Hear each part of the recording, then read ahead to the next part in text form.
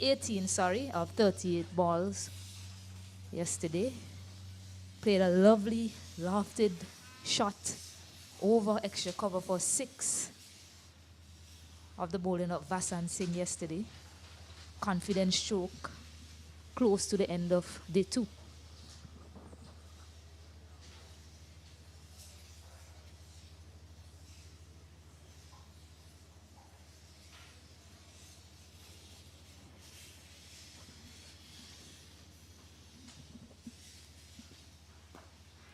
Pulls this one, punches this one just short of a diving fielder there, Justin Jagisa, as on those pads, but just short of him. So some aggressive intent being shown by the Jamaican batters early.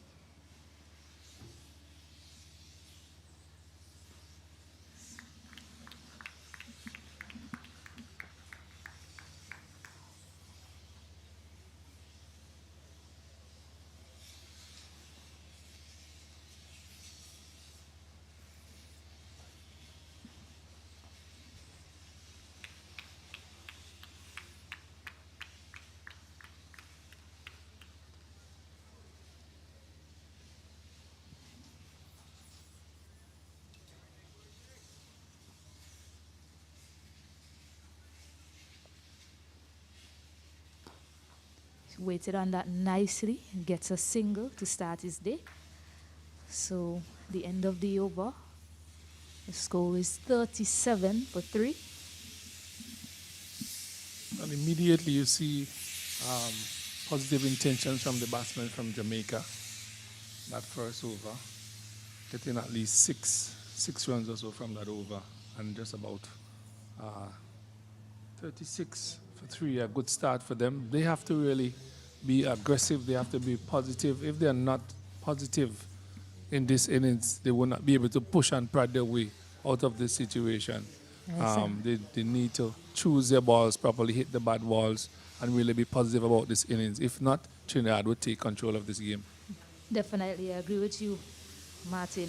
Andrew Rambaran. Yesterday, all 3 wickets fell to spin. Vasan Singh picked up the first. Nick Ramlal and Andrew Rambaran as well, picking up wickets yesterday.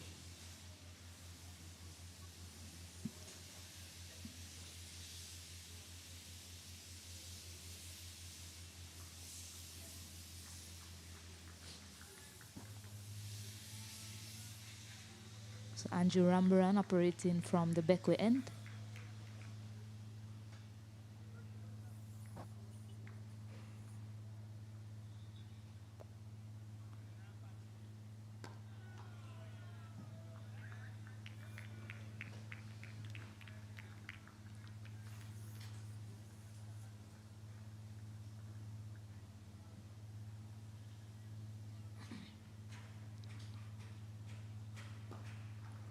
Down the ground, quick single taken. A direct hit, but he's safe in the end. Yeah, good positive run in there between these two. The ball was struck down to mid-on. He shot, and they really called early and responded. And a good single. The positive intent from the batsmen from Jamaica early this morning, that's a good sign for them.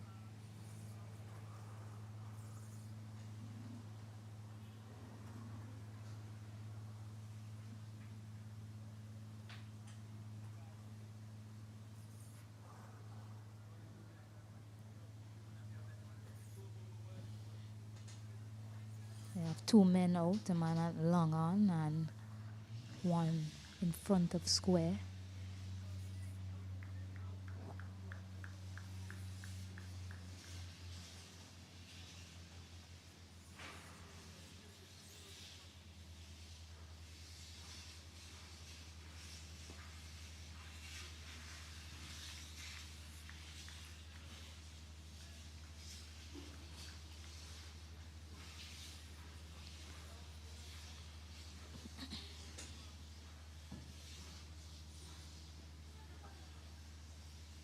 You have to be careful not to get Jagisa or that other fielder close in action. Jordan Johnson actually was dismissed, caught at short leg yesterday.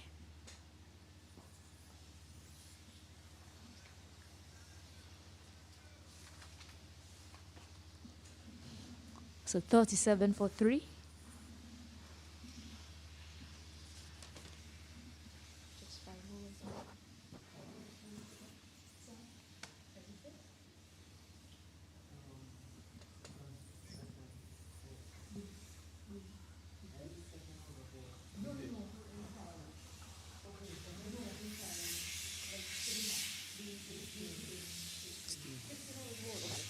Because I'm watching the board over there saying 5.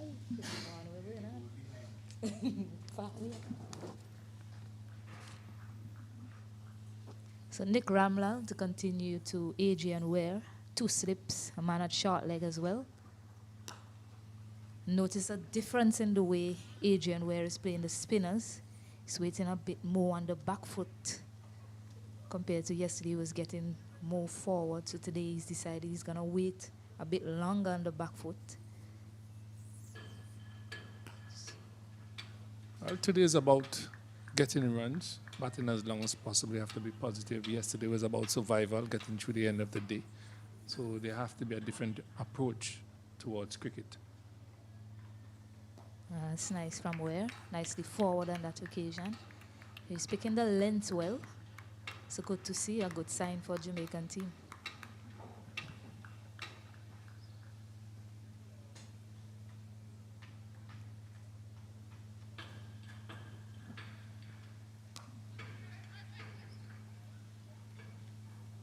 You know, immediately they have come out this morning and looking to score runs, looking to play good positive shots. And that is what you want from these batters from Jamaica. They haven't scored a run yet for themselves. This one is short. Hit to that man at short cover. He's shaking his hand. I think that's Rajiv Ramnath. So he hit that really hard. What a good hand there from Ramnath.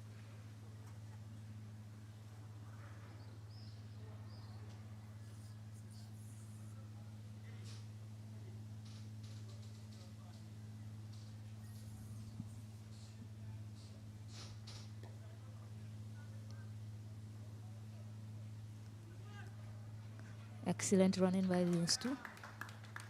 They played with soft hands into the onside and they pick up 2 runs. So score is now 40, I believe. They are now in the lead. Jamaica lead by 1 run. So that's a good start, knocking off that deficit that they were left with overnight. So they are effectively 1 for 3. Yes, and they need to get at least to 120, 130 in this innings to make this game competitive for Trinidad and Tobago. It would be a difficult task to bat on this 3rd-day wicket here for Trinidad a second time. So Jamaica task here this morning is to get at least through the 4th session of play up to lunch and keep piling on the runs to make a game out of this one.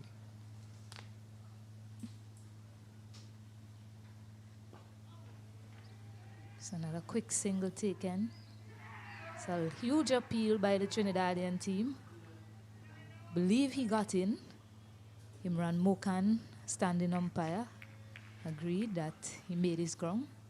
So a good single in the end between Weer and Wedderburn. Yeah.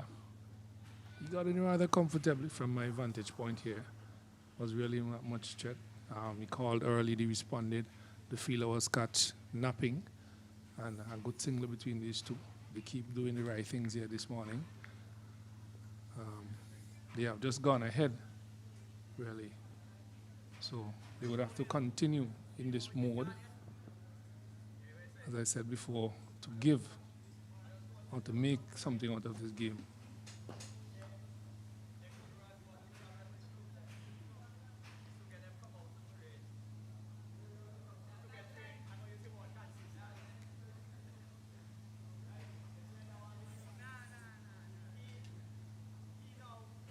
What is also critically important as well in this game is that they don't give Trinidad an early breakthrough. If they do that, they put themselves on the back burner again. As that one is hit over square leg positively. That's the first 6 of the day. 6 runs, fine shot. Yeah, the second 6 there of the bat of Adrian Weer in this innings. Bit tossed up there from from Andrew Rambaran, and he helped himself to a sweep shot. He was out caught sweeping at that square leg area. Man is there, but on this occasion he decided, I'm going to hit it over that fielder's head, and he did so quite successfully.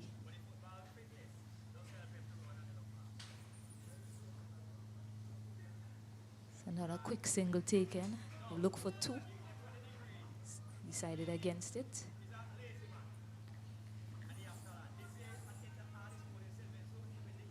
Well, the Jamaican batsmen this morning, their intentions are, if I'm to lose this game, I'm going down fighting. Positive intent, they are playing their shots. They are looking for the quick singles, they are running, they are calling. So that's good intent from them. And really, they are behind the 8 ball. They need to get themselves back into this game, and that's the only how you could really pull yourself back into this game, is being positive and taking all the opportunities presented to you, these batsmen.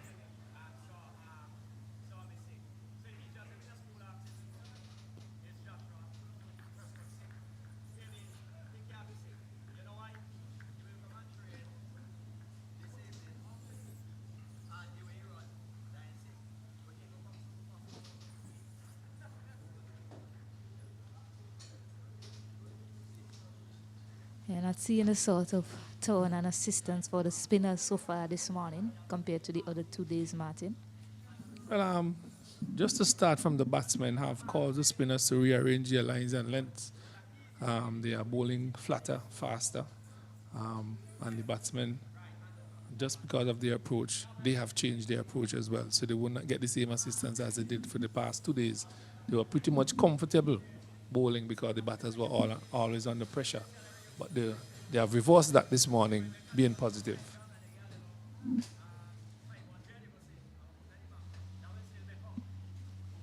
Yeah, they lost 3 wickets late yesterday afternoon. So the batters could have easily come out in a shell. Instead of that, they've decided they're going to fight fire with fire, really, and try to play some shots and score some runs. It is pretty much good intent. Have a whole day's play. And if they really can't get themselves out of the situation, pushing and prodding, they have to be positive as they are this morning.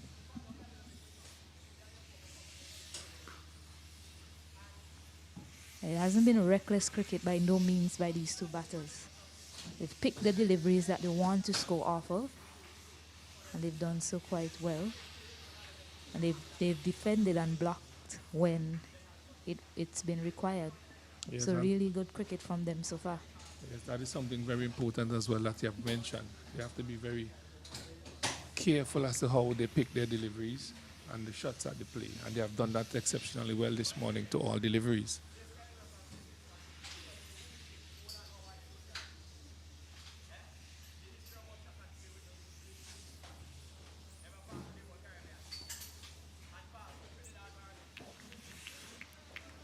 One just had him a little bit uncertain there, not too sure how to come forward. Luckily, it didn't go back on the stump.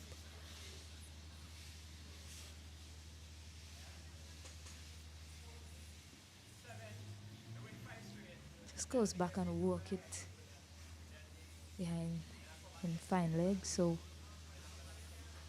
continue to score runs here, the Jamaicans, and they're picking it up quite easily. The field still have 3 men back, especially when Weer is batting. 2 men close around.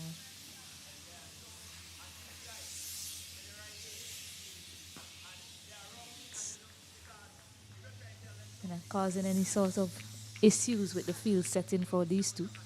It's making it quite easier for them to score runs, actually.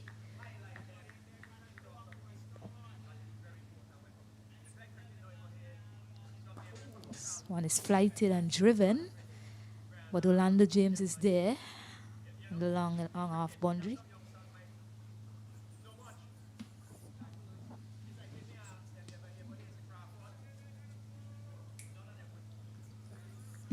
So 53 for 3. 18 overs have been bowled. Yeah, pretty good start here by Jamaica this morning. I love the approach of the batsmen. And they have caused Trinidad to rethink their game somewhat. The fielding changes have been made. They have now 52 52 for 3 after being 36 for 3 overnight. So you have seen a positive transformation from the batsmen this morning, and that has caused some changes immediately. There's another change at the bottom end for Trinidad and Tobago in their bowling attack. So this approach has really caused Trinidad to rethink their game and come up with different strategy to attack the Jamaican batters this morning.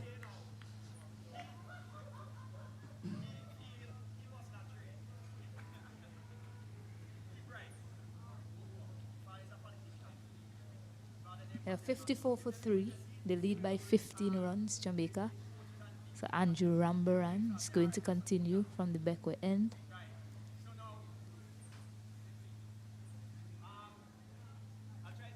They no longer have that field at short leg, just a man at silly point and a slip.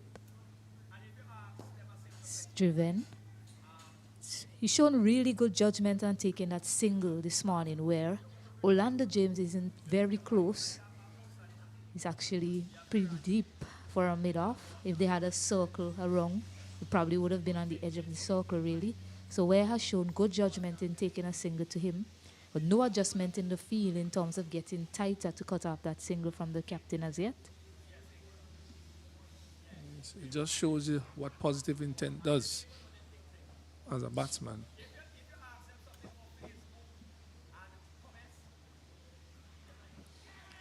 Oh, this one is, just short of the man Fariz Ali there. Almost picking up a wicket on that occasion. Sweep shot, another sweep shot. Ken Roy almost getting the wicket of one of these batters. Unfortunately, favor the brave. It was in that era to play that shot. Left arm spinner, left arm batter. He just didn't get it on the floor. Falling one bounce in front of the fielder. Fortunate for him, he's still there. But the positive intent from him continues. Yes, I beg your pardon. Nick Ramlal was the fielder there. And the boundary, it just fell short of him.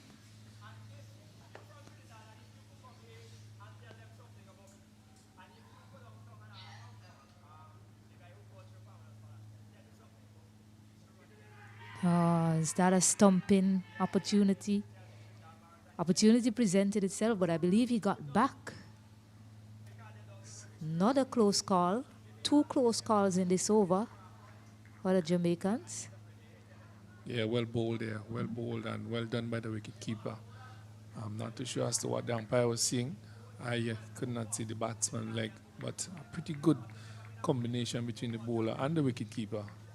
Where was in some trouble there. Unfortunately, we don't have the replay at our disposal, but some good cricket on behalf of the wicketkeeper and the bowler. Excellent.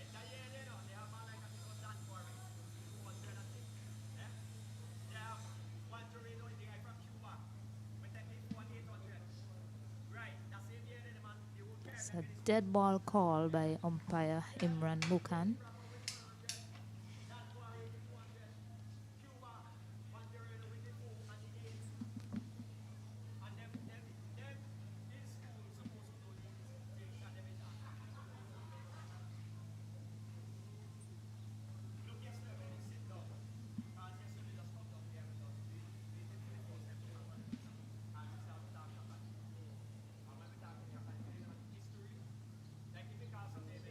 Looking to walk this one. Hit on the pads, but clearly going down. Stifle the appeal from everyone around the bat. Trinidad and Tobago, they'll be desperate to pick up these 7 wickets that's remaining as quickly as possible. But these 2 are making it quite hard for them to break through this morning. Still early in the day. So an exhibition of patience is required from both teams, really.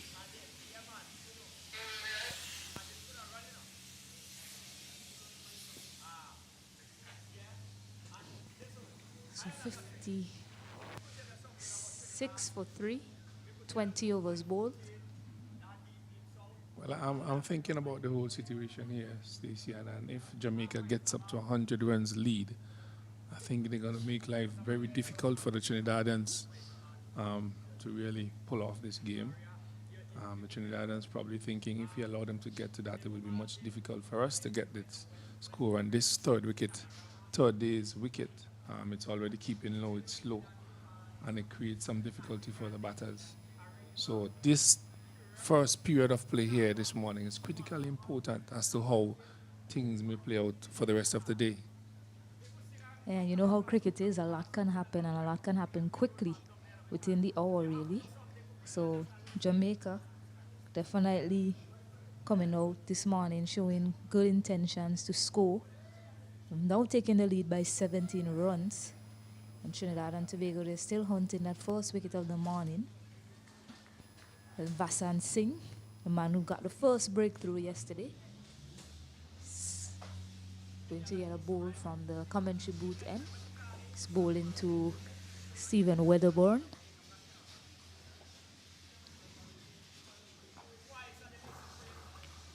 It's a good start from Singh.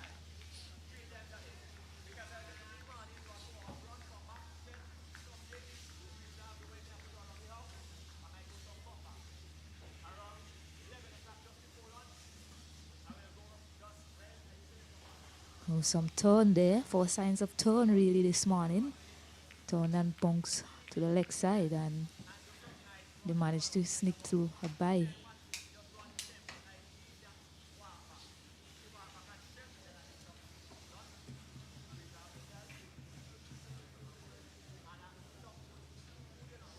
What the Jamaican batters can't do is allow themselves to be bogged down at any time in this game. If they allow themselves to be bogged down, Trinidad will pull themselves right back into this game and take hold of this game again.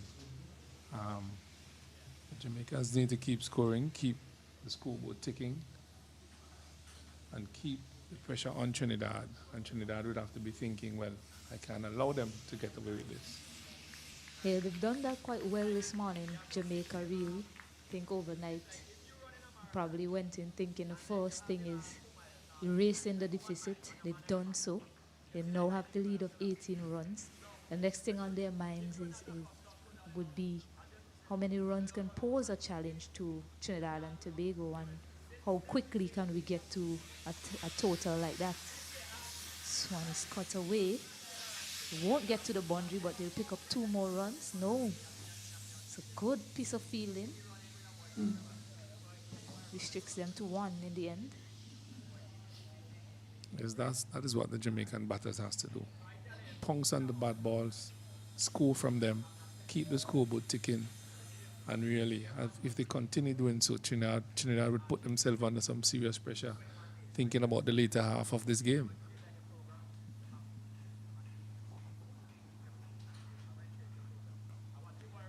He goes for it again. This time just in front of the man there at mid-wicket area. Abdul Rahman Juman, they pick up 2 more. So you're definitely seeing Jamaica thinking about the score that they want to get to send Trinidad and Tobago in with a possibility of bowling them out late this evening. Yeah, because they have lost first innings already, and the only results they can get out of this game is full points, really winning second innings. And if they need to do that, they need to get to a good total quickly and give themselves some time to bowl Trinidad out as well. Yeah, so 60 for 3. It's a lead of 21 now, Jamaica. So Wedderburn and Weer continuing to do battle.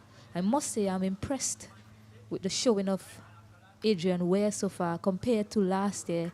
I mentioned at the start of the game, he had a strike rate of 93 and an average below 25. So it seems to me that Adrian Weer have assessed his game from last year and decided, you know what, I'm going to give myself more time in the middle because I have the capabilities of going big when it's required. And he's doing a wonderful job for his team so far, backing up the 27 of 65 deliveries he made in the first innings. Looked unperturbed, really, until he basically gave it away, sweeping to a man at deep square. In this innings, he looks as if he's willing to stick it out and not give it away. Now 33 of 64. And he has a wonderful ally in Stephen Wedderburn there, who's 12 of 22. So much will rely on this partnership for Jamaica, taking it deep. But Trinidad and Tobago, it's pretty simple. It's picking up wickets and getting them as quickly as possible.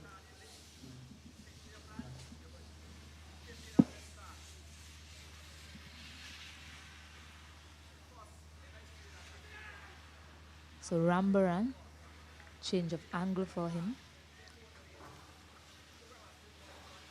Coming over the wicket, left arm over to Weer.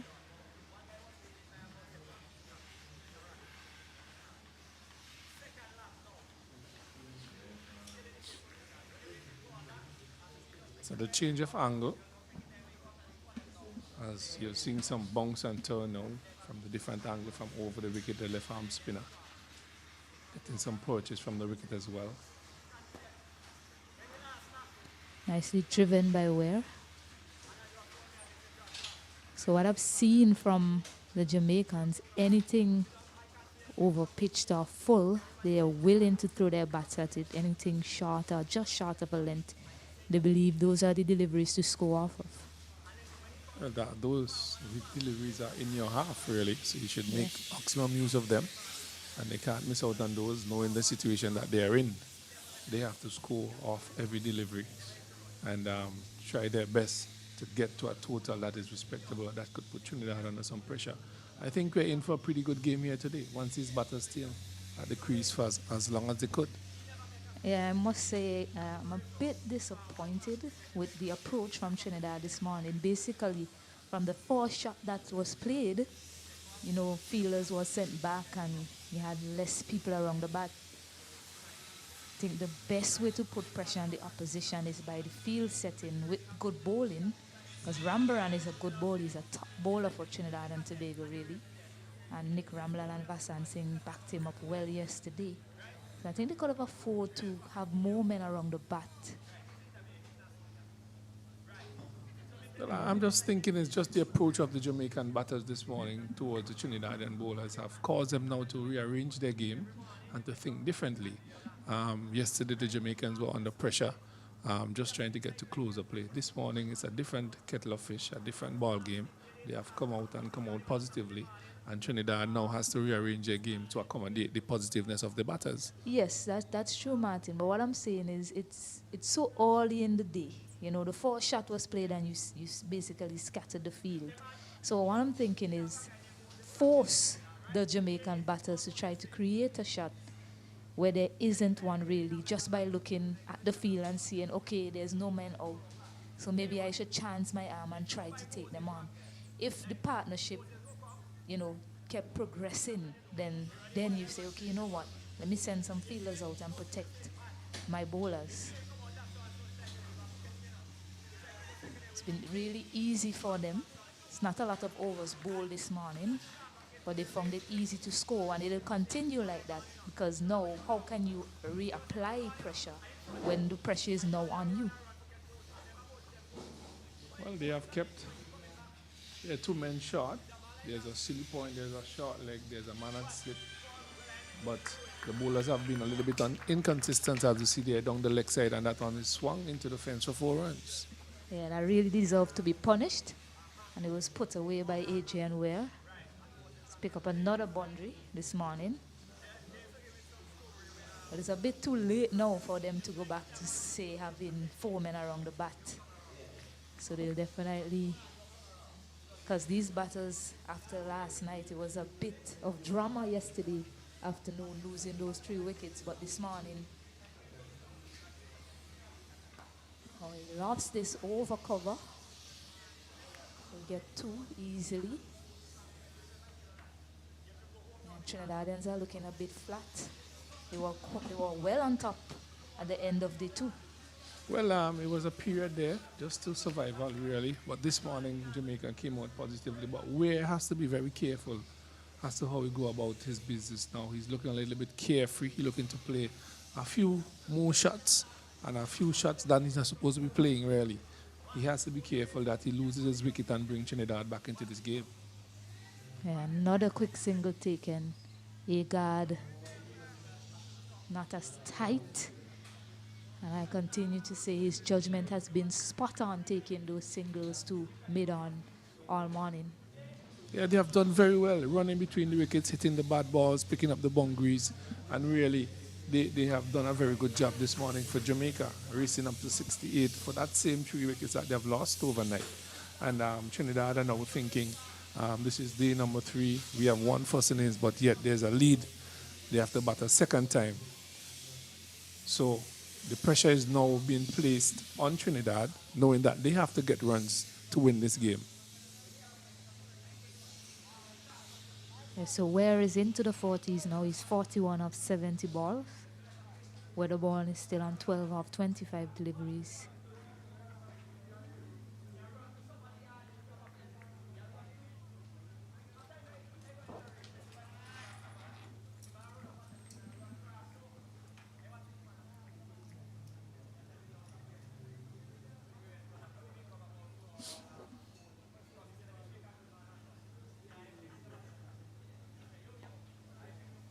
I really think this would be a very interesting game here today.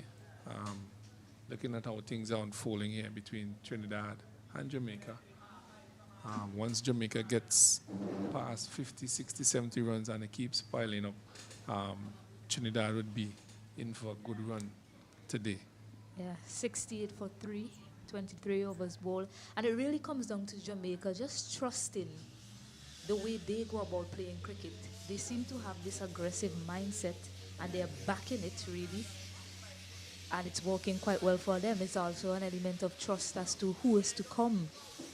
If one of these players get out, I believe they have great trust in that dressing room, given the way they've gone out and come out and play this morning, really. Yeah, they have to back themselves. Jamaica has to back themselves in this situation to get out of it. And these two at the crease have to bat up until at least lunch to really reinforce the pressure on Trinidad and Tobago. You see the readjustments in the field. You see the change of plan for Trinidad already. So they are thinking. They cause Trinidad team now to be thinking differently than how they were thinking overnight. And when you're behind the game, no point staying behind. The only way Trinidad can get ahead in this game is to score runs and have Trinidad bat again and hopefully bowl them out. No point in trying to play away to a draw, really.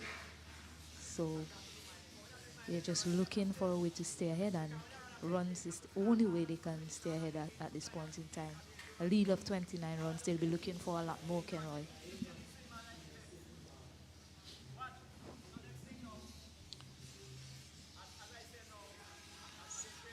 The thing is that the Trinidadians bowlers came out looking for wickets. They were looking for early wickets. They didn't get those early wickets, but what they did badly is that they allowed the batsmen to score freely. And they have been set, they are settled now, and it's really up to them. It's up to them, the batsmen now, to really continue doing that they're doing and really cause Trinidad to feel the pressure as to how they approach the game this morning.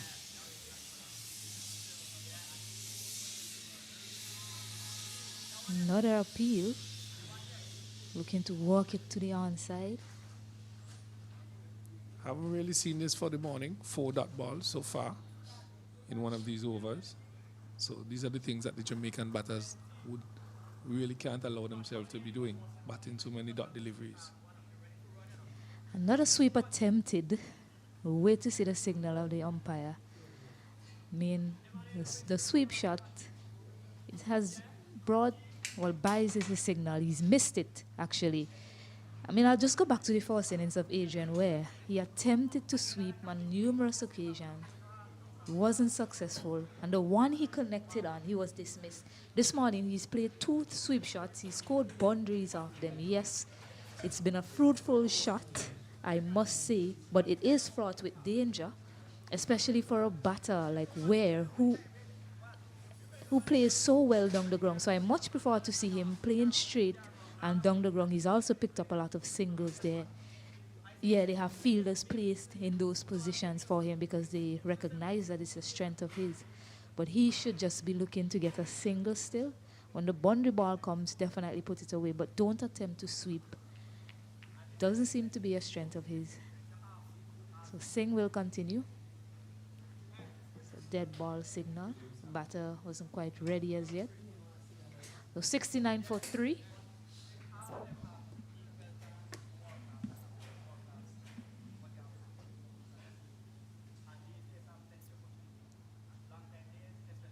It's a good leave from Ware.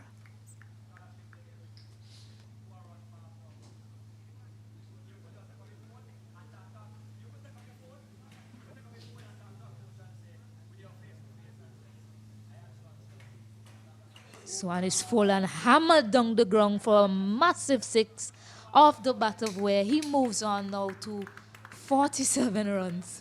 You can't pitch it up like that to a man in such good form and a pretty strong player as well down the ground. So some things for the captain and Trinidad and Tobago to think about. See Joshua Davis, Justin Jagisa, and Rajiv Ramnath in discussion.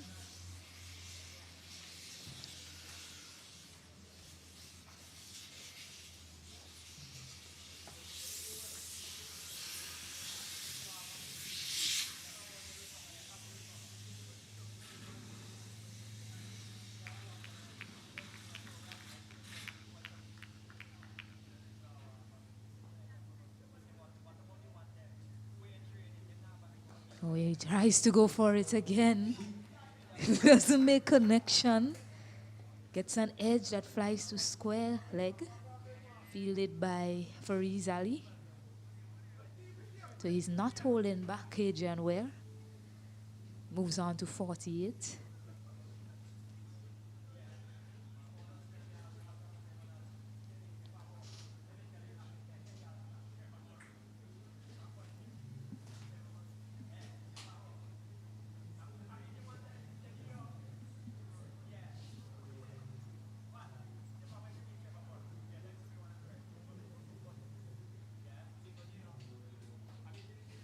More changes in the field.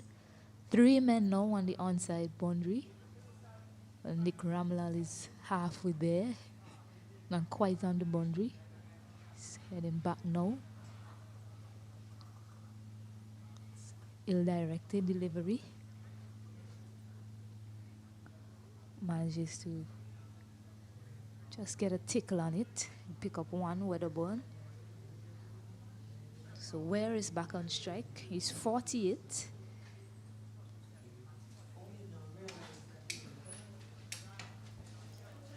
He's looking for that half century. It'll be the first half century in Jamaica's in this match for any Jamaican player. It's very important that he crosses that milestone for himself and the team. Oh, this is massive from Weer.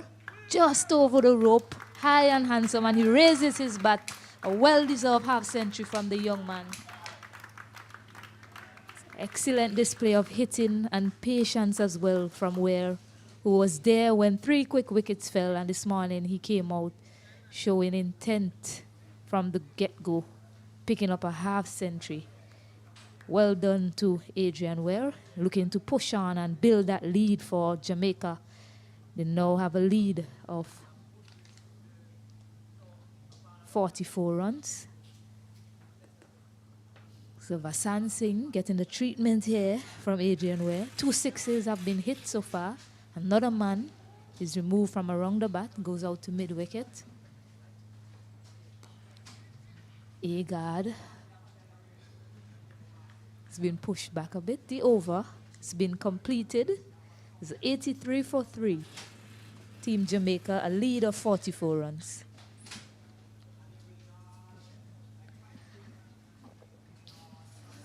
Missed some big hitting, Asnet. Welcome, Asnet.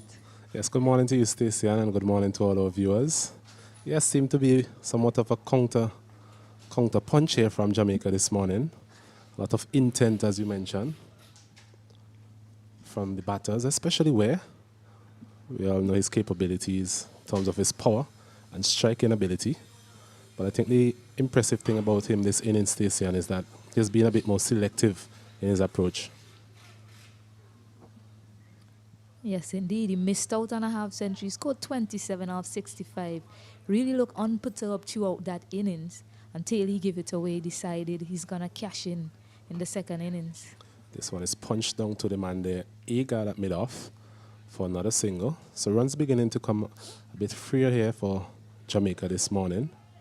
Bit of momentum in their batting.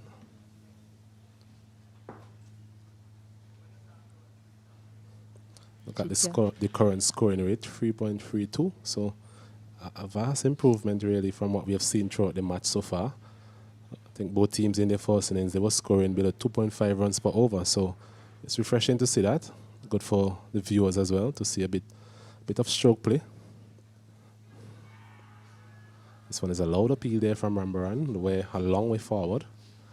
Umpire Mukan there, not obliging to the appeal of the Trinidad and Tobago fielders.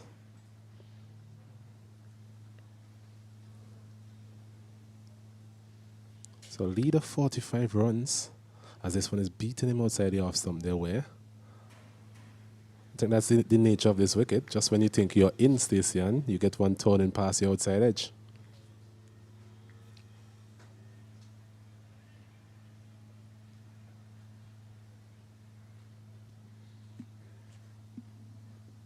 Way again is walking this one to short, fine leg. There's no run. Yeah, that's also been a feature of his half century, looking to pick the gaps and get the quick single. He's done so successfully quite a few times, hitting it to mid-on and getting a run. We also see the power that he possesses, so it's good to see him consciously trying to rotate strike. Agreed. Trinidad and Tobago looking a bit flat here as this partnership continues to pile on the runs, where he's stroking this one nicely down to the man there at long off for another single. Score moves on to 85 for the loss of 3.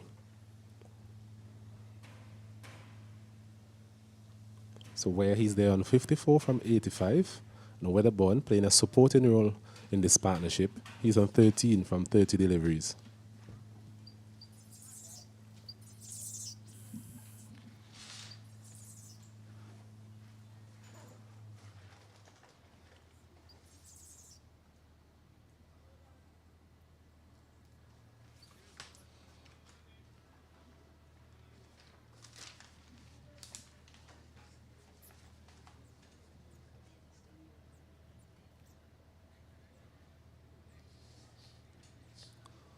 So we have a new bowler coming in from the commentary booth end.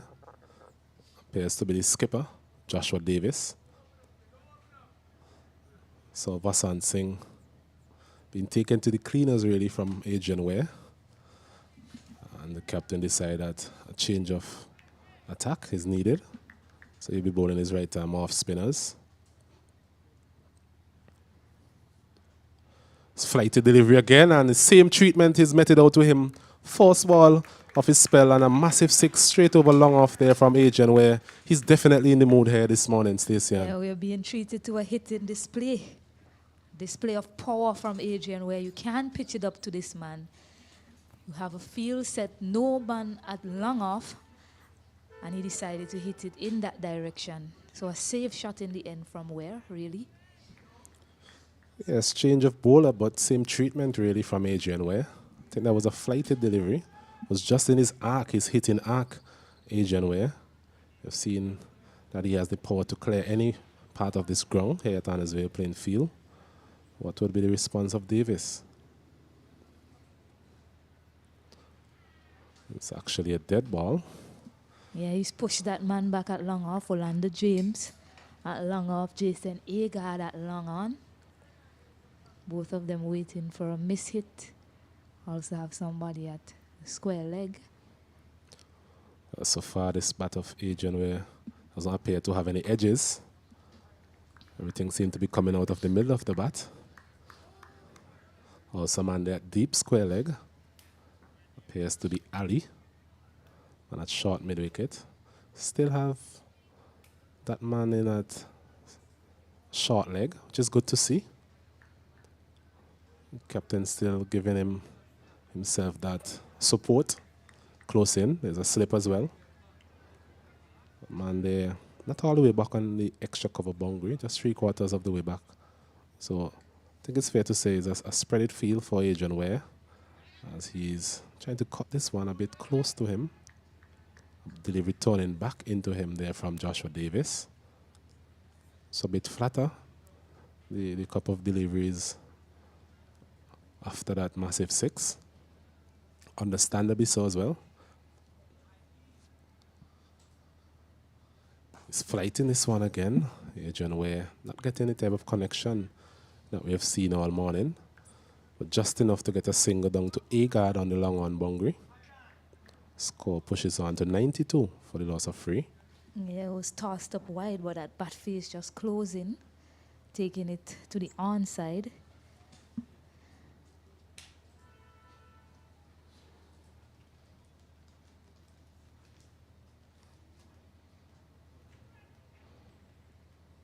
This one where the ball is sweeping out to that man Ramlal on the deep square leg boundary for another single. So run scoring appears to be relatively easy throughout this partnership. As another over comes to an end of the 27th over, Jamaica they're 93 for the loss of 3.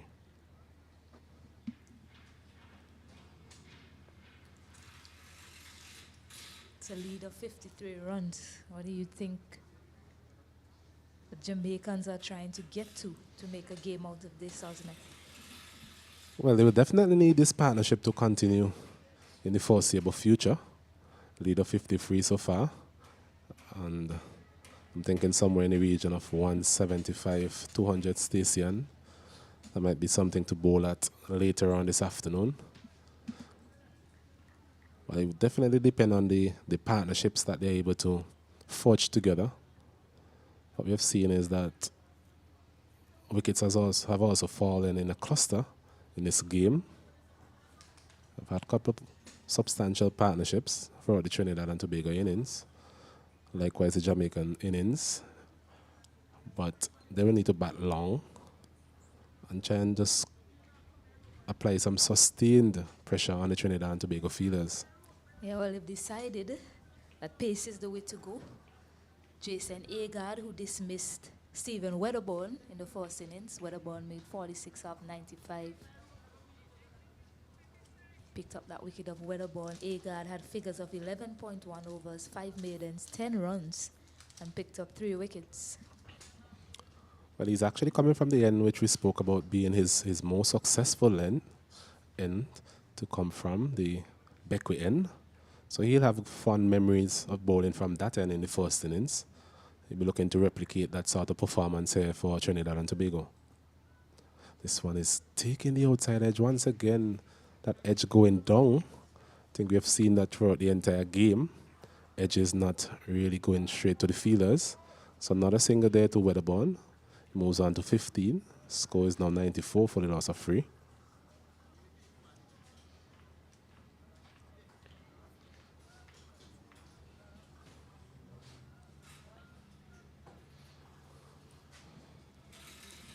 I think that position of the slip feeders has been something we have spoken extensively about throughout this innings, throughout this game actually.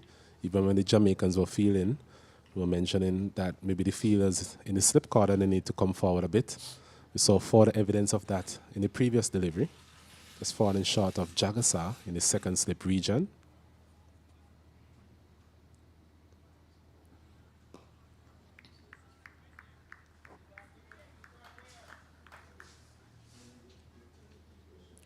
It's been really smart batsmanship between these two this morning.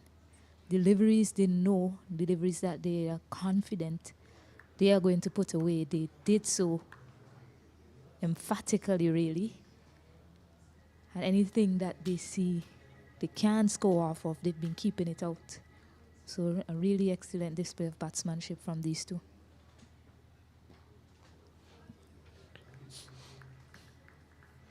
Confidently stroked out to the man there at point, Adrian Weer. I think it's also that type of wicket where as a batsman gets more settled, more confident with the pace or lack of pace thereof, there's definitely opportunities for them to score runs. So we have seen the likes of Ramnath in the Trinidad and Tobago first innings, playing a wonderful innings really of 65.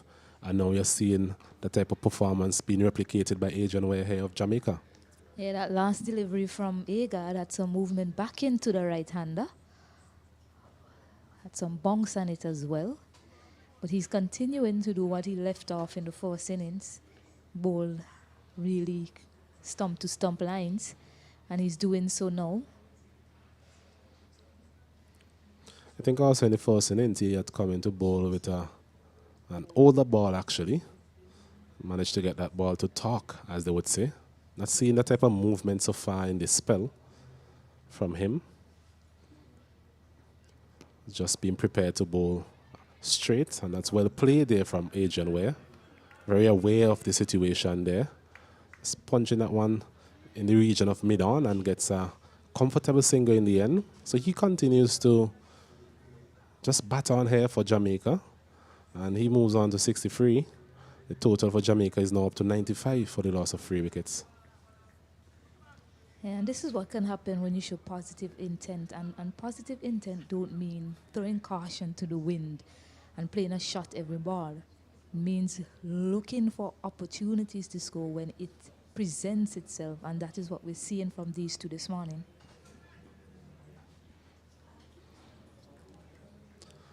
That's the end of a steady over there from Agard. His first of the morning. It's now 2 runs. 2 runs was scored off that over.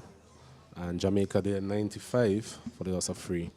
As the players, they're going to get a much-deserved water break here and try and get some plans or some messages from the dressing room. And we'll do the same as well up here in terms of going for a short break. We'll be right back with live action in a couple of minutes.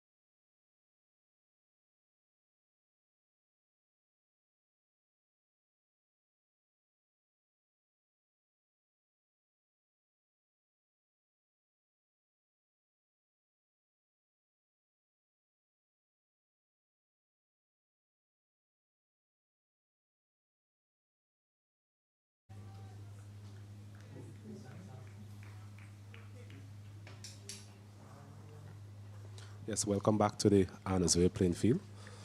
After that first hour, very intriguing hour of play so far on day 3. Jamaica is creating what we call somewhat of a counter punch here against the Trinidad and Tobago. As we see Joshua Davis continuing from the commentary box end. Very good morning of cricket so far, Stacey. Yes, indeed so. Trinidad and Tobago, they're thinking, where can they get a wicket? Who do I turn to get one?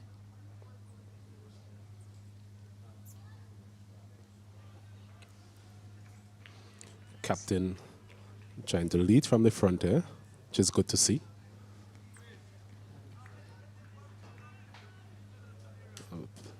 Definitely need to break this partnership. Looking rather worrying for the Trinidad and Tobago fielders. Partnership of 64 from 97 deliveries so far. Yeah, So every time you think you have your nose in front, I mean, yesterday Trinidad and Tobago, they definitely went to bed the happier team. This morning, Jamaica, just letting them know they're still in this contest. yes, definitely so. Remember Jamaica overnight, they were 31 for 3. Trinidad and Tobago, they had their tails up. Really were rampant in that final hour or so. Jamaicans, they had time overnight to really plan, and I must applaud the efforts of the coaching staff, the manager. Appears to be that they had a plan coming out here this morning, and both batters were able to execute that plan so far very efficiently. As this one is a beautiful delivery there from Davis. The typical off spinner's dismissal, a bit of drift and turn back into Adrian Weer. A bit loose from him there, Adrian Weer, not getting to the picture of that one, and he's bowled. So a much needed breakthrough here for Trinidad and Tobago. Jamaica, they lose the first of the morning. Score is now 95 for the loss of 4. Yeah, a wicket was needed, and the captain put his hand up. A beautiful off-spinning delivery, going back in, turning back into the right-hander. Was a bit full. Where had probably just gotten to the pitch of it, really. Probably would have still been there, but uncertainty in the footwork, whether to come forward on that occasion, really doing for him in the end. So Ware goes back at this desolate-looking Ware, scoring 63 runs from 100 deliveries. It really did a job for his team. You really wanted to be there to continue to push things on. Unfortunately, he has to go back, but a job well done to him still. Scoring 63 runs in tough conditions, especially battling through on day 2 late yesterday. Yes, a very good innings there from Adrian Weer. The type of innings that you would really like to see more of from these players throughout the tournament. Had to bide his way yesterday afternoon while the Trinidad and Tobago team, they were on top. But this morning, he just managed to shift the momentum back into his favor. And it took a very good delivery there from Joshua Davis to dismiss him. Yeah, so new batter, Brian Barnes, a skipper, makes his way to the middle. Made 17 of 34 in the first innings. The Jamaican team probably asking all their batters to come to better their first innings team. Their first innings score, really. Hopefully doubling it and go beyond, really. They need that and more. So Barnes just showed a lot of aggressive intent in his shots at the crease in the first innings. I believe he'll continue to do much of the same. Stephen Wedderburn is still there. He's really been the glue for Jamaica, Wedderburn, in the first innings and now continue to do so. 4 slips by Trinidad and Tobago. An aggressive field set in here for Jason Agard. Absolutely. Something to note as well, the slip fielders are actually closer, Osnet. Something we've been asking for throughout the match so far, that the slip fielders just get a bit closer because it's not getting up, it's not a lot of bunks going through to the slip cordon. And that's the only way they're going to really give themselves an opportunity to take one of these edges. What we have seen so far from this particular wicket is that the edges, they have actually went down. They're fallen short of the fielders on all occasions, really. As this one is a good delivery, a good appeal there. Umpire Mukan says not out. So a bit of shifted momentum once again, and we have seen that throughout this match where one team seemed to have the upper hand and then the other team seemed to just wrest the momentum from that team, and we're seeing Trinidad and Tobago again a bit more buoyant in the field. Yeah, it was an appeal for caught behind, but I'm thinking, how did that miss the stump? That was extremely close to taking out the off stump. Yes, a bit of tail back into the left-hander. I think Agard will be pleased with that. I think that's the type of movement that really helped him in the first innings. So something for the Jamaican batters to think about again.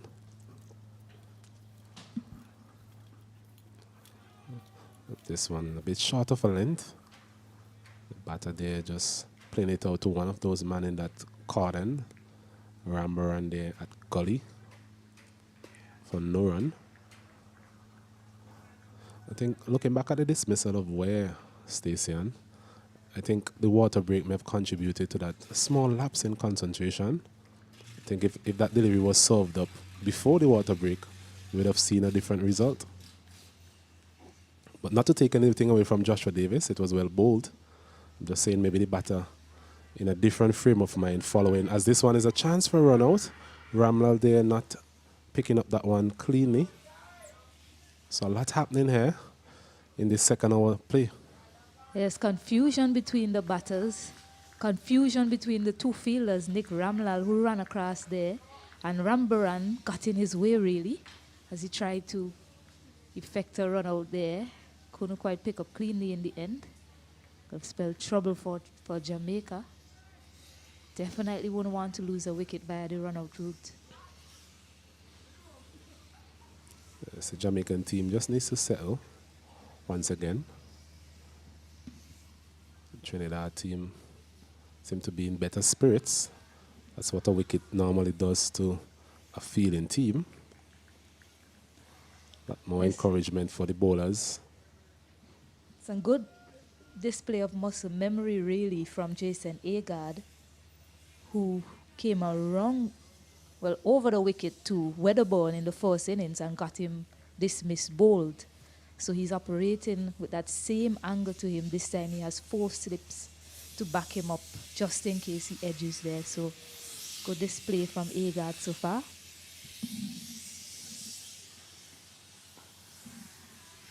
A bit of uncertainty. Once a chance to run out a direct hit there, I think would have been very interesting, as the batters have a chance to come back for a third, yes. So 3 runs completed. But definitely a direct hit on that occasion would have been interesting there for the Jamaican batter Barnes. But all's well that ends well. So 3 runs added to the total. Jamaica, they push on to 98 for the loss of 4 wickets.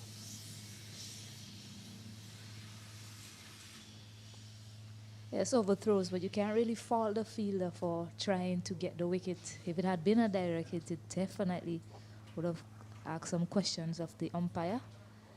There's some confusion in the running between these two. The second occasion, a lack of communication almost bringing about a wicket. It's something to keep an eye on as this innings progresses. Absolutely. As we see Joshua Davis taking up the reins from the commentary box end once again. He'll be encouraged by that last over. Got the big wicket there of Adrian Weer. Very good delivery, as we made mention of. It's getting a bit of drift away and turn back into the right-hander. This time he's bowling to 2 left-handers in the form of Weatherborn and Barnes. Captain Barnes just came to the wicket. Hasn't faced the delivery as yet.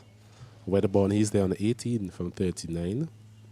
So definitely playing an anchor role here for Jamaica in this innings. Similar to what he did in the first innings, as he's sweeping at this delivery. And once again, the calling between the wickets left a lot to be desired. by these two Jamaican batters so far.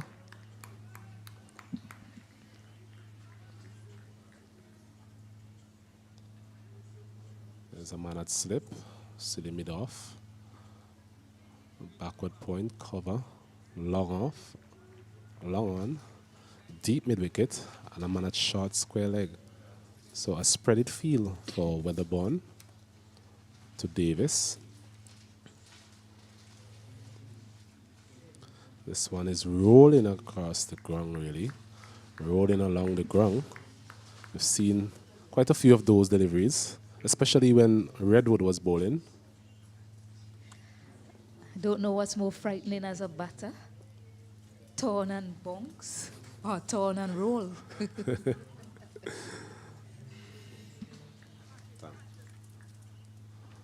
Definitely turn and roll on some occasions here at Annesville playing field. Such is the nature of this wicket. But we have also seen some very good stroke play from a couple of the batters as well. So I guess all in all we could say it lends itself to competitive cricket, which is what we have had over the past 2 days. And we're hoping that today will be no different.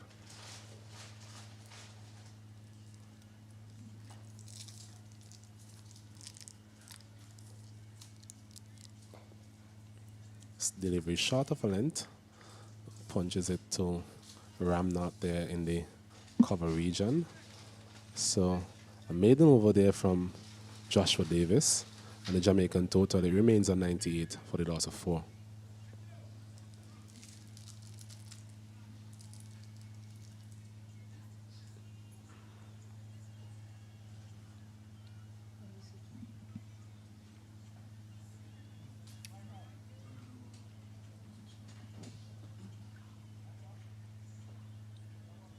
Good to see the two batters having a chat in the middle. Definitely need to work out the running situation between the two of them. I hope that chat will show some sort of difference in the running between the wickets and the communication really we've seen from them so far. Very much so. I don't think Jamaica would want to lose another wicket, especially to the run-out route. Both of these batters will be looking to get some sort of partnership going.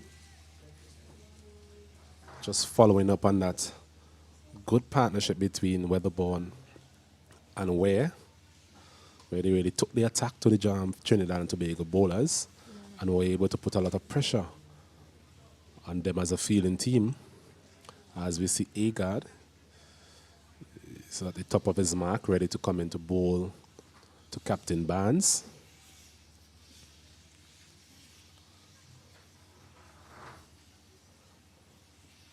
It's a beautiful delivery outside the off stump. Just pitching and moving away from the left-hander. So he's definitely getting a bit of movement here in this spell. Captain has shown some support as well by having free slips and a gully for any sort of outside edge. Yes, and such is the awareness of Agard. He's just asked the slip fielders to take a few steps in. So Justin Jagisa and Pereira got in a bit tighter. Davis is still a step back behind the two of them.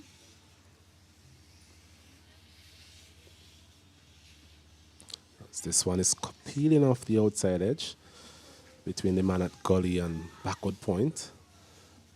Come through for a second. A chance for a third. Yes, they will get the third. Direct hit on that occasion. The ball is ricocheting towards square leg. So 3 runs there for Barnes. He's off the mark. In Jamaica, they bring up their 100 in the 32nd over. 101 for the loss of 4.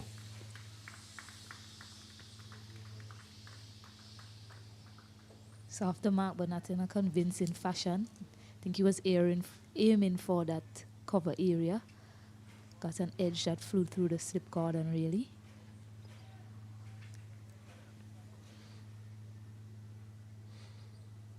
So Weatherborn, he's on strike, facing up to Agard. This one a bit wide outside the off stump. Weatherborn has no need to play at that one. Allows it to be taken by wicketkeeper Ramdo.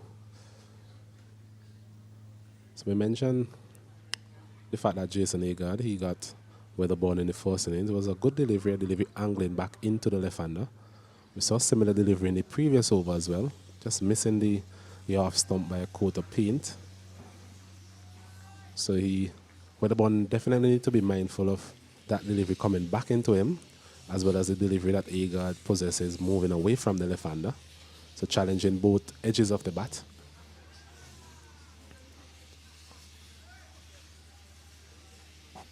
Yeah, that's a setup really.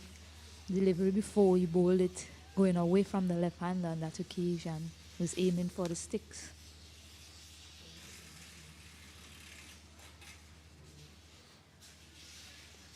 So the wicket of Weatherborn is very important here for Trinidad and Tobago. We've seen that he has a temperament to bat long periods of time. He also has the ability to put away the bad deliveries as well. So he's a man that they will definitely like to see the back of very soon. And Jamaica will be hoping that he can stay there, form a partnership with his captain, and pile on the runs here as they seek to get a reasonable total on the board, and maybe put some pressure on Trinidad and Tobago later on this afternoon. Yeah, Weatherborn is the glue for Jamaica's team, their batting team. I mean, oftentimes he comes out in precarious situations and just plays the match situation well and does what's required of him for his team, really. So he's definitely the most important wicket, I'll say, for the Trinidad and Tobago team to get. As we see Agard with a change of angle, coming around the wicket this time to the left-hander, a bit short there. So let's try something different for that final delivery of that over. There's 3 runs coming from that one, as we see Jamaica 101 for the loss of 4. Weatherborn, he's on 18. Barnes, he's on 3. Jamaica, they lead by 62 runs in their second innings. Well, change of situations and circumstances as the day's first hour have been completed. Jamaica went into close of play, struggling at 36 for 3. They are now this morning 101 for 4. And I actually think there's a reverse of pressure onto Trinidad. Pretty good job done by the batsmen here of Jamaica to really cause the situation to change into their favor. Very much so. It was a good counter-attacking play from Jamaican team. Came out this morning with a plan. They were able to execute that plan effectively. It'll be disappointing that Weer was done the bulk of the scoring. He's back in the pavilion now. But I think what he has done, he has set a template really for them to build on. So all the batters coming in from now on, they just have to try and form some sort of partnership. And in doing so, they will continue to build on this lead. And as this lead continues to mount, the Trinidad and Tobago team, they'll get even more frustrated. Current lead, 62 runs. Well, and the Trinidadian team, from what we have seen, actually the best innings they had was the first innings of this game so far in this tournament. They have played the one tournament, they have not batted well. And I really think that Jamaica has done an excellent job this morning as to how they went about playing. But I think that Trinidad missed the trick. Knowing that it's a whole day's play, they should have started with a spinner and a medium pace, one of their pacers, just to take a little bit better than they did this morning. They allowed the Jamaicans to run away with it, really. A fair point. I think in the first spell of the morning, you're always tempted to give your seamer, at least one of your seamers, a spell, a go. Fresh wicket overnight. But they opted for their spinners, and the Jamaican team took full advantage, really, as we see in Joshua Davis continuing from this commentary box end. He's the man who got that big wicket of Adrian Weer. Barnes punching that one down the ground for a single. Score moves on to 102 for the loss of 4. It's just assessing the situations and circumstances and putting what is required into action. I think Trinidad is doing it now with Davis and the fast bowler from the other end. They should have done that early this morning to make sure things are in check on the first hour. They are really in control of the game. They lost control of the game within the first hour. And that is why they are playing catch-up cricket now against the Jamaican, who actually was in that position overnight. This one's another flighted delivery there. Weatherbourne getting the inner portion of the bat. Coming back for a second. So better running between the wickets between these two. They've had some iffy movements so far. But on that occasion, they got 2 runs comfortably, 104 for 4. So all Jamaica needs to do now is continue batting, scoring consistently, keep the scoreboard ticking. And actually, I think about lunchtime, it would be in a very good position to see whether they want to declare or they want to bat for another hour and put Trinidad under pressure to win this game outright. This one again, a quicker delivery from Davis. Don't think there's a chance for a second this time. Score moves on to 105. Lead pushes on to 65.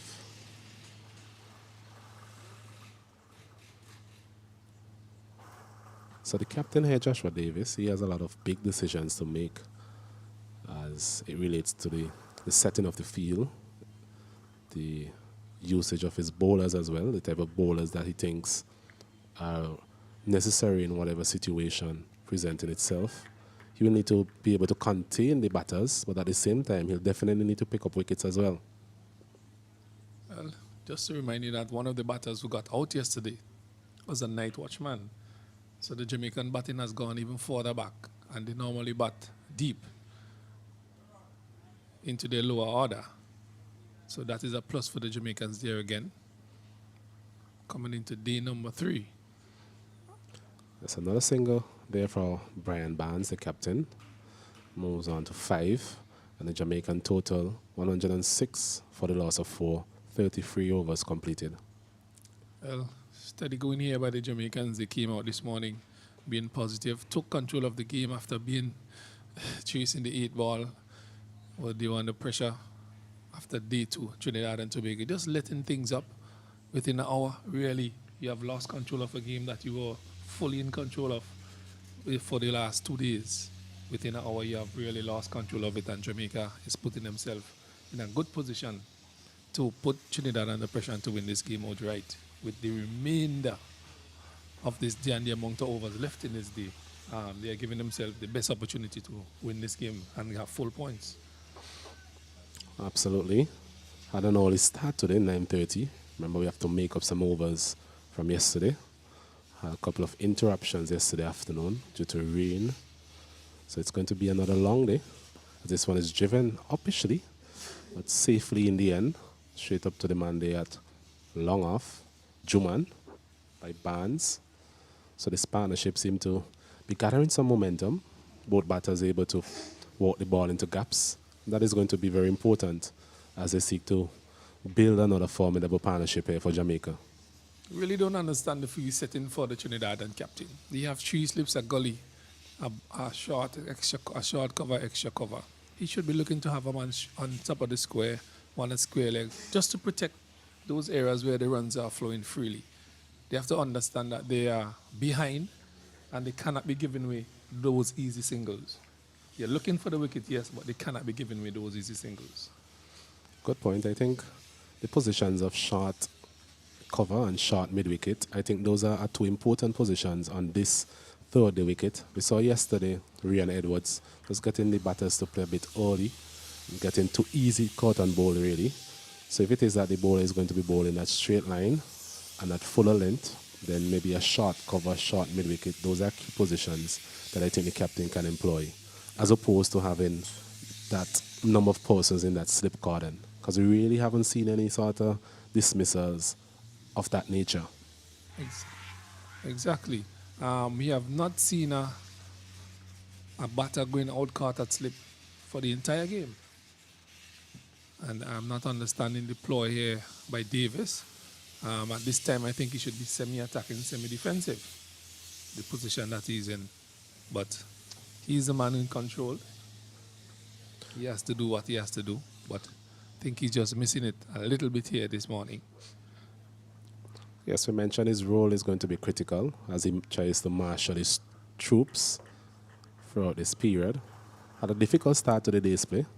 They've been able to get some sort of control back with that wicket of Weer, but they just don't want to give back the initiative to the Jamaican batters easily. They want to make these batters work hard for their runs, and the only way you're going to do that is by being innovative with your field setting and getting your bowlers to bowl in the right areas on this particular wicket. Yeah, and you see what the pace is doing here. He's hitting one line just outside the off stump. You needed that this morning from him with your attacking spinner. Create the pressure on the batsmen. Cause them to make mistakes. They did not do that. They are doing it now. But they are chasing the 8 ball.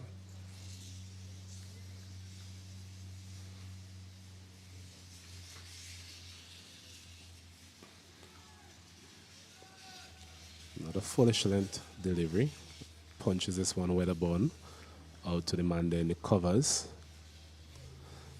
What type of total do you think the Jamaican team will be comfortable with, Kenroy, given the start that we've had to the day's play so far? I think getting 130, 140 runs here in this innings would put the Trinidadians under some serious pressure on this third day wicket. Just analysing how they are batting through the tournament and what has occurred during the game. They will be under some pressure to get that runs. So 140 runs lead. My colleague Kenroy believes will be a challenging one. As we see another over coming to an end. 34 was completed. Jamaica in their second innings, they're 107 for the loss of 4, a lead of 68 runs so far. Weatherborn, he's been there for a while. He's on 21 from 55 deliveries. Brian Barnes, the skipper, he's there. Off to a good start, 6 from 7 deliveries. A very good morning's play so far in this Cricket West Indies Rising Stars Under-19 tournament. Yeah, if I was the coach of the Jamaican team, I would have sent out my instructions now. Get after the bowling, score at least 3-4 runs per over. By lunch, we would assess it, and then we would tell you what to do by the first hour after lunch. That's how I would have done it, because I've lost first innings. I'm looking for maximum points. I want my team to win this game. So that is how I would approach it. Have somebody attacking the bowling, you know what I mean, putting as much runs as possible and taking the time out of the game as well, and actually giving yourself the amount of time that you need to bowl Trinidad out. Davis again from this commentary box end. Yes, I agree with you in terms of the onus really is on the Jamaican team to make that move. Yes. That positive move, that proactive move in terms of trying to put themselves in a position where they can dictate the terms and conditions of the play here this afternoon. Yes. So the only way they can actually do that is by getting runs on the board, enough runs, and also giving themselves enough time really to try and get these 10 Trinidad and Tobago wickets. Yeah, you just can't be pushing and prodding like that. You have to be attacking, score runs. That's like it, up and down. Play the game as it is a one-day T20 game. Score as much as possible off every delivery and see where you're at lunchtime. Be aggressive. You don't have anything to lose in this game. You have lost first innings. I'm looking for 16 points. Good use of the feet there from Brian Barnes. Driving this one uppishly, but safely in the end, down to the man there at long off for another single.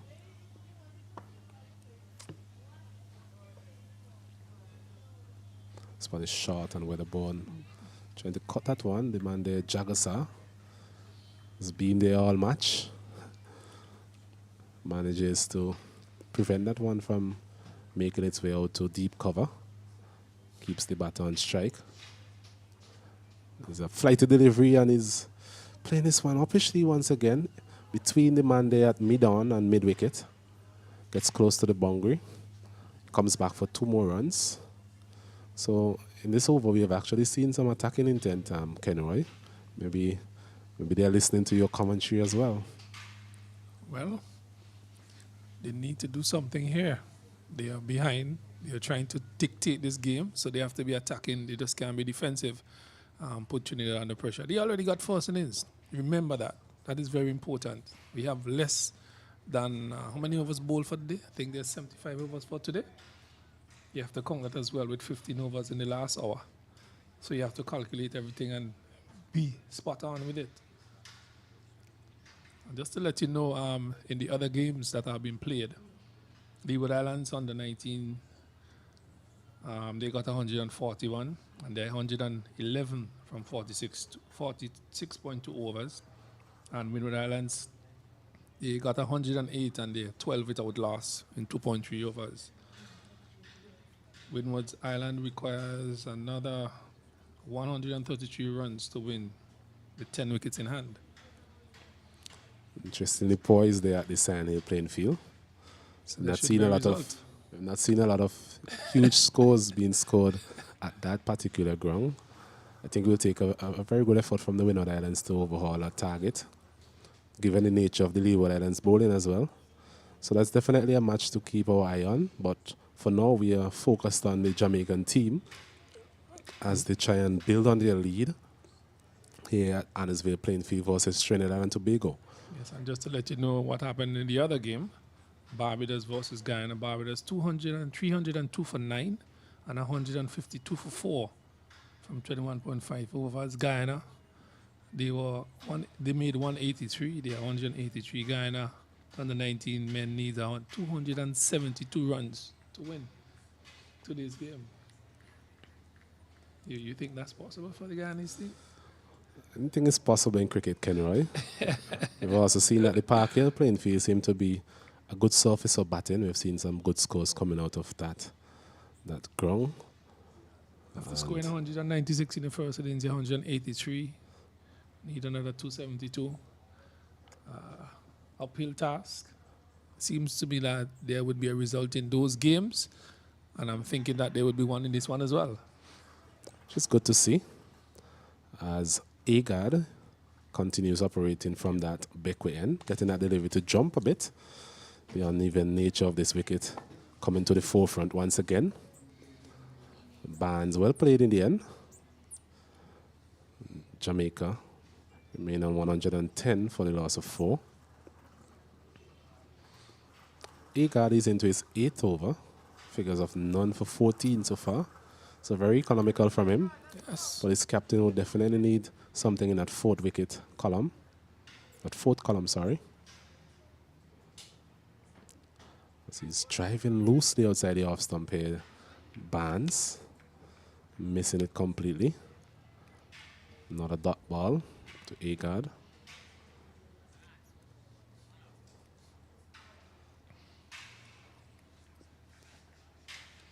So there's 3 slips, a gully, backward point, cover. Mandy at mid-off, bit deep as well. Mid-on, mid-wicket. So plenty of acreage on certain parts of the ground. I'm wondering how long the captain, Joshua Davis, would be able to retain these slip cordon fielders. Guess it depends on how aggressive and how much runs these batters are able to accumulate in the next couple of overs. As we see another good delivery there from Agard, beating the outside edge. Wicketkeeper Ramdo doing very well to take that one. I really don't think there would be a catch in those areas off this wicket during this game.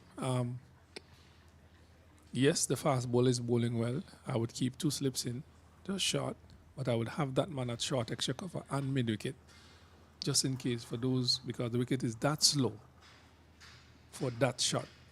The shots which are mistimed. Everything would hit the outer portion of the bat like that and run down to the slips on the ground. This is for the evidence there of what we were speaking about. That one taking the outer portion of the bat, but just rolling along the ground really to the man there, Nick Ramlal. And they are pretty short. Yes. I think they're up very close. They're closer than what we have seen throughout the match from both sets of slip cordons in the first innings. So definitely have learned in that regard. And if it's still falling short of those men, you could imagine.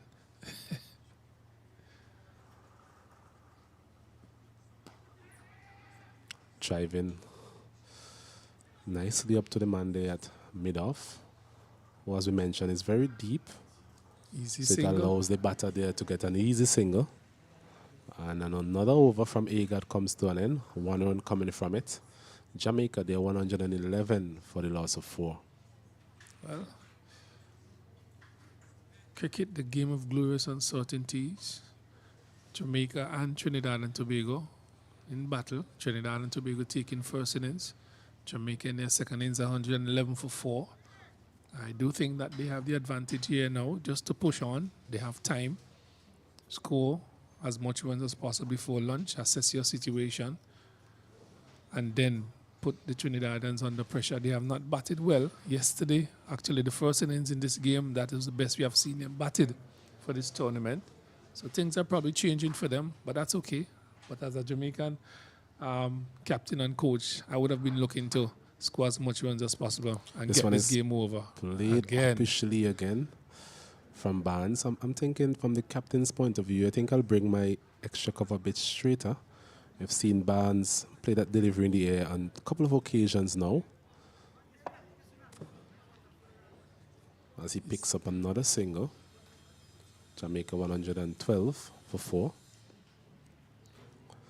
Just to add to your point, Kenroy, you mentioned being aggressive, but you can actually be aggressive without being reckless as well. Yes. So they need to be selective in their approach still.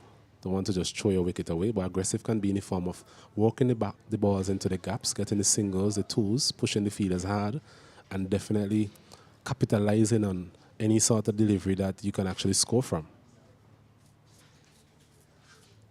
Well, if you score 3 runs per over in the next hour, you'll be sitting pretty at lunchtime. Scoring rate so far from Jamaica, 3.10.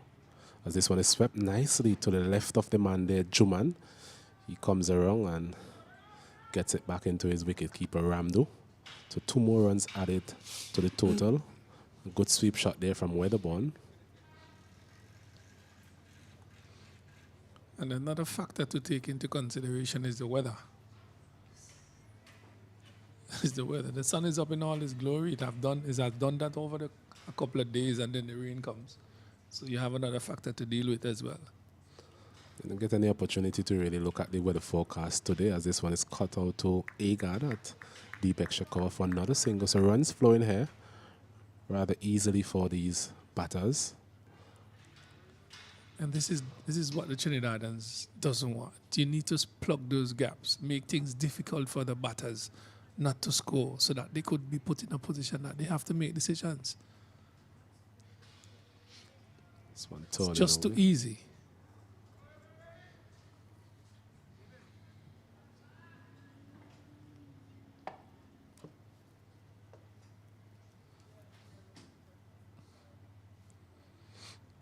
Flighted delivery there to end the over. Barnes not tempted in any way.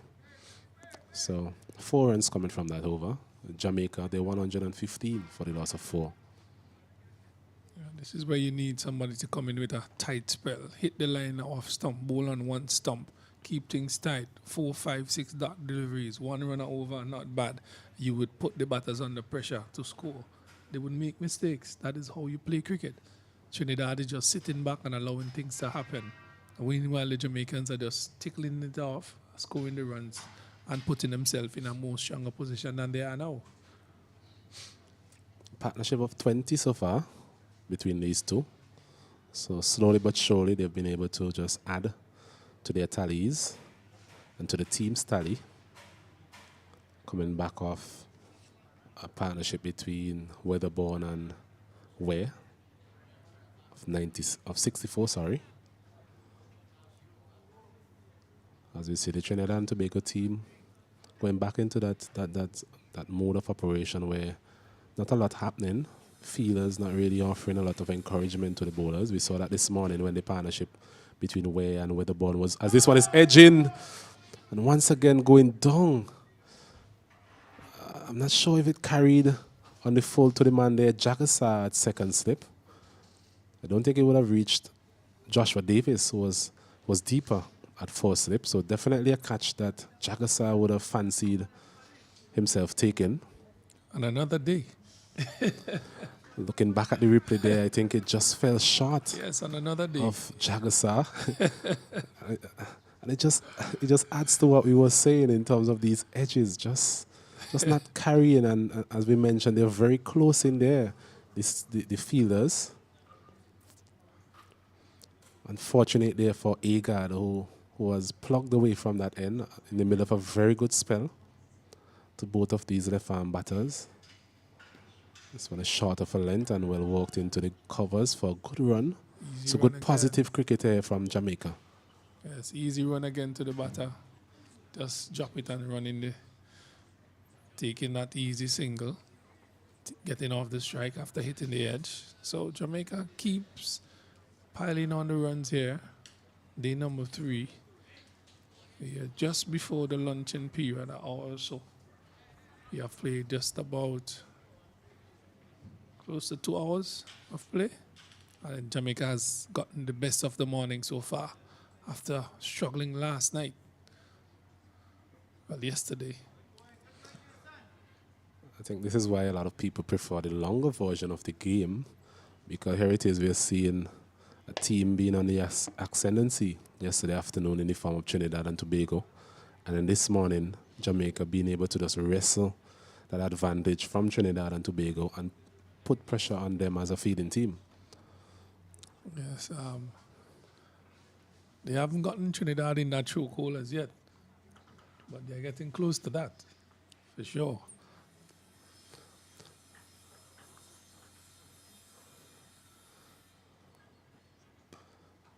This one is driven again in the gap for another welcome single for Jamaica. I think if they continue at this pace where they're picking off the gaps and the occasional boundary, they'll definitely be leading by more than 100 before lunch. Currently, the lead is 79 runs. So with another 40 minutes or so before lunch, 50 minutes before lunch according to my time, I'm quite sure they'll get up to that 100 mark, and that'll be a psychological boost for the Jamaican team going into the luncheon interval. I do agree with you there. This one is gloriously played. Should be able to get to the boundary with it. Oh, it's actually plugging into the outfield. I think Barnes there, after hitting that one, he felt that he had enough in it. But unfortunately for him, we have a very lush outfield here for this particular game. And he gets 2 more runs.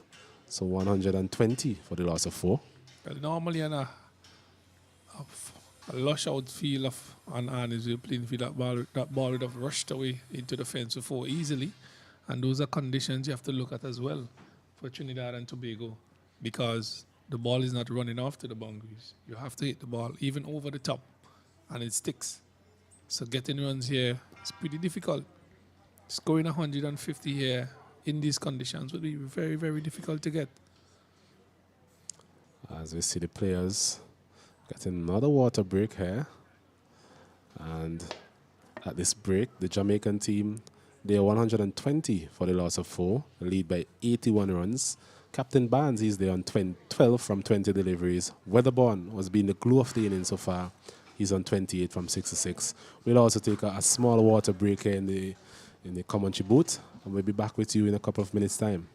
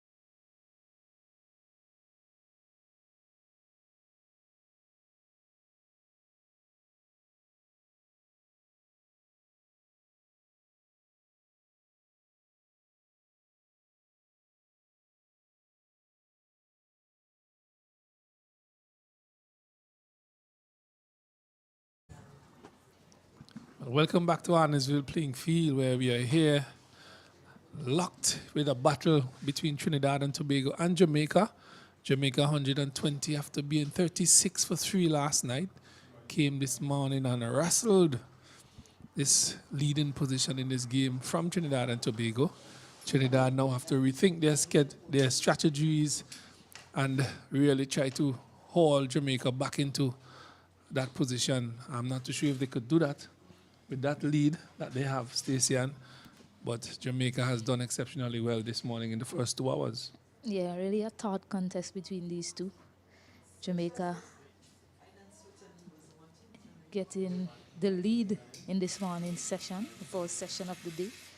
Lost just 1 wicket. I think that's ideal for them at this point in time. They haven't lost a lot of wicket, managed to string some partnerships together as well. As we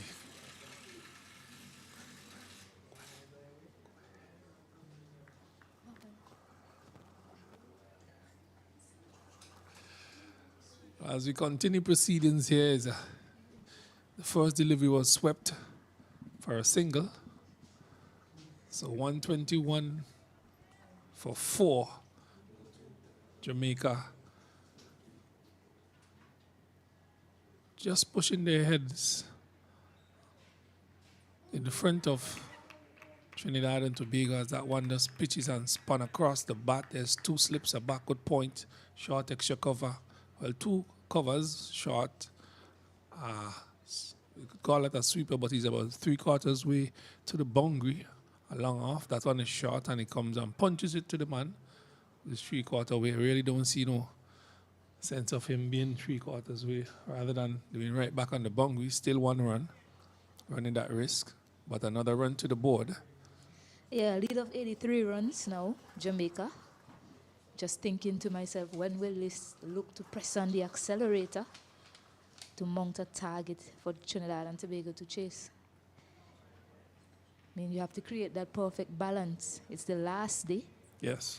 So Jamaica, they have to get a total that they think Trinidad and Tobago will go after and still have enough time in the game to try and bowl them out. Well, the questions to be asked are, how much time do I need to bowl Trinidad out? How much runs do I need to get on board to be comfortable enough to take on that task? That is for them to say. In my opinion, 140, 150 should be enough with just about 2.5 hours remaining, just between tea and so on. Yeah, some intent shown there by Brian Barnes, looking to come down the wicket to Joshua Davis. Bowl it down the leg side on that occasion. Over is finished 123 for 4. Jamaica with a lead of 84 runs, 39 overs bowled. So and that's another factor again, the amount of overs remaining for the day. 34 overs have been bowled in this innings. How many have been bowled today? Exactly, and the Trinidad and Tobago operating with a spinner from one end will get through things quickly. You know, they'll rush to their overs, and before you know it, you might have a very few overs remaining in the day to make an impact. But Jamaica should be thinking they want to win the game. They should be batting like they want to win the game. So yes, definitely, you know, with about 40 minutes or so to go before the lunch break, we should be looking to see the Jamaican batters trying to press on the accelerator. Well, the dismissal of Weer, the Jamaicans have gone back into their shells. We have not seen that aggressive intention from them anymore. They have gone back into their shell, batting the dot balls. Yes, they are getting the singles, but they need to take the attack to the bowlers as well. Just spoke of it. This one is whipped over mid-on, bouncing towards the fence. Just 2 more runs to them. They have to look attacking. 2 runs to Jamaica. They have to score as much runs as possible in this period before lunch. Yeah, that's more like it actually. Look to attack the Trinidadian bowlers, get some of those close fielders around from the bat. So good to see that Weatherburn decided to go up and over there on that occasion. He's 33 now from 70 deliveries. Barnes is 12 from 24. So what they should be looking to do is really bat around Weatherburn. He's been there since yesterday. He has the propensity to bat long, so other batters He's looking to take it on, Weatherburn. This one was struck with some power. The man at short mid-wicket tried to stop it. He's in some pain.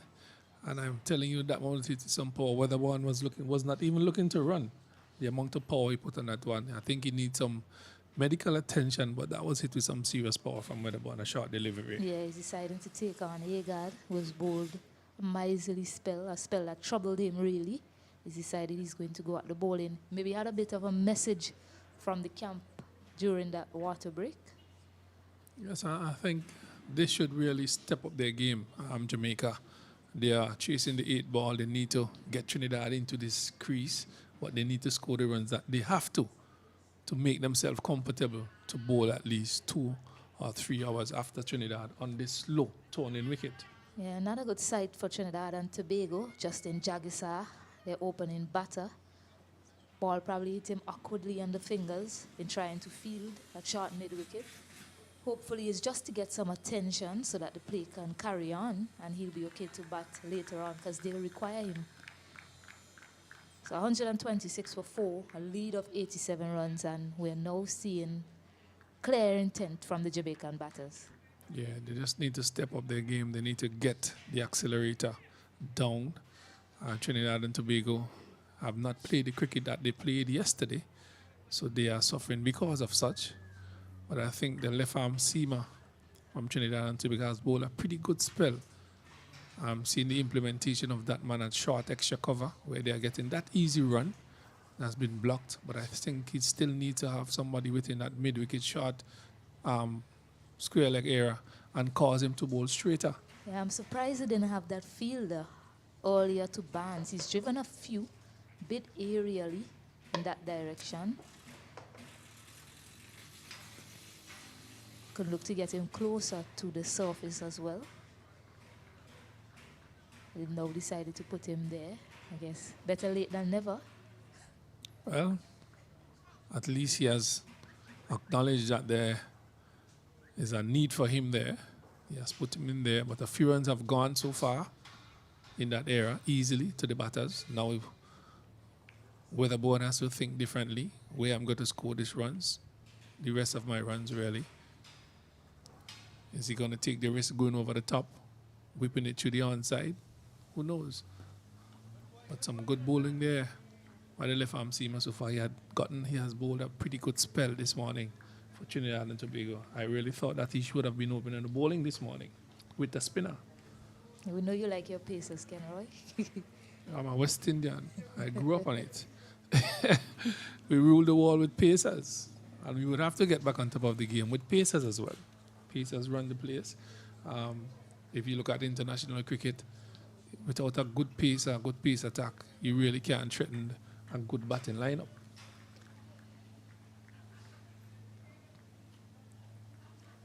Yeah, I'm looking at the field for Trinidad and Tobago and no Nirad Kisundat came on the field for Justin Jagisa, but Ronaldo Pereira has been on the field as a substitute fielder for the longest while. Yet to know who that other player is that he has replaced.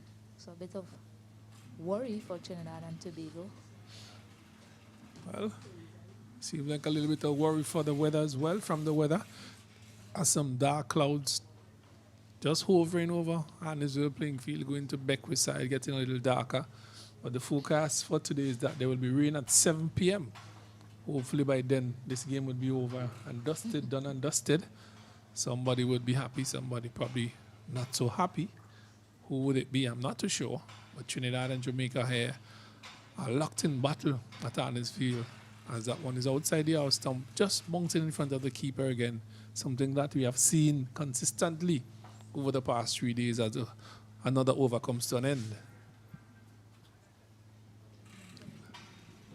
So 126 for 4.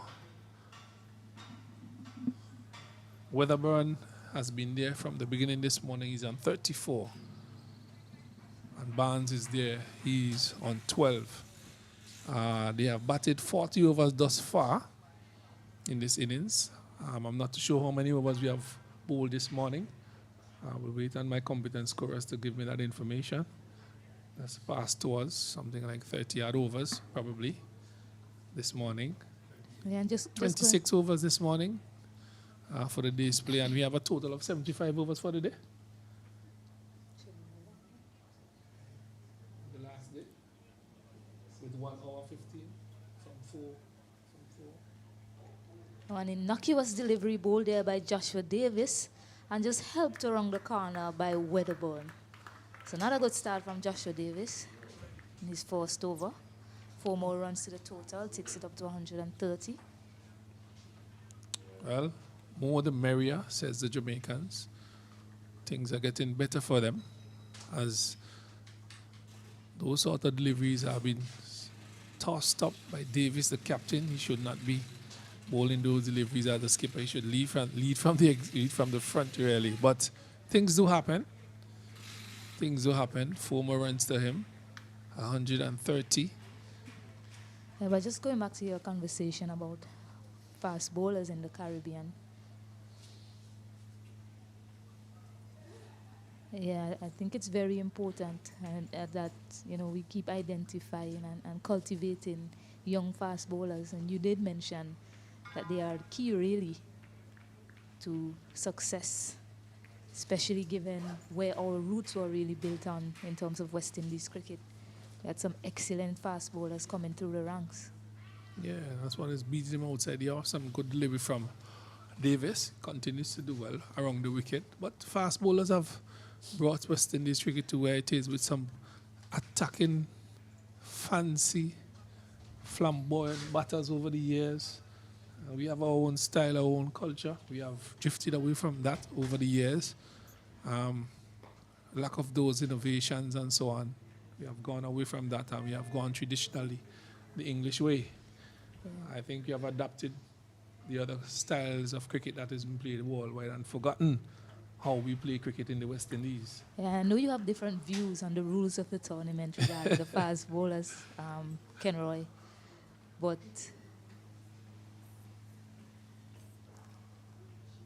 yeah, the rule is 6 overs really in a spell, and then basically rest them. I believe that's the West Indies board way of saying we don't want to grind our fast bowlers down to the ground, don't want to overuse and abuse them. The talent is there, but you believe that they should bowl as many as possible, and that should be up really to the team, the management team, to say hey, let's work it this way. Let's be aware of when our bowlers are being overworked. Yeah, well, the thing is with that, when I look at it, is that if you don't do something at a particular level, and then you step up to the next level, you've been asked to do more than that, it will be difficult for you. Bowling 6 and 7 overs here at this level, and then some of these players are bossing on to the international scene, into the regional scene, where they're asked to bowl a spell of 10 overs.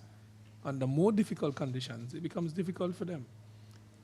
So I'm thinking that you allow them to bowl as much as they can for their development purposes, but then you don't overdo it. You understand? But we did that over the years, and I'm not too sure how much it has produced for us. I'm not seeing young fast bowlers coming through. I think they have taken that away. If it's probably the wickets that we produce, we used to produce pretty faster wickets, bouncier wickets, more encouraging for the fast bowlers. We have produced a lot of spinners these days, but West Indies is known for their fast bowling. I think we should have that environment for them, created for them, and then we would produce those sort of fast bowlers. We're not creating the environment for them. And it could also go back to, yes, they have to bowl a lot of overs. You like to see them bowling a lot of overs, but also how they rest and recover. That recuperation period. Just have people in place that can help them recuperate. They're young bodies bowling out there. Jason Agard continuing to bounce. My goodness, just narrowly missing the stump of the drive of Brian Barnes. Yes, and we have a full complement of staff these days for the West Indies cricket team. We have the physio, we have everybody attached to them. Before that, you had a coach and a manager, if there was a manager. The manager used to be the coach as well before then. And, it used to be different. Yes, it's a different era. different time of playing cricket and so on. But we have to understand where we came from and what worked for us. We have to go back to those days where we have that environment created for our players. What we've seen in this tournament so far, not just because of the approach to playing spin from some of the batters, and that's a conversation we'll have later on. It's really a problem throughout West Indies cricket. If you looked at the recent test match as well, something definitely needs to be done there. But on the topic of fast bowling and the bowlers in this tournament, you see that the spinners have dominated, not just because of the approach really, but also because of the amount of overs pacers can bowl in a spell. And then by the time a spinner gets the ball in his hand, he runs, he creates havoc really with the ball. So you have no choice but to continue using your spinner. But the thing is that we have produced a lot of spinners over the years, and our batters still can't bat spin. The other teams are bowling us out with spinners. So I'm not saying, and then we don't have a spinner in our team who bowls out the opposition. So how does it benefit us? It's just something for the bigger heads to think about, really. Well, that's just me. That's my thoughts. This one is whipped off his pads. They'll collect 2 runs. Yeah, given how the tournament has gone, the domination of slower bowling, because sometimes the captain just throws the ball to a part-time slower bowler who doesn't really turn the ball, and he ends up picking up the wicket for them. It's something that really needs to be addressed. The approach to playing spin in the Caribbean. Yeah, and it has really haunted us at the lower level, at all levels of our cricket, and it has come true internationally as well. We are not in the best place when it comes to international cricket and regionally as well. So we have to have these talks so that others can hear us. We need to talk. Our cricket is our game. We are feeling the pain, unfortunately. Yeah. It's not just about having talks to have a talk. It's about having a talk to find a solution, really. Yes. Because we want to get back to being world champions. Yeah, we need some action quickly too. It was very painful to see the senior team being dealt with the way that they have been dealt with in that last series. Pain the heart of the West Indians not to know the West Indies will not be playing that format after so many years, But it is what it is. We have to look at cricket now and where we go from here. As we are here, just looking at the West Indies under-19 tournament, the Rising Stars. We are hopefully that some of these players from this tournament would get to that level and fill those gaps that we need to be filled in the West Indies team. But these players need to come to the fore as well. Yeah, 42 overs bowled, 133 for 4. And I've seen glimpses of some of these players and their ability, actually. We need to see lights, Stacey. We need to see lights, not glimpses. Well, they're in the development stage, so I'll keep reinforcing that point on air, that they are very young men, just procuring their skills, really. And this is their field. This is where they get a chance to display themselves with an eye on the future. And as I mentioned, I've seen glimpses, really, because a lot of the batters haven't really looked to go on to score big runs in the tournament. So there's definitely potential there when it comes to batters. I mean, Nick Ramlal himself with the ball in hand now. I mean, he handled himself well when he batted against Jamaica in the first innings, in particular the way he handled spin. Unfortunately, he wasn't able to kick on. Well, over the years, we have seen where batters bat and bowlers bowl. We are seeing the era in West Indies cricket where we have developed a lot of all-rounders. And that one is a full delivery and it's been smashed. That one took me down, really. Should have done much better with that one. Barnes, really. Whatever one that is. He picks up another single. Jamaica versus Trinidad and Tobago, 100, and now they have moved on to 134 for 4. They have batted 42 overs so far in this innings. Looking to press home that advantage of that lead.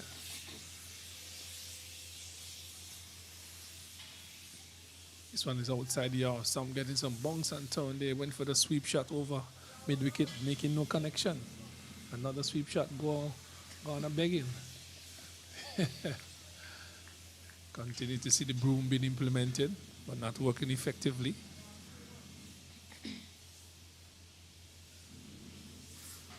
This one is left outside the house. He's getting some bounce and turn here.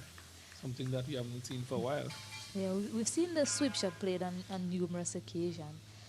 It is a productive shot to spin if you select well. Reverse sweep on this occasion, and he's bowled actually. Look at that. Trying to reverse the left arm pacer, left arm batter, trying to reverse a left arm spinner. Ill-advised shot, really.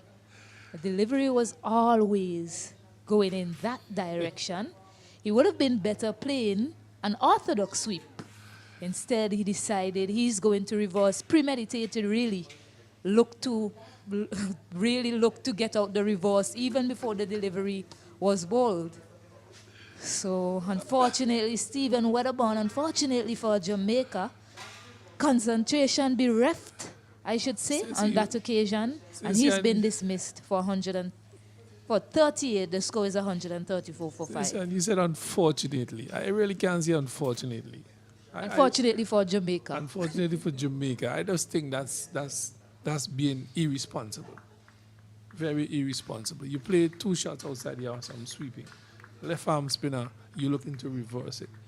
If you're not playing the orthodox sweep and connecting, why do you think that you could play a reverse sweep and be profitable for you? He have lost his wicket through that, and I think he may have a conversation with his coach when he goes back to the pavilion. Really, he has put Jamaica in a position that they didn't want to be. Well, this is what I'll say, Kenroy. There's really no fixed paradigm in how you go about scoring runs in cricket. There are numerous shots you can play. You can get out to play in orthodox shots as well. It all comes down to shot selection. On that occasion, that was a poor shot selection from the young man, and I'm pretty sure he'll be disappointed with the way he got out. He should be more than disappointed. Should be more than disappointed. But Jamaica have lost wicket number 5, 134 for 5. And that has brought number 27. Yeah, Justin Beckford. Beckford or Bedford? Beckford, I believe. First delivery outside the house. Somebody's driving sweetly through covers. Looking positive so far. He's looking for a second. Hesitant to do so. Good feeling. So he's off in fine style. Yeah, that's nice from Beckford. And once again, bit of hesitation between these two. Beckford just in the crease and some miscommunication already with the running. Well, aggressive intent from Bedford from ball 1. Barnes is still there. Pushing that one back gently to the man. Just picked up his wicket. Overcomes Stunning, 135 for 5. Jamaica. Just another 20 minutes or so before lunch. I think that Jamaica should really be looking to get as much as possible here, knowing that there are just 2 sessions after this remaining. They have lost first innings. Trinidad has beaten them on first innings points. So they really have nothing to lose but something to prove here today. Yeah, and going back to the reverse sweep, I mean, if he had connected, probably was just going to be 1 run. That's a if. That's a big He was if. just looking to paddle it, really. He wasn't going to get more than 1 or 2, perhaps. I mean, I can't say he was under any sort of pressure in the over. Nick Ramlal, first delivery that he bowled to Brian Barnes was tossed up really high. Didn't make sufficient connection. Played it down too long on, got a run. And it was 2 deliveries that really didn't trouble the batter in any way. He decided to give this wicket away to Nick Ramlal. Well, Ramlal happy to get another scalp. Jamaica, 135 for 5. Struggling at the end of day 2 and 36 for 3. Came back this morning. And this is a beautiful shot up to mid covers, but a shot at the stumps, and Bedford would have been probably chattling back to the pavilion. I'm not saying probably, I'm saying that would have been out. We've been heading back to the pavilion. Luckily for him, the fielder missed the stump. And another quick single taken. Probably came out with a mission as well. It looks that way. 2 from 2. Barnes is still there. The bigger of the two.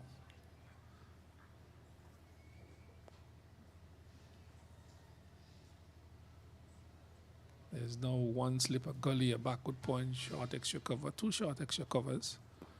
Barnes turns up one make with Bedford again, looking for that run.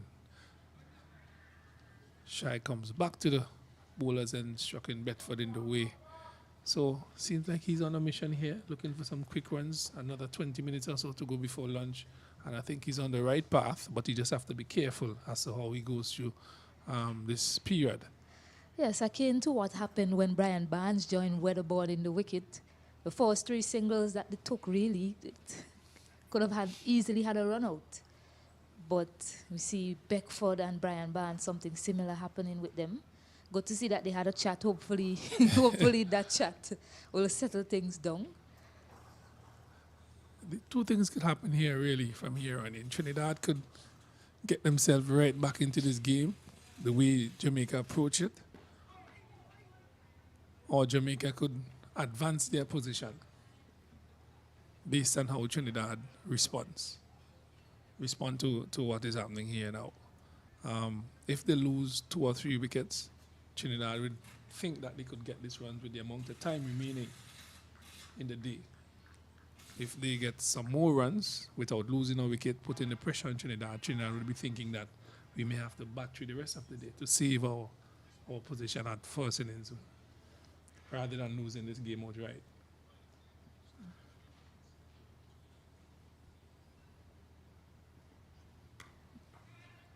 It's pretty difficult to say at this point in time. I mean, the game has swung a lot throughout the 3 days. I mean, Trinidad and Tobago at 191 for 7, going nicely. We thought 200 was imminent, really.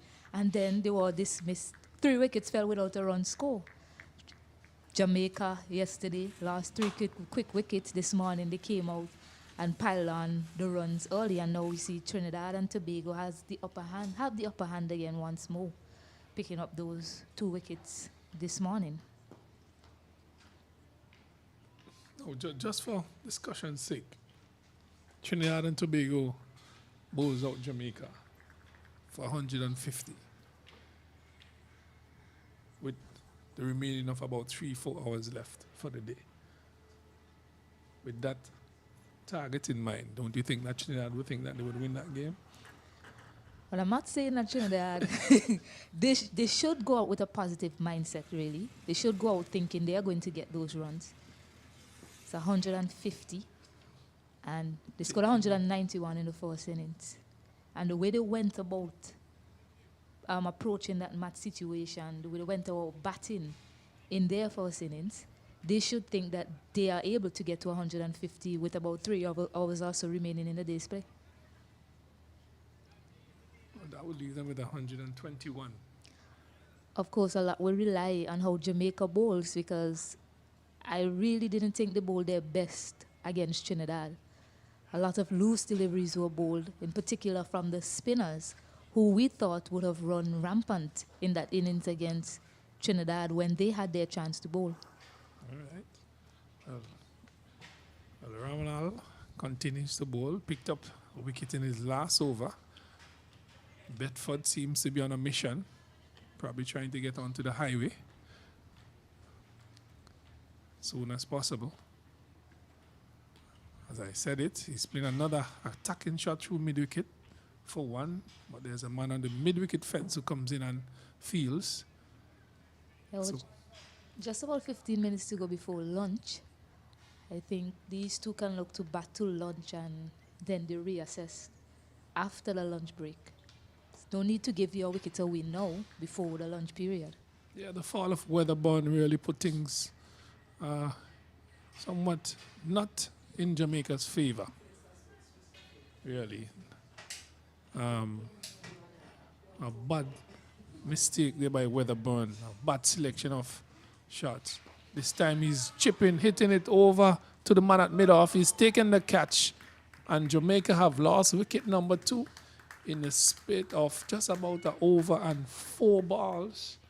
Weatherborn now, and Barnes has gone out card at long off. So, Stacey, wicket number 6 goes just before lunch. I'm really not too sure what the plan is. Hey, Captain Brian Barnes deciding to take on Nick Ramlal, hitting against the spin once more, taking on that man, Rajiv Ramnath, on the long off boundary, 15 minutes before lunch. I'm really not too sure if that was the instruction from the coaches. I'm pretty sure that's not what the instructions were, because that wouldn't have been my instruction. You know, you have just 15 minutes or so to go before lunch. So just, oh my goodness, I was just saying. I was just saying, I think this is what they should be doing. And it's like they heard me and decided, you know what, I'm going to do something different than what she said. Well, I just spoke of it. When one wicket falls, they normally fall in clusters. 137 for 6. After being 130 for 4? Was the last wicket fall, it was Burns, I think 135 for 4. They are now 137 for 6. Yes, and this is what broke the back of Jamaica in the first innings, really. They looked good in small periods, and then all of a sudden, they started losing wickets and losing wickets in a hurry, wickets in a cluster. Trevon Williams, the wicket keeper, is now 1 inch. Nice ball there from Nick Ramlal. So Ramlal having the time of his life. 2 wickets, 2 overs so far. Doing well. Trinidad and Tobago pulling themselves back into this game. Jamaica batted very well this morning. Trevon Williams was out for a duck. 6 deliveries in the first innings. So off the mark in this match, Trevon Williams. A good start.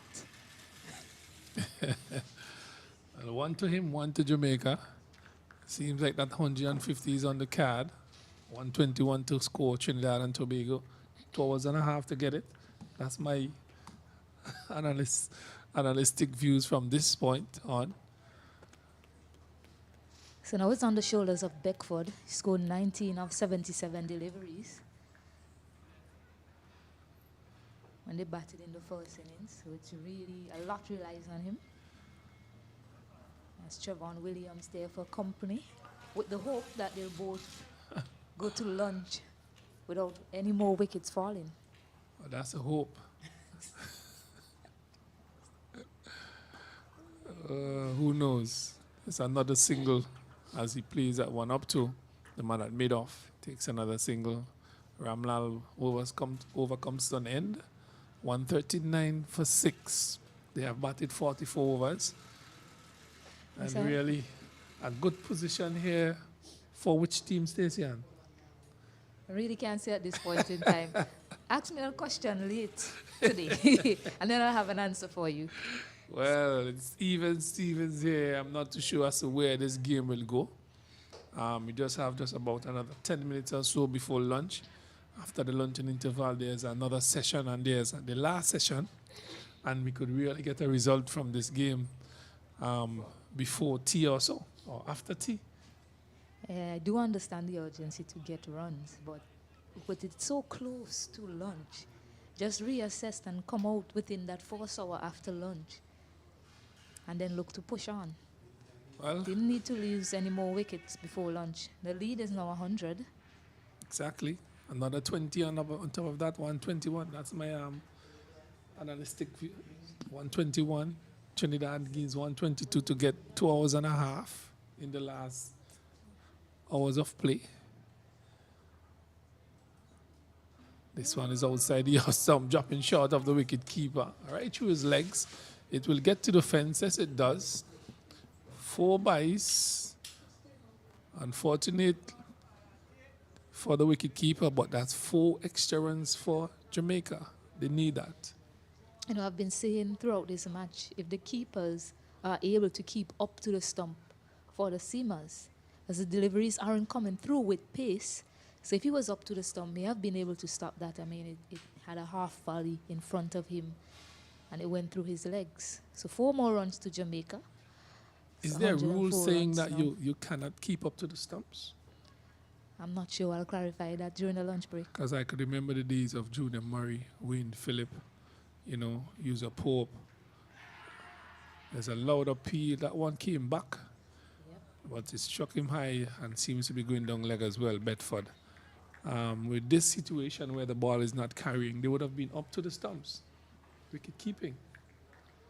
And that showed you the skills of these wicket keepers back in those days, you know what I mean? Their foot movements, their hand and eye coordination, that could have tell you what kind of keeper they were. Really good keepers.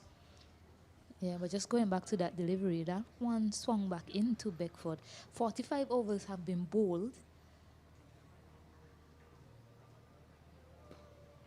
This is the stage when Agar got the ball in hand and actually got some movement, some reverse swing for Trinidad and Tobago in the first innings. So keep an eye on that. Ball is about the same amount of overs all. Well, that's a good sign for the young man. Bowls it away. When it is new, when it's old, it comes back. He's rubbing it viciously into his shirt. Shirts look rather discolored from that sort of effort. This time Bedford is forward in the approved manner. Looks pretty good when he's playing forward. Bat and pat together. Number 27 on his back. The sun is out in all his glory. Those dark clouds have drifted away. And it's telling us that we would have a good day of cricket here between Jamaica and Trinidad and Tobago. This game is evenly poised. Just before the luncheon break, Bedford is doing the batting here for Jamaica. 143 for 6. Short outside the off stump, finding that man at cover. Still not doing the best he can do with those loose deliveries. Yeah, Agar seemed to have take some pace off of that one, really. Didn't get up, it didn't come through to Beckford. He waited on it, punched it into the cover area, but couldn't find the gap. Yeah, I think it's the slow nature of the wicket as well. But Agar has bowled a very impressive spell here this morning from that end for his team. As I alluded earlier, I thought that he should have opened the bowling for Trinidad and Tobago and did just what he's doing now. They would have been in a much better position here just before lunch, but they gave it away within the first hour. Jamaica took charge, and Weer really played some fine shots, got them up to a good total. Now Trinidad and Tobago has picked up 2 quick wickets and have brought themselves back into the game here just before lunch. And the way the game is going, it seems like Trinidad might now hand over the advantage to Jamaica. Because it's advantage Trinidad and Tobago. It's something we've seen throughout the match, really. When it's advantage to one team, it seems like they just hand over the advantage and say, hey, you go have a turn to the other team. So it's up to Trinidad and Tobago, really, to continue, well, to maintain the pressure on the Jamaican batters. Well, it reminds me of a boat that I was told of when I was younger, roll on and roll off, that used to travel to Beckway. Mr. Williams, is that right? Roll on and roll off. Sometimes, yes. Down to the Grenadines.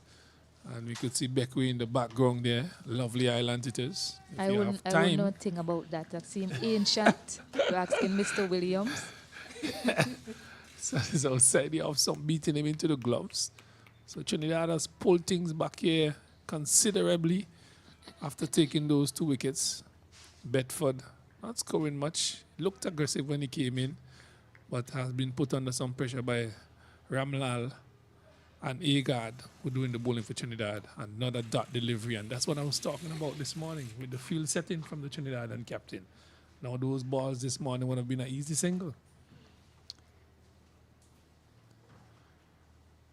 Finally got it right. Ramlal beating him outside the off stump into the keeper's glove. Having a very good half an hour before lunch here at Trinidad and Tobago. Exceptional half an hour. 143 for 6. Ramlal.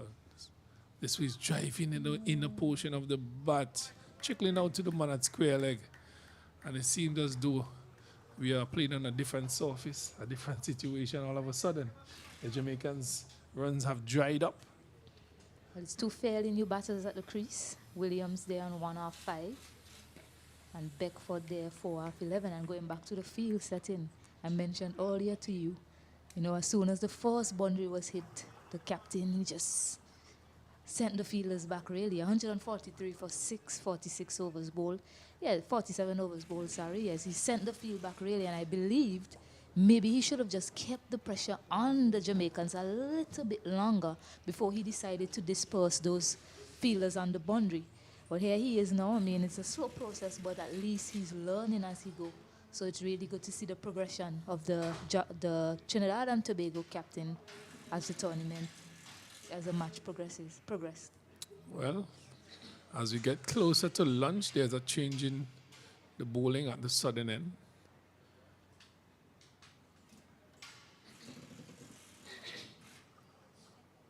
Agard has been replaced by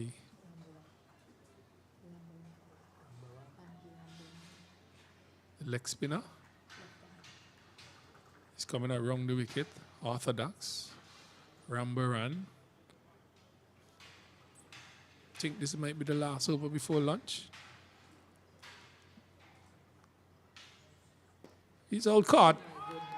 He's out caught. A short delivery just before lunch. The first delivery from Rambaran. And he has taken his wicket. My God, things continues to unfold here in a certain way. Stacey, and I said 121.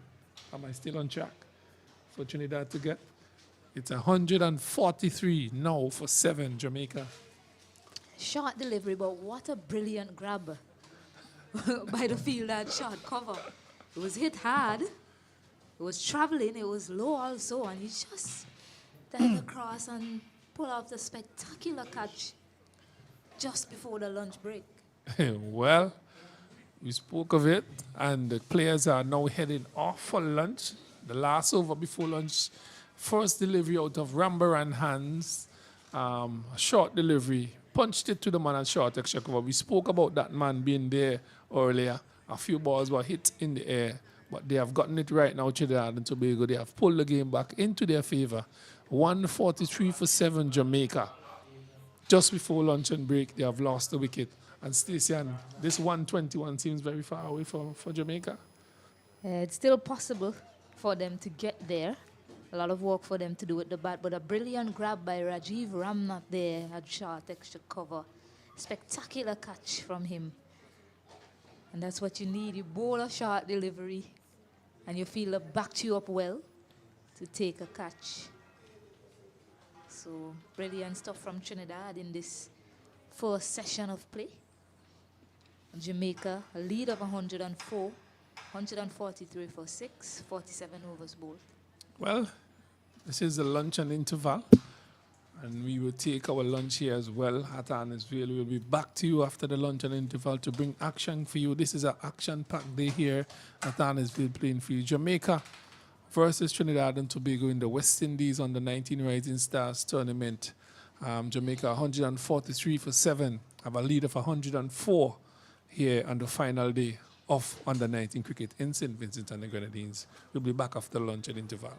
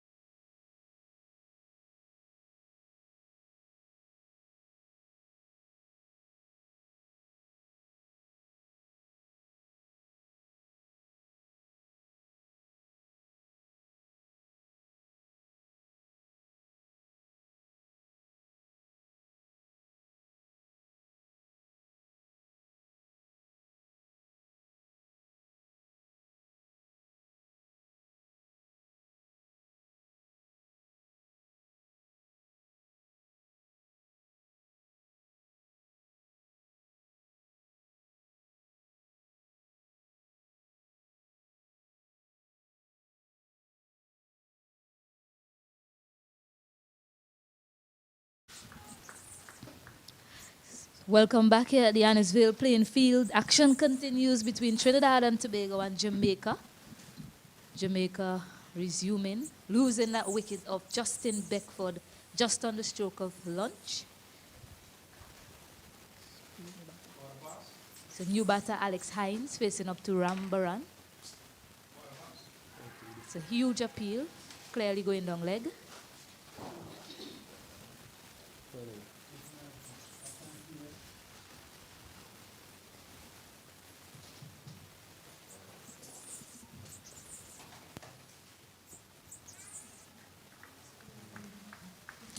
Yes, good afternoon to you, Stacey. Good afternoon to all our viewers around the Caribbean. Welcome back to the Annisville playing field. Jamaica looking to extend their lead here this afternoon, 143 for 7. Batter on strike there, Alex Hines, left arm spinner. And Rambaran completing that over. So at the end of the 48th over, Jamaica they're 145 for the loss of 7. Yes, and importantly, a lead of 106. That last delivery in Rambaran's over, Alex Hines' arm was falling in the fashion of Justin Beckford, just falling short of Rajiv Ramnath in short cover. So Nick Ramlal will continue. Seems to be a man in form for Trinidad and Tobago with bat and ball, really. Yes, 7 overs, 3 for 18. Nick Ramlal did the business in the first innings, at the back end of that innings, and we are seeing the same from him again. I think he'll be eyeing a 5-wicket haul, yes, Stacey. This one is full. Played off the pads of Trevon Williams.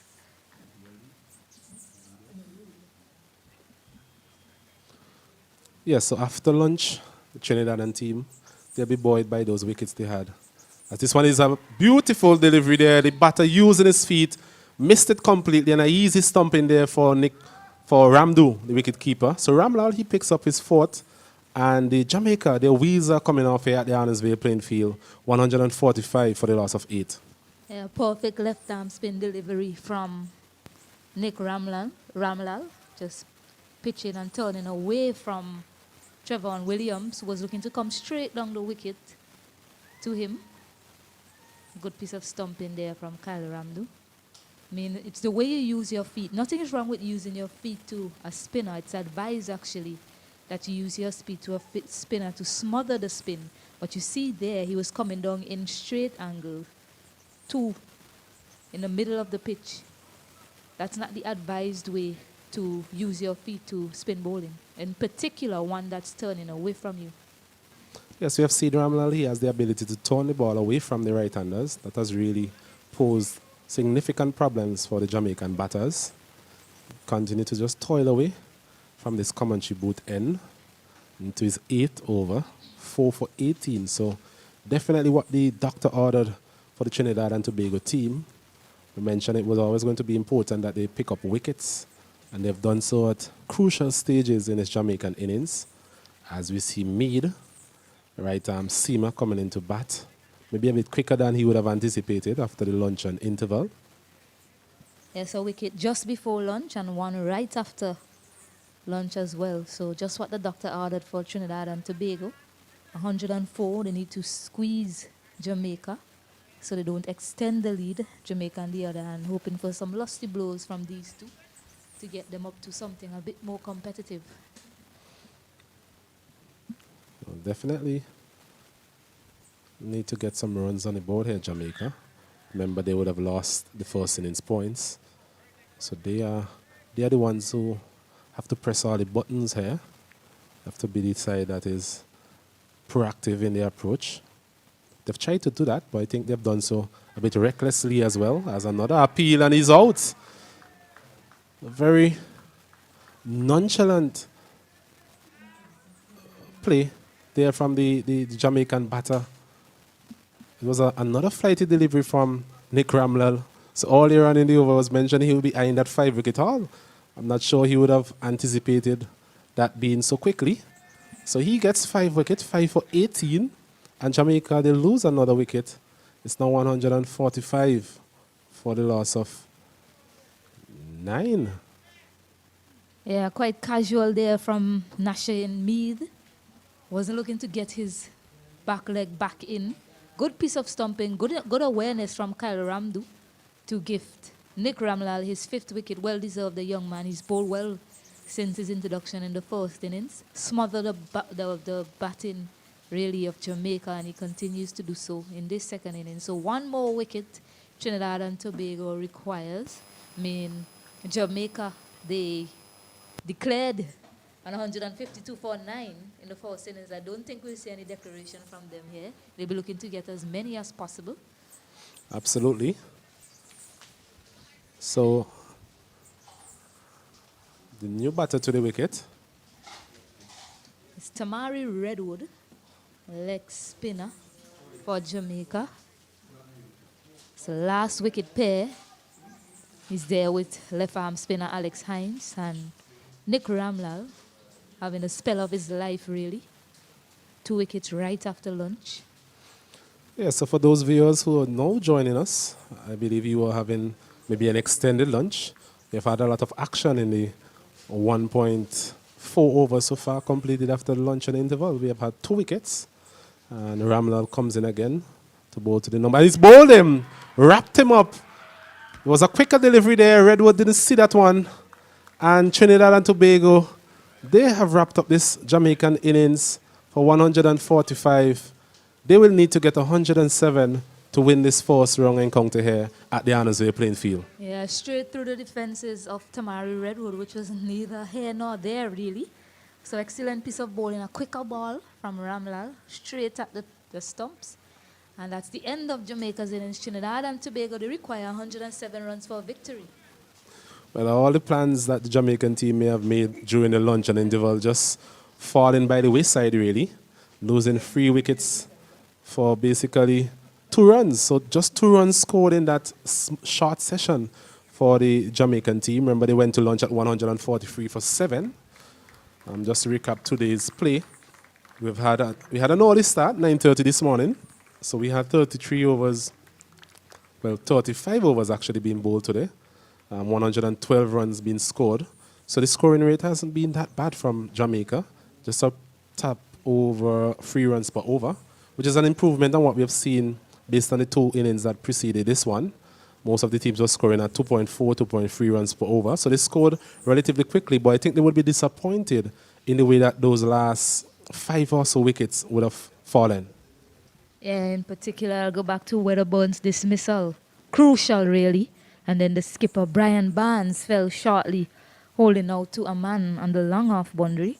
So those 2 wickets falling in quick succession really give Trinidad and Tobago a lot of confidence after lunch, and Justin Beckford falling just before lunch as well. So they wrap things up quickly. It's 107 runs for victory, and we'll take a short break. When we come back, Trinidad and Tobago in pursuit of a win here, chasing 107. Jamaica, of course, will have other plans. So I said it before, I believe we're in for a stirring contest here at the Annesville playing field.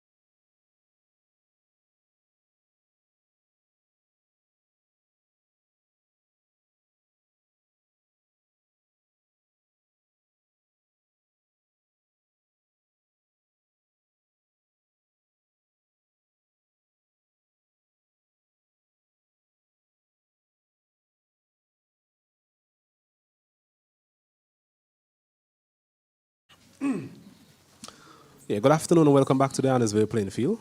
Action continues here in the Cricket West Indies Rising Stars Under 19 tournament, played here at the Irresponsible playing field. We have quite an interesting encounter here between Jamaica and Trinidad and Tobago. Scores in the match: Jamaica first innings 152 for 9. Trinidad and Tobago in response they made 191, and in the second innings Jamaica they were skittled for 147. It means that Trinidad and Tobago they will need to get 107 for victory here in the round one of these 3-day encounters in this Cricket West Indies Rising Stars Under 19 tournament. I'm joined here by Stacey-Ann. Stacey-Ann, good afternoon to you. Yes, good afternoon to you and good afternoon to everyone tuning in. Just to give you an update in the other games. Guyana, they're in pursuit of 272 runs for victory. They're currently 49 for 3. And Windward Islands, against Leeward Islands, currently in pursuit of 145 for victory. They are 60 for 2. So all 3 games, Stacey-Ann appears to have a result in them here this afternoon. So it will be interesting to see the approach of the Trinidad and Tobago team. Already acquired the first innings points. I'm wondering what would be their game plan in this particular session. Yes, approach is the key word there, Osnet. These two in the first innings, they had a 43 runs partnership from 25 overs. Ramlal batted quite well for his 24 from 76 balls. This first delivery is a wide delivery, and they might actually get more than that as well. It's 5 runs, so not the best of start for the Jamaican team. A wayward delivery there from Ryan Edwards. Definitely not a good start from Jamaica. Extremely wayward. It surprised Jordan Johnson in the slip, who didn't even try to stop it. He just hopped over it. So 5 runs to Trinidad and Tobago without an effort. I think that's a definition of what we call a loosener. But that was too loose for our liking up in the commentary box, and even for those Jamaican supporters as well. So Trinidad and Tobago, they're up and running, 5 without loss.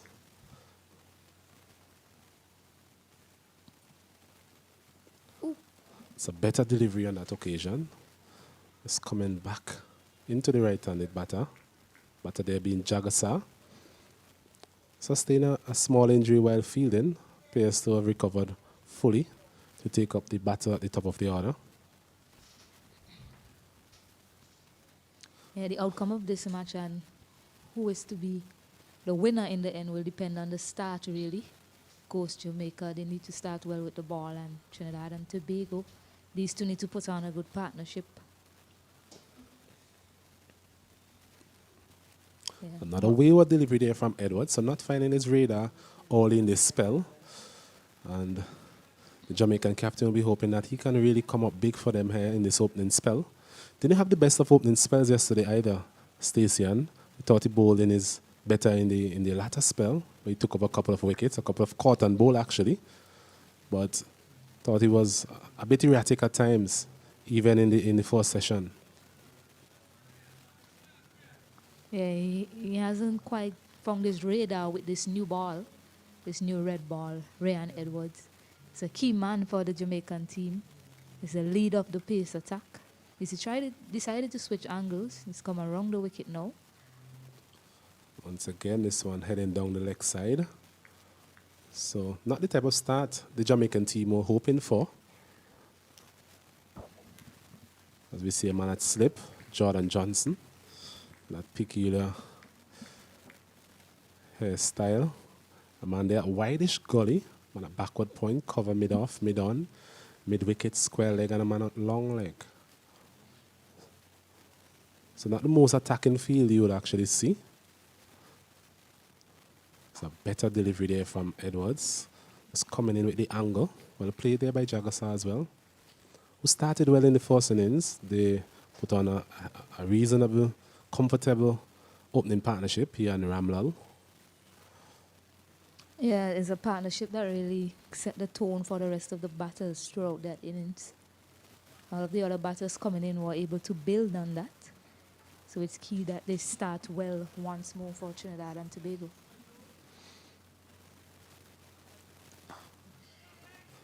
Bit of swing there for Ryan Edwards coming around the wicket. Ball ball seemed to be angling back into the right-hander, so Jagasa will need to be mindful of that. Play with a straight bat. He was able to curb his natural instincts in the first innings. Normally we said he's an attacking player by birth, but he was just able to be more selective, similar to what Adrian Weer offered in his innings. Both naturally attacking batters. This delivery is there, even this one outside the off stump. So the end of the first over, 5 runs coming from it. Trinidad and Tobago in pursuit of 107, they're 5 without loss.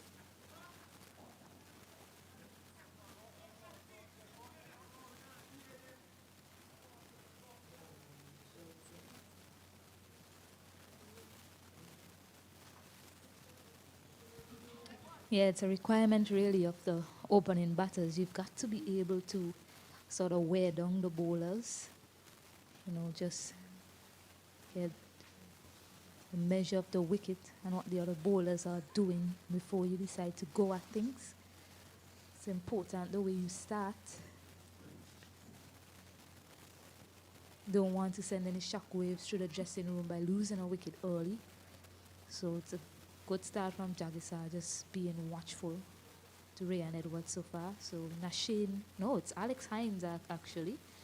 Left arm spinner is opening the bowling along with Ray and Edwards. So interesting start from Jamaica, right away going to spin.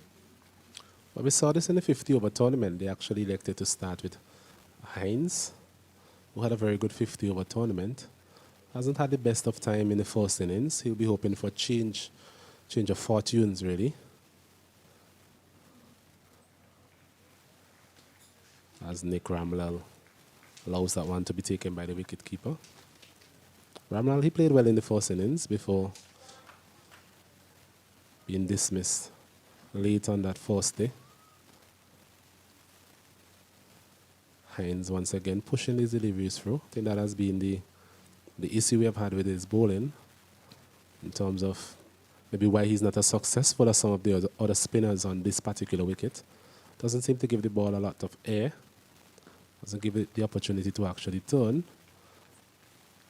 Yeah, he was miserly in the first innings, but that wicket's column, he wasn't able to pick up. Yeah, he wasn't able to pick up wicket, a quick single taken there between those two. So first runs off the bat, Nick Ramlal off the mark.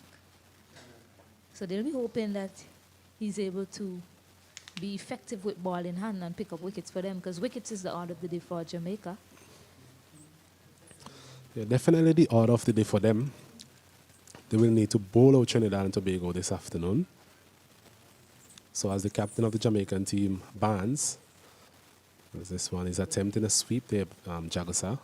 So the captain Barnes, his main focus will be on where he can get these 10 wickets from, what bowlers are likely to give him those breakthroughs. But at the same time, you need to be mindful of the field setting as well. Don't want to leak too many runs too early and make it comfortable for the Trinidad and Tobago batters.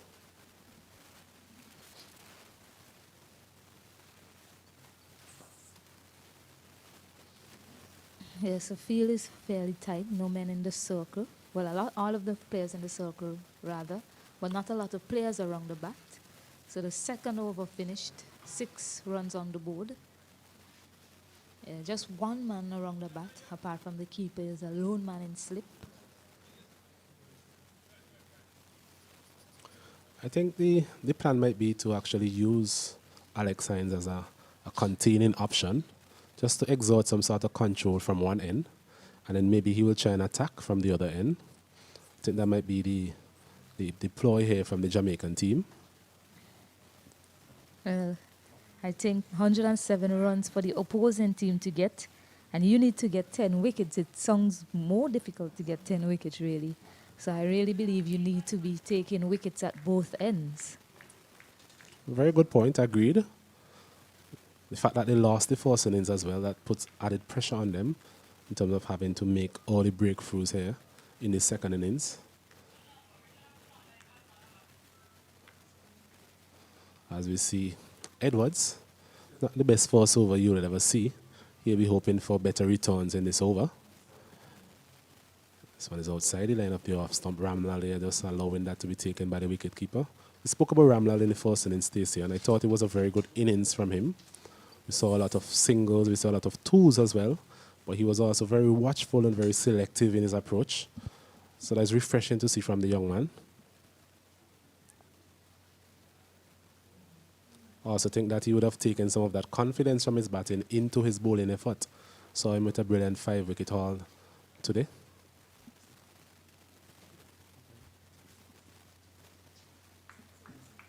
Actually, 6 wickets. My apologies, Mr. Ramlal. So a brilliant 6-wicket haul for him. I believe that will be his best figures at this level.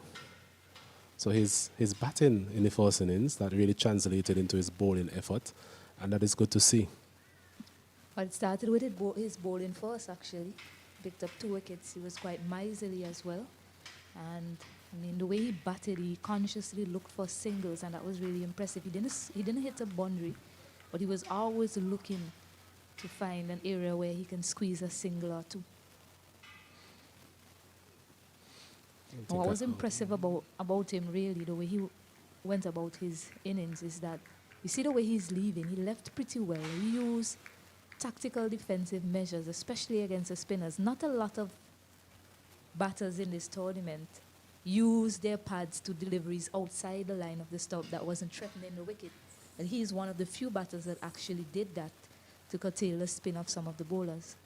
You know, the way he batted against the Pacers, he just kept looking. He was quite circumspect in his approach.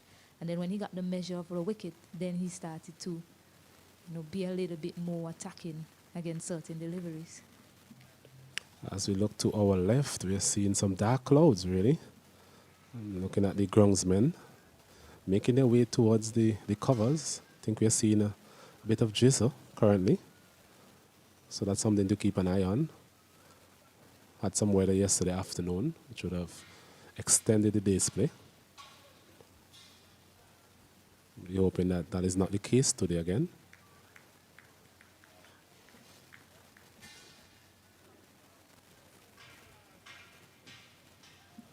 So another good delivery there from Edwards. He seemed to have found his radar in this over after being rather erratic in his first over. Just getting those deliveries to angle into the right-handed batter. Solitary slip. Man at gully. Backward point. Cover. Mid-off, mid-on, mid-wicket. Square leg. And a man at fine leg. I think the ground staff is operating with a bit more urgency, which tells me that the shower is not too far away. Delivery outside the off stump. Ramlal again, leaving that one to be taken by the wicket keeper. So 3 overs completed. Trinidad and Tobago in pursuit of 108. They are 6 without loss.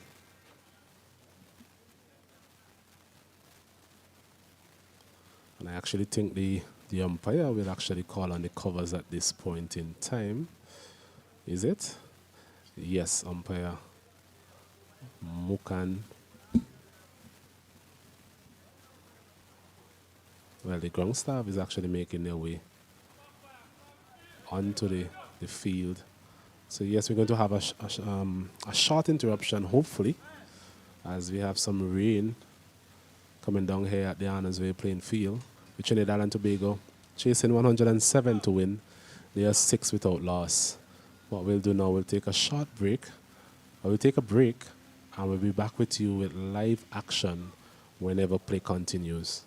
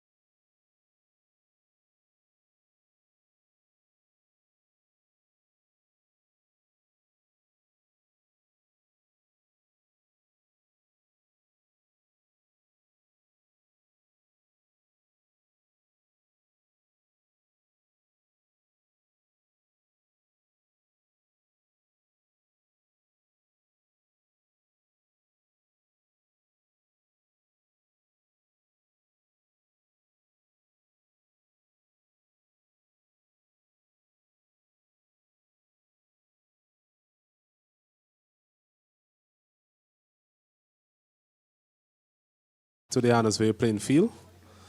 We are about to resume after that rain break. And I've here with me in the commentary box, Kenroy Martin. Kenroy, good afternoon to you, sir. Good afternoon, Osnet, and good afternoon to the viewers of this broadcast. Interesting couple of hours left in this last day of the West Indies on the 19th Rising Stars tournament, Jamaica versus Trinidad and Tobago.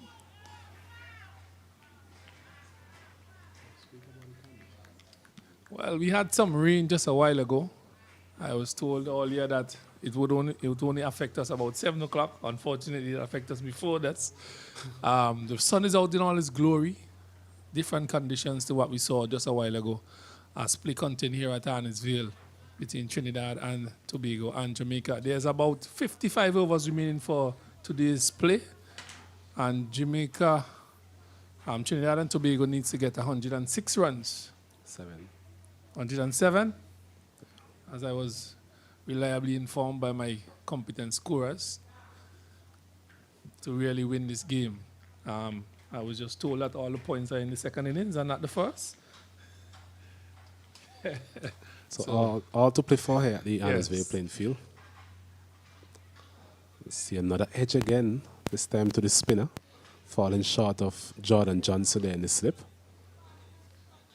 I really don't think this is the approach that Trinidad should be taking at this time. With the overs in mind and the amount of time, I think they should be a little bit more positive in their approach towards this, knowing that you have 107 to get. They have to look to score and really put themselves in a better position. You can't be batting all these dot balls like they did in the first innings, and they would bat themselves into a hole. Well, still, it's, as you mentioned, 55 overs remaining, 107 to get. Just around 2 runs per over, actually. So in no rush, really. But as you mentioned, you don't want to put yourself in a position where you're so negative that you're not able to put away the bad deliveries.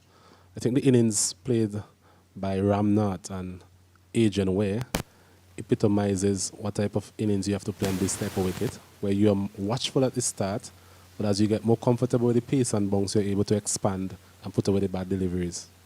Well, over number 1 have been completed here as the resumption. At the resumption, and 6 deliveries were bowled. Trinidad and Tobago needs to get 106. They are 6 without loss. They have batted 4 overs so far. There are another 54 overs to be played in today's play. Edwards is the man with the ball. He's marking his run-up. Will be doing the bowling for Jamaica. But I just think that a more positive approach towards this total would be more beneficial to Trinidad and Tobago. It's a small target, really. But based on how Trinidad has batted and the tournament has gone, I think they need to be a little bit more positive here up front. Acknowledged. So we have Rian Edwards taking the proceedings here from the commentary box N. An interesting ploy as well, Kenroy, to start with the spinner and the left arm medium fast. Well, the thing is that what Jamaica is doing is taking some time out of the game as well. With a spinner and a pacer operating. They don't want to give away too much runs. And you see there's a packed offside field here, not giving away the singles, through mid-wicket and square leg, as Trinidad did this morning. They're keeping things tight because it's a low total. And really they're playing semi-attacking, semi-defensive. So they're just waiting on the mistakes from the batters to capitalize. Absolutely. This one is very close to wide. Umpire Banwari there having a close look at that one and decided to give the bowler the benefit of the doubt. I've seen these sort of games being played, and the line that the fast bowler is bowling, I've seen these played in regional tournaments where the bowler bowls far outside the off stump where the batsman have to come and fetch it. Wides are not being called, and then it puts pressure on the batters to score. So I'm thinking Edwards is doing something similar to that. As you see, 3 consecutive deliveries outside the off stump. He's not bowling straight. He's bowling outside the off stump where the batsman have to fetch it. So somewhat of a defensive ploy, you would say, from the Jamaican team. Exactly. They know they are chasing the 8 ball, but they are allowing the batsman to make the mistakes. They are not bowling to them. They have to come to them. That is the ploy that has been implemented here. It's reasonably early to be going this defensive, though, Kenroy. I think as the leading bowler here for Jamaica, you'll want to see what the wicket has to offer, especially with a new ball in your hand. Again, outside the off stump, same line, left alone. As I said, Trinidad has to be very careful. These overs, they will go rather quickly, and the time is at hand. So, Jamaica's playing to a plan, and Trinidad and Tobago needs to counteract. How long could they do this for? I'm not sure. Well, to tell you the truth, I don't think we'll see much counteraction from Ramlal. He's the type of batter who will just bat all day, has a lot of patience. This one is driving nicely through the offside. Picks up a single.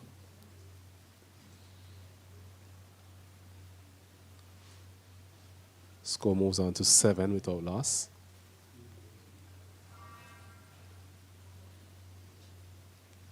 Well, still that defensive attacking field. There's a slip, a gully, square cover, short extra cover, mid-off, mid-on, mid-wicket, square leg, and the fine leg. Traditional field here been implemented by Jamaica. Edwards continue to bowl.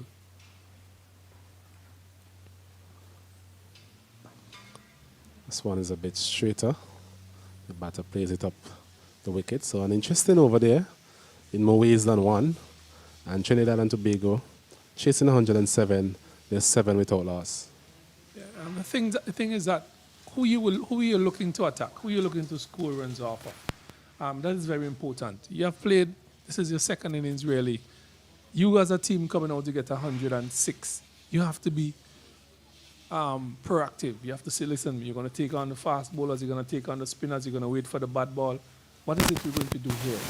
And I think that those are the things that need to be discussed or should have been discussed prior coming out on this playing field. Really, I think that we should have with the pace bowler bowling out a new ball. You could have taken 1 or 2 risks. Going after the new ball, score as much runs as possible, and then in the middle, you could really just play it around and get yourself to that 106 easily.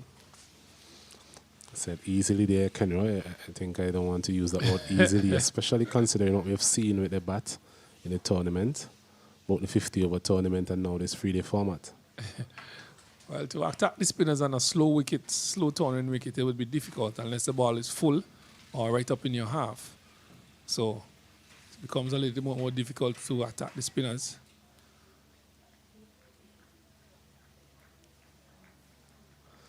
They have bowled the majority of the overs in these games, and they have been very successful. So where do we take that risk, Trinidad and Tobago? Against whom? Well, what we've seen from Alex Hines is that he gives nothing away, really. Hasn't been the most effective bowler on this wicket, but what he has done, he has bowled miserly in the first innings, and he continues to do so as well. So I think Jamaica just looking to keep the scoring at bay with the use of the tactics in terms of the bowling of Alex Hines, and as we mentioned in the last over, the way Rian Edwards started. Well, Jamaica know they don't have a lot of runs to play with, so they are using whatever tactics to keep them at bay, keep Trinidad tight, bowl as much overs as possible at these batters. As he sweeps that one, he's coming down, he wouldn't get to the fence. 2 more runs to the score. By signal by the umpire. And he's now signaling 1 shot, so a big mistake there by the batter. He had all the time in the world to get to his crease, and yet he's grounded short. Little things like these could make a big difference at the end of this game. Little mistakes. Hines continues around the wicket. This one is a good delivery. Just punched out to the man at backward point. That brings another over to an end. So Trinidad and Tobago looking for a total of 107. They are now 9 score? 9 without loss. Number 1 batter is on 2, Ramnal, and the other batter is on 3, really, for Trinidad and Tobago. They need to get to 107 They have just about 52 overs in today's day's play to go. Edwards is the fast ball operating from the commentator's end. Sun is out in all his glory, as I mentioned before. Those dark clouds have disappeared. And really, just some white clouds blowing across. Doesn't have a hint of rain anymore. But cricket is cricket. A lot of things could happen. Edwards, this one is on the body. Change the line of approach. Mid-wicket is now inside. As we see a change in feel, he's now brought a mid-wicket in, and he's bowling straighter. There's a short extra cover, backward pointer, gully, a slip, mid-off, mid-on, a fine leg. So the semi-defensive, semi-attacking feel has been maintained here by the Jamaican skipper. I really think that he has done a pretty good job with manoeuvring and captaining his team here, this Jamaican skipper. Yes, agreed. And even in the first innings, we were speaking about that man at mid-wicket and short cover actually being an attacking position, especially on this type of wicket. Yeah. They would do the majority of the fielding once you bowl proper lines and length. And Edwards is doing that. And those players are always called into action, mid-wicket and short extra cover. This is in contrast to what we saw from the Trinidad and Tobago in their second innings there when the left-arm seamer in the form of Agard was bowling. Actually had 3 slips and a gully, surprisingly. I thought he was heading Lee under overcast conditions. Kensington in Barbados. This one is driven through backward point, just open up the face. He gets 1. I don't think he will get more than that. Throw comes in. 1 more to the total. That goes up to 10. So Yes. who you think that would make a big impact in the second innings, the last innings of Trinidad and Tobago? Is it the fast bowlers or the spinners? Well, I don't want to say that because the spinners have made the most impact. Yes. Fast bowlers have not really done it. Yes, spinners have been the order of the day, really, at the Johannesburg playing field in this game. It'll be interesting to see how Redwood goes. We saw him in the first innings. He was able to extract a lot of turn on his wicket, but he was also very inconsistent, offering a lot of short deliveries and full tosses. Definitely would not, as this one is driven out to the cover region there from Jagasa for a single. He's off the mark after 17 deliveries. Yes, we were speaking about Redwood. He definitely would not be advised to offer the same goodies, as we can call them, to these batters, given the small total that they are actually defending. So his captain will need a big spell from him. I think if he gets the ball in the right areas on a consistent basis, he can prove to be very difficult on this sort of wicket. Yeah, he could be a handful to deal with this slow turning wicket. He has extracted a lot of turn from it in the first innings where he bowled. And every time he pitches that delivery in the right area, he has caused this problem for the batters. He's caused a lot of problems for all batters left and right. So he should be a handful to deal with. And there's another delivery. Just play to that man at short mid-wicket again. Those 2 fielders coming in to play short extra cover mid-wicket.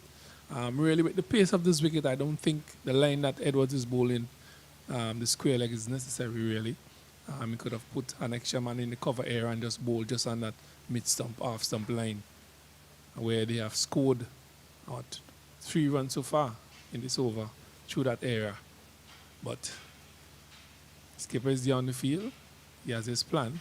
So Edwards continues. Another full toss. Really should have done much better with that, and that is what we are talking about. You have a full toss being given there from Edwards, and he just choked it to the man at mid-off. Yes, and we've seen quite a bit of full tosses in this game. I'm not so sure what could have contributed to such, but it's just rather strange to see so many full tosses being served up by both teams, really. Both the seamers and the spinners have given some full tosses to the batters. In some cases, they have not been punished to the extent that they should. But Trinidad and Tobago, they are 12 without loss in their second innings, chasing 107. Well, early days yet, as you said. Early days. Setting a platform for the others to come. Hines, left arm. Round the wicket. Flighted delivery driven back to the man at mid-off again. No run. So these two have bowled in tandem, two left-handers, both of them bowling around the wicket. The spinner has employed the same technique. Fast bowler is doing the same thing as well. This one is outside the house stump. Cut to the man at backward point, no run.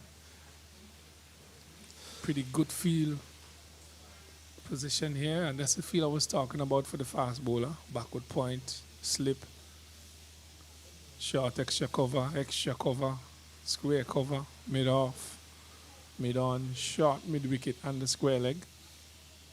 Run saving positions, still can pierce that gap, pierce that field. I think Jakasa is looking a bit anxious here. Normally he's a free scoring type of batter. Seen quite a bit of him in last year's tournament. But in the first innings, he played a rather long innings, out of character really, and we are seeing him again not getting off to a quick start. He's on 1 from 21 deliveries. So he'll be anxious to get going, and I think this is good bowling here from Alex Hines in the form of not giving him anything in terms of to get away to that quick start. The field itself is supportive of that type of bowling. Well, it would be interesting to know how many maiden overs Hines has bowled so far in the beginning of this spell. This seems to be another. Well, he's actually into his 4th over, none for 2. So very economical in this spell. Another over being completed by Hines. I think that you would see a lot of him from that end, knowing the situation of the game and the circumstances which exist here at Arnesville playing field. So another over has come to an end. Trinidad and Tobago, they are 10. 10 without 11. loss, looking for a target of 107, really. A very slow approach towards this target. All right. It's actually 11 without loss. Yes. So that's not correct. a quick start by any means, Kenroy. 8 overs, 11 runs. So if you look at the required run rate, based on the 55 overs we mentioned remaining, just need to be around 2 runs per over. They're actually below that. So it tells you the type of sedate start we've seen here from the Trinidad and Tobago team. Both batters just trying to get into the innings really, in terms of getting used to the pace and bounce and carry of this particular wicket.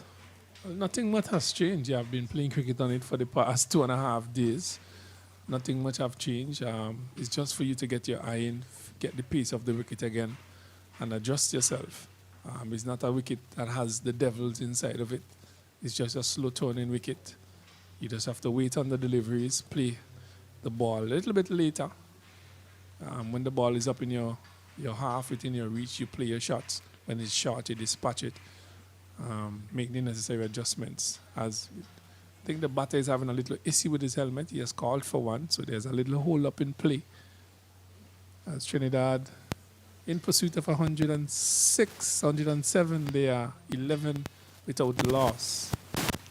We spoke about Alex Hines. I think he has a critical role to play, as you mentioned before.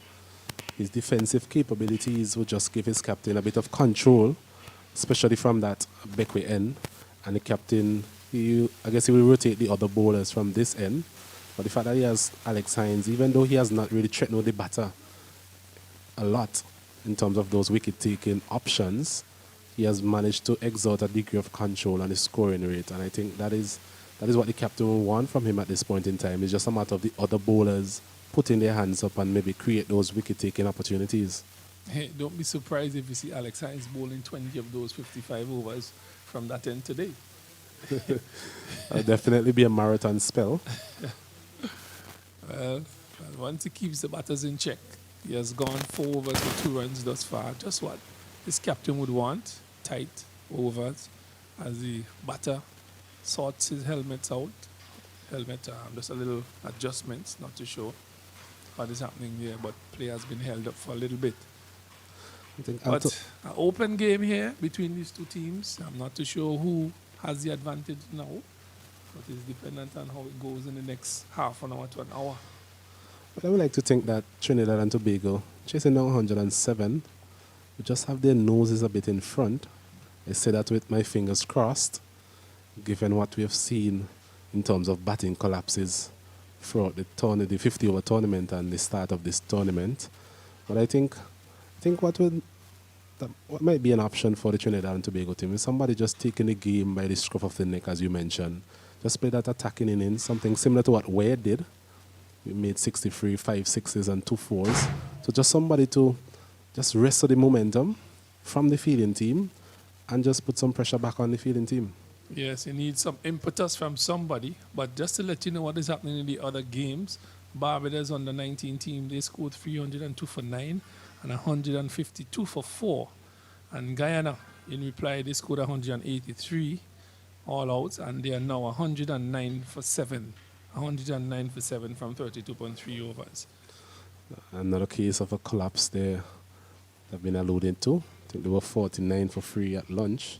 So lost quite a bit of wickets there, Guyana. So Barbados seem to be in control of that one. Still a case of one of these teams trying to wrestle the control in this encounter. As we see Mead, coming from the commentary box end, starts with a short delivery outside the off stump. Ramlal just watches that one go by to be taken by the wicket keeper. So Nishane Mead, he toiled away hard in the first innings. He's a bowler who gives it his all. And just to let you know, in the other game, Windward Islands versus the Leeward Islands, Windwards getting 108 and they are 73 for 3. Leeward Islands got 141 and 111. The Windward Island needs another 72 runs to win with 7 wickets in hand. It's a close one over at Sand Hill. And I think we'll have a close one here as well, somewhere along the line. Well, everything is pretty close right now. Bat and ball is a battle between these two teams. Somebody's looking for a victory, but the team who applies themselves best here this evening will become winners. That's just my assessment of it. Conditions, team that assess themselves better with the conditions, and those who apply themselves, really. The batters need to apply themselves and do what is required of them. Get that 107. The bowlers hitting the right line and length, keeping things tight, keeping the pressure on the batters, causing them to make mistakes. That is what the Jamaicans would like to have. As Mead continue to bowl here, this is a full delivery, just pushed out to the man at short, extra cover. I think that he would have a lot of work to be done here today in that position himself on the mid-wicket. It's Mead attempting that Yorker length delivery. We saw him tried extensively in the first innings to get that delivery right. Ended up getting a wicket off that delivery. So it's a delivery he has in his armory, that Yorker. Just needs to string a couple of deliveries together, get his rhythm going. It's a better delivery on the line of the off stump, moving away. Ramlal forming defense once again. Yeah, and a little sideways movement there at the end of it. He made the adjustments, the batter, squeezing it down to the man at backward point. Mead bowled a pretty tight spell from the southern end yesterday, and he has picked up from that as well and continues to do so. Has bowled 3 good deliveries so far. Yeah, so pace we have seen from this end so far. Mead replacing Ryan Edwards. So I think somewhere in the minds of the captain, he'll be thinking about when can he introduce Nathan Redwood, his leg spinner. I think it would boil down to who wants his game more. Who wants his game more? Is it Jamaica? Is it Trinidad and Tobago? Who wants his game more? It's a cat and mouse at this time. Everybody just waiting for something to happen. Jamaica playing the patient game. Trinidad playing the patient game. Who's going to take the bull by its horn? It's a lot of patience. Probably need a hospital here. Call the doctor. Both team just waiting on the other to make a mess. A beautiful delivery. So we just mentioned in the last delivery that he got a bit of shape away from the right-handed batter. That occasion again, beating Ramlal all ends up. Maybe a case for a second slip, Kenroy. Mead looks good. Hits his line and length hard outside the off stump. That one just really took off, went past the bat, into the keeper's glove, stifle the appeal, but that is the line and length you'll be looking for from your fast bowler. Got some assistance there as well. Haven't seen that much assistance to the fast bowlers. Again, in that nice corridor, fourth stump, carrying to the wicket keeper, waist height. Yes, good stuff here from Nashane Mead, sorry. He's been impressive in this game. As his first over comes to an end, it's a maiden over. 9 overs completed. Trinidad and Tobago moving along to 11 without loss. And situation circumstances may occur here. Trinidad may be playing a patient game, but a wicket or two here could really put them in a bad position. So my thing is that if they start, even in this situation, they have to score as well. They have to score after these deliveries. If you don't keep the scoreboard ticking, you're going to bat yourself into a hole. You just can't be batting like that. You have to score. So Alex Hines it is, into his 5th over. So Ramlal, he's on 4 from 30 deliveries. Jagasa, 1 from 24. As this delivery is leaving this one outside the off stump. So both batters going along at a similar pace. But I guess on the positive side of things, they haven't lost a wicket as yet, Trinidad and Tobago. It's a relatively small total. Just need to get some momentum into their innings. As Jagasa is driving this one, well fielded there by Captain Barnes, stretching out that left hand. Saved a couple of runs.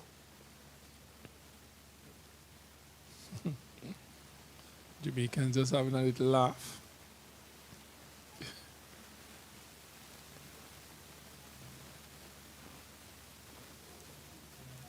Yes, the game just appeared to be going nowhere really. It's at a standstill. Both teams, as you mentioned, just waiting to make that first move. Reminds me of a game of chess. Both team on the defensive. Nobody looking to score. Oh, man. So the weather has improved temporarily. We're seeing the sun coming out in all its glory. A bit of a dark cloud hovering over that left to our left. But hopefully that will go away and we could have a full evening of cricket. Well, it seems as though we would have a full evening of cricket the way things are going here. Very slow. As Alex Hines once again completes another maiden over. Trinidad and Tobago chasing 107, they're 11 without loss. Well, Jamaica just playing it by ear, playing it safe, keeping things tight. Alex Hines and Mead, who has bowled his first over in this the second innings, have bowled a pretty tight spell just outside the off stump. It's done well for Jamaica so far. And Trinidad and Tobago, I think they are the ones, if they ought to lose this game, they are the ones, they have to blame themselves to get 106 on a wicket like this. That should be, piece of cake. But I really can't see that based on how they have played cricket. But it's left to be seen, how they go about things. Pretty slow start. There's no impetus, there's no intentions being shown here other than to block the deliveries. We spoke about as a no ball is delivered here by Mead. Just overstriding a bit. We spoke about the second slip, Kenroy, and we are seeing a second slip there being introduced by the captain. So Jordan Johnson, he goes to second slip, and the captain himself, Brian Barnes, he's there in the first slip region. Yeah, I think the skipper has done a really good job. Yeah, he's a thinking skipper from what I've seen. He's very much aware of the game and the situation and his bowlers. So he has made some very good adjustments. So again, a good line from Mead, just on about the off stump, getting a bit of shape away from the right-hander. Just need to be consistent in that region, and I think he'll pose some problems for the Trinidad and Tobago batting unit. Ramlal, though, is a key man in this chase. Someone who will glue this innings together. 4 from 32 deliveries. It's not a strike rate to write home about. But most importantly, he's there, taking the fight to the Jamaican bowlers. Think anybody's fighting us there? Everybody's just on the ropes. Nobody's on the ropes. Everybody's in the middle of the ring, just firing punches, hitting no one. I think the judges would have a difficult task in saying who's the winner in this fight.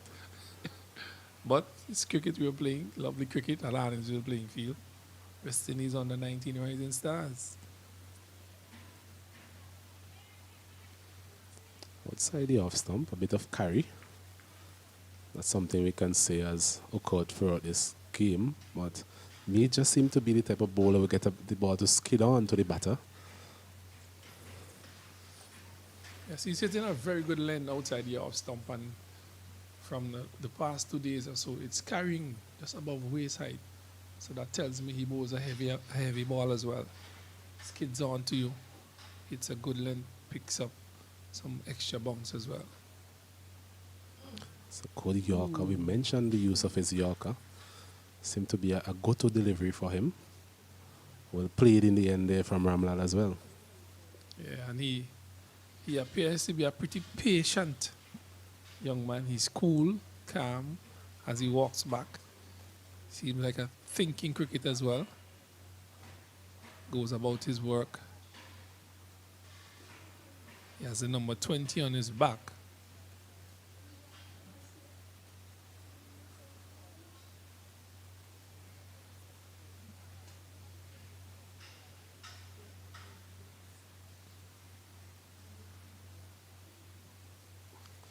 It's a good delivery. A chance for a run out here, and just going to feel that one cleanly. Appears to be Powell. Not the best of bounce. He got there running in. Another good delivery there from Mead. Just getting that one to jump a bit on the batter there. So he's getting a bit of inconsistent bounce.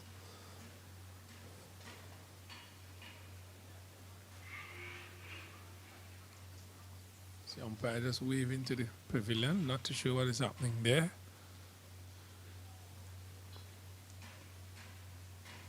Making some contact on his wireless telephone to the other officials. So Mead has bowled a really tight line here just on the off stump. Opportunity just presented itself for a run out, but it was fumbled. So there's Jivens. Powerfully past the man there at mid-off. I think it's Edwards, Ryan Edwards, normally a safe fielder, but such was the power on that delivery. And Jagasa, he gets his first boundary. Trinidad and Tobago, 17 without loss.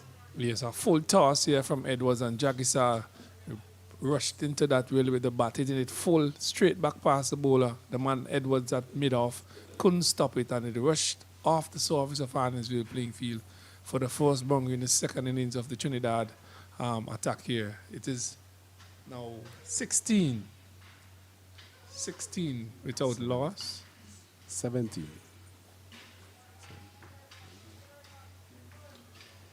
Yes, 17 without loss.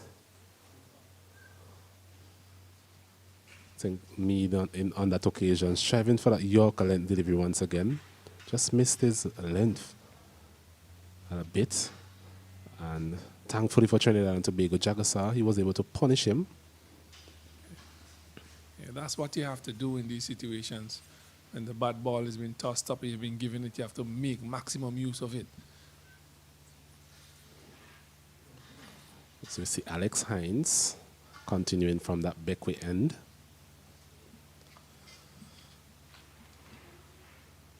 Bowling to Ramlal. So both batters on 5.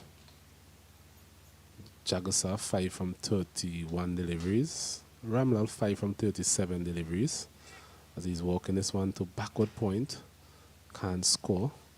Thing about Alex Hines as well, he gets through his overs very quickly.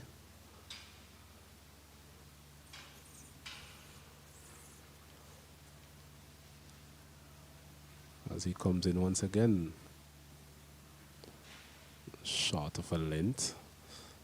Ramla goes back, punches it to the captain there in the covers. Gets Hines into his 6th over. None for 2. So, as we'd say here in St. Vincent and the Grenadines, only 6 overs for Spit, Kenroy. Yeah, doing a fine job for his captain. Tight, economical. Still looking for his first wicket. But a really good job by Hines so far.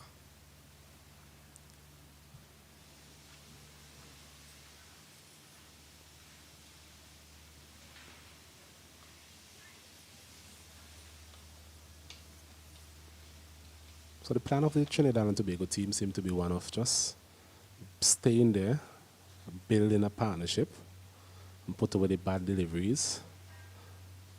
Which is not a bad plan at this point in time. It required nothing to really put any sort of pressure on the batters in the middle. And I think both teams are playing to the same plan. Yes, hence that is why we've seen a bit of a lull in the proceedings. Stark contrast to what we saw earlier at the start of the day with the likes of Adrian Weer and Weatherbourne at the crease, where really started like a train really, muscling some big hits all over the Annesvale playing field. This afternoon, it's been a bit more sedate. Not a lot happening for the bowlers, not a lot happening in terms of the scoring rate as well. But hopefully we'll get a result in favor of one of these teams by the end of this afternoon.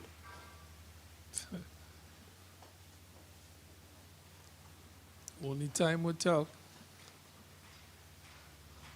So Mead it is into starting his 13th over. Good delivery outside the off stump once again. So he has looked threatening whenever he has landed the deliveries in that particular region. Well played there as well from Jagassar. It's allowing it to go by to be taken by the wicketkeeper Williams.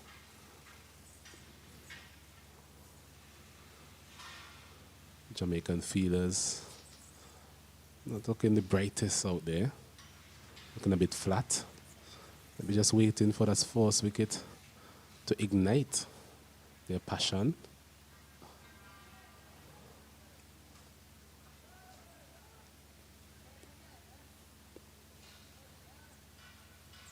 (17) without loss.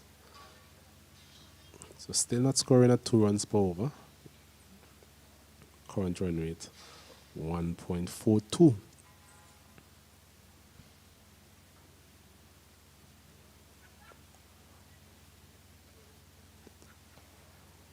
So there's 2 slips. Gully, backward point, cover. Edwards at mid-off. This delivery down the leg side. Is there a bat on it? Yes, it is. A disappointed Jagassar there. A delivery on the line of the leg stump. There was Jagassar looking to walk it down to fine leg. Wicket keeper takes a very good catch there, Trevon Williams. He's been tidy behind the stump. And Trinidad and Tobago, they lose their first wicket. As we see a dejected Jagassar makes his way back to the pavilion. Well, I think he was trying to be careful, really trying to pull into the line of that delivery and touch something. Saw him touching the side of his T-shirt. Unfortunately for him, if that was the case, it went into the keeper's glove. A good catch by him down the leg side. And Trinidad and Tobago has lost their first wicket at 17 for 1. And this is what I spoke about. Batting a lot of overs, a lot of dot deliveries and losing wickets. So Trinidad have gone past their first wicket. 107 to get. 12 overs have been bowled. 17 runs on the board. Still here. A much needed breakthrough there for Mead and Jamaica. This partnership was looking good while it lasted. It's scoring at the best of rates, but they look solid while at the wicket. Delivery again, just getting a bit of extra bounce there, Mead. And you've seen him being able to do such throughout this bowling spell. To show that the ball made contact with either bat or glove. Would have loved to seen it from another angle, but umpire Banwari on this occasion, he judged it to be caught behind. So Trinidad, they lose their first wicket as we see Kyle Ramdu making his way into the middle. Remember, he got a duck in the first innings, was bowled around his legs from the spinner Powell. So he'll be looking for an improved batting performance here in the second innings and hopefully take the Trinidad and Tobago team home. He would be under some pressure after scoring a duck in the first innings. And the situation that exists now, trying to get Trinidad over the line, that's even more pressure. So he would like to get off the mark, get a few runs under his belt as well. But Need has bowled exceptionally well so far for Jamaica. The Jamaicans have been very disciplined with their bowling, extremely. A good delivery, beating him all ends up, beating the wicket keeper as well, down to the boundary. Let's wait for the signal. It's 4 runs, so an opportunity there. The wicket keeper, Trevon Williams there, maybe not picking up the line and the length of that delivery. Went between him and Jordan Johnson there at 4 slip. So a fortunate start there for Ramdu. Mead continues to impress. Yes, a good delivery by Mead, hitting the outer portion of the bat. Just have taken a shape in him, hitting the line and shaping towards the slip, hitting the outer portion of the bat, going between the first slip and the wicket keeper. The wicket keeper was actually heading down leg. Really caught him on the right foot, couldn't make it back on his left, and it went to the fence for 4. So fortune favored the Brave here. Fortuitous edge to start things off for him. He got a duck in the first innings, and now he has gotten off with a fortuitous edge for 4. Yes, surprised to see the reaction of the wicketkeeper there, Kenroy. As you mentioned, he was heading down the leg side. It was a delivery angled in, but at the last moment just managed to get the delivery to move away from the left-handed Ramdu. So he was always wrong-footed to some extent there, the wicket-keeper. So chance going a begging there for the Jamaican team. That would have been a big wicket for them. Kyle Ramdu is one of those free-scoring batters in the Trinidad and Tobago team. As we're seeing a bit of lift from Mead, a very good over, successful one. And Trinidad and Tobago, they are 21 for 1. Yes, he's bowling well, Mead. Bowling from the end. Disciplined bowling right on the off stump. Just on the 4th stump, causing some problems for the batters. And really, unfortunately for him, hit the edge, went between the wicket keeper and the slip, went for 4. Trinidad and Tobago are now 21. 21 for 1. Just about 13 overs have been bowled. They have a maximum of 55 overs to be bowled in this innings. Still a lot of time in this match. A lot of overs to be bowled. So we definitely will get a result in this match, I believe. I can't imagine Trinidad and Tobago batting all these overs and not reaching 107. That would be a real attritional afternoon of cricket. As we see Alex Hines continuing from this end, this Beckway end. Just doing what he has done all match, really. Being real miserly with the ball. Not trying anything extravagant. Just bowling the ball on a good line, a good length. Making it difficult, really, for the batters to score freely. Packed offside field as well.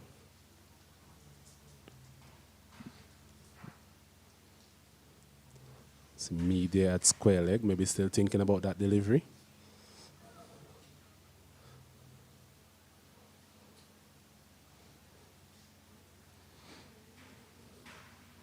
Hines into his 7th over. Figures of none for 2. The runs have dried up on that end. Totally dried up. I don't think the runs were ever flowing, Kenroy, from that end. Well, nothing is flowing from that end. Nothing at all from Trinidad perspective. Everything is just being tight, tight. Good bowling here by Hines. Again, forward defensive. Dot delivery. But you mentioned he might be in for a very long spell. I would like to agree with you as well on that. As we see the ground staff once again, so another interruption seemed to be on the way in terms of rain making their way across to the covers. Not seeing a lot of dark cloud from where we are at, but they will know the conditions better than us here at the Annesville playing field. And it's another maiden over from Alex Hines. Trinidad and Tobago, they're 21 for 1, 14 overs completed. This is a situation that you have to pay attention to as a player, as a team. Trinidad and Tobago and Jamaica. Rain may play a role in this game. This is the second interruption we are seeing for the afternoon. The forecast is estimated to have rain at 7 o'clock, but we had rain already early in the day. We are looking to have a second interruption, and with 106, 107 to get, they are 21 for 1, and 14 overs have been bowled. They have a maximum of 55. So with the interruptions now, as he calls the covers on, those overs may be reduced, and things may become a little tighter for Trinidad and Tobago. And that's why I was keep saying a while ago that they need to have a push on. They need to look more positive in their approach to the game.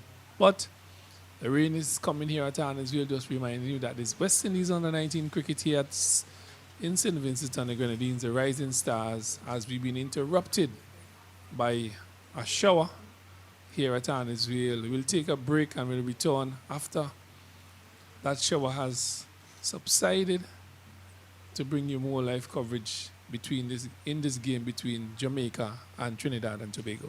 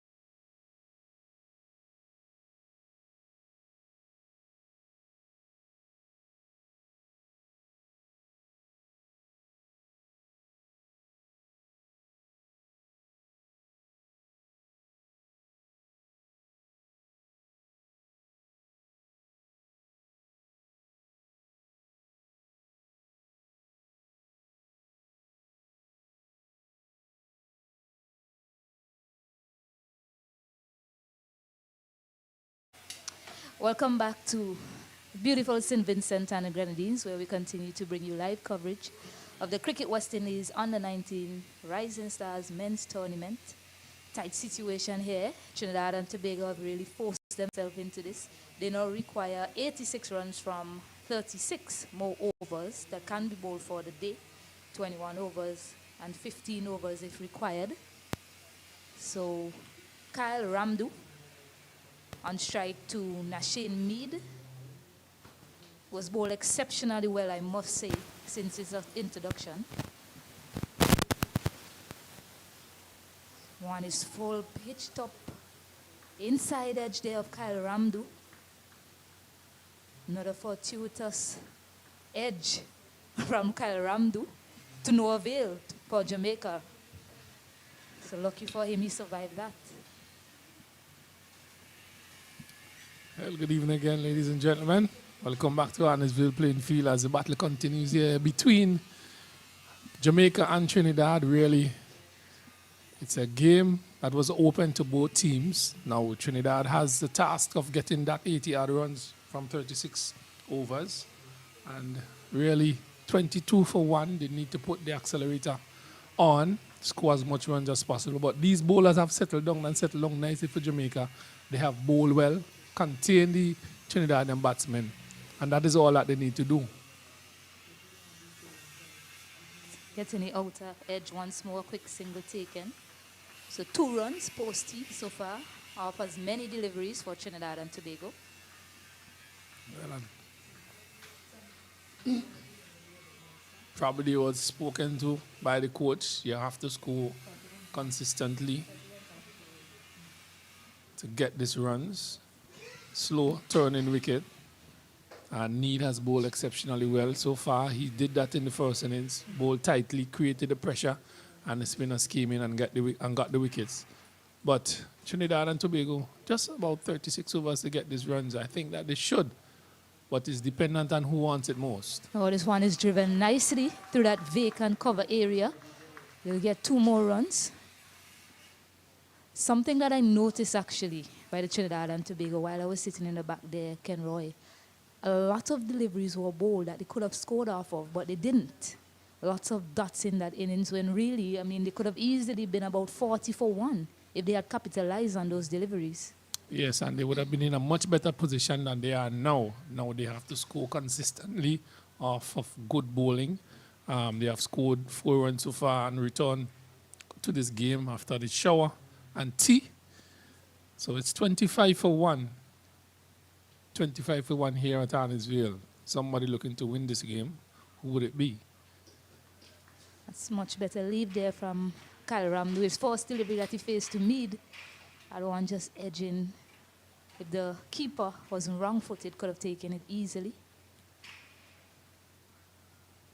Yeah, that was a good delivery. Unfortunately, the keeper was on the opposite side. Couldn't get back on his left side. Went between the first slip and him and went down to the boundary. A fortuitous edge by him. But he's still there, battling for Trinidad. 25 for 1. 14 overs completed. Another 35.2 overs to go into this day's play. That one is just behind of it and plays it down to the man at gully. Jamaica, the field set in 2 slips, a gully, a backward point, short extra cover. Mid-off is pretty much short. Mid-on is there as well. There's a square leg and there's a fine leg. Orthodox field for Mead.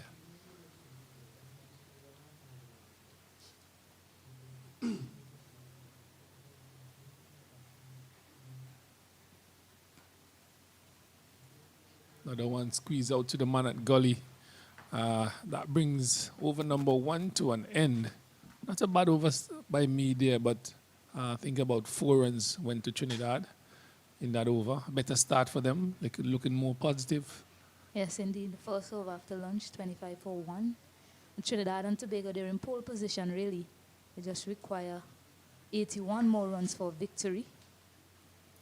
82 more runs for victory at this point in time. So it's up to them really to take this game on. I mean, Nick Ramlal, he's been there, and I'm not too disappointed with the way he's going, really. I think the other batters coming in should look to batter around him, if I can say that. And he can be the one to just try and, stay and poke things around, get the quick single, get off strike, and the other batter should take the game on. I'm surprised that they haven't taken on Alex Hines. They've really allowed him to bowl at them today. I mean, he's bowled 6 overs or so and only gone for 2 runs. And certainly deliveries were bowled that they should have put away. It's Hines outside the off stump. Continues to be tight and measly. Ramlal still there batting. Small fella in stature. Does he have the ability to walk that ball off his hips, play it down to mid-on, mid-off, and get off the strike for the others to bat? Left to be seen. He's bat a lot of dot deliveries like that. Speaking of walking balls off his hips, in the first innings, he was out trying to walk on onto the onside. So I don't think we'll see that shot coming out anytime soon, unless it's absolutely dead on the onside. It's a delivery that pitched on the leg and turned across him that got his wicket in the first innings. Again, uppishly shot to the man at cover. There's a backward pointer slip. Cover, extra cover, square cover. So the packed offside field here, mid-off, a mid-wicket, a mid-on, and a square leg. Packed offside field here for Ramlal. He's there back and tries to get through that cover area. Little tease in there for him. Know him to be a very defensive player. 3 dot balls in a row. Hines continued to bowl well for Jamaica. Jamaica just sitting back, playing the cat and mouse game, keeping things tight. Another delivery that is played forward by Ramlal. Not looking bothered too much.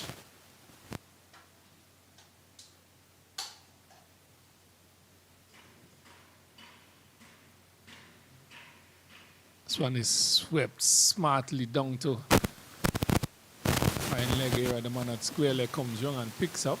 That brings you over to an end. The first signs of any sort of intent really shown off Alex Hines throughout his spell. So the first run scored off him for quite some time.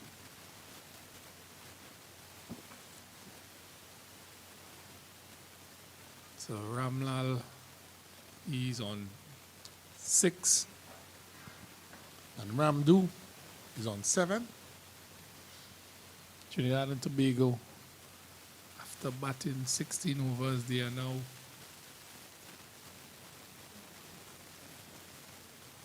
26 for 1.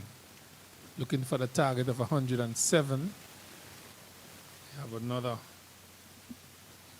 34 overs remaining for the day.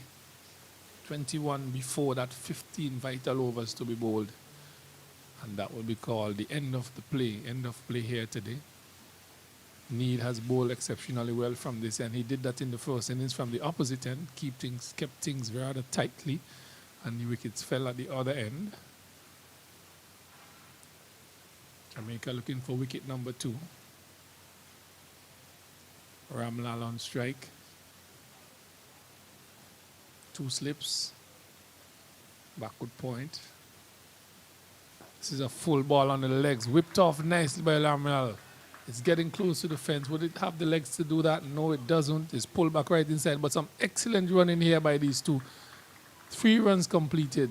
So some intent being shown here by Ramlal and Ramdu from Trinidad and Tobago. Yeah, Errington line on that occasion was mid and helped him walk nicely into the gap from Ramlal. Get things going here. So the scoring rate has picked up somewhat post-tea. They're hoping they can continue to do that throughout the rest of this match. It's 29 now for 1. 16 overs have been bowled. So need to pick runs when they are on offer, these two. I know Ramdu is more of an aggressive type batter, so I expect to see him playing some shots. It's good line and length. Just outside the off stump. Need, that's what he should be bowling. Not trying to get too full. Can't be looking for wicket or ball. Be smart about it. Just on the good length outside the off stump, back of the length. and allow the batter to come to you. You've been doing that all afternoon. Should keep doing that. Trinidad and Tobago now 29 for 1.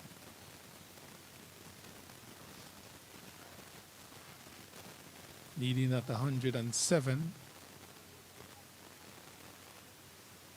This one is full again up into the block hole. Squeezed out.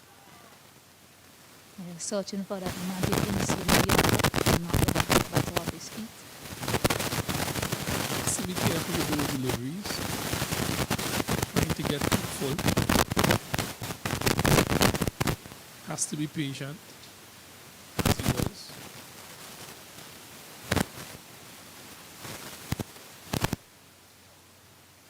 It's bowling around the wicket. 2 slips, a gully, a backward point shot, extra cover, mid off. This one is full again, squeezed out to the offside. It's amazing now that he's bowling fuller. The skipper has given him 2 slips. He was operating on that back of a length line that got the edge of Ramdu. Force ball that he bowled to him. Now he's resorted to bowling it fuller. He hits the deck really hard. He's getting more bonks compared to the other seamers I've seen on show, even when it hits the glove of the keeper. So if you can just maintain that line and length that he's been doing well with so far. This one is ill-directed, played off the pads. I'll wait on the signal of the umpire to see if he got any bat on it. So leg by signal there.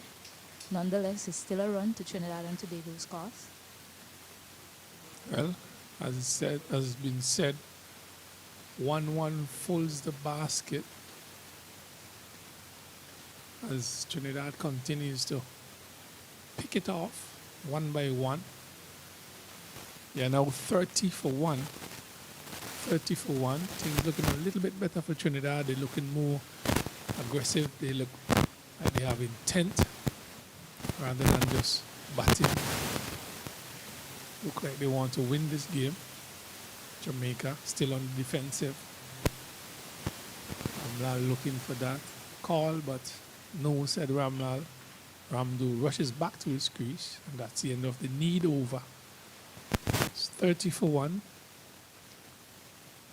Trinidad and Tobago in reply to Jamaica's 107 on the last day, last 2 hours of this game. Things are looking pretty much even Stevens here in the West Indies under 19 Rising Star tournament at the Arnesville playing field. The sun is back with us here at Arnesville. The clouds have disappeared and we are having cricket, lovely cricket.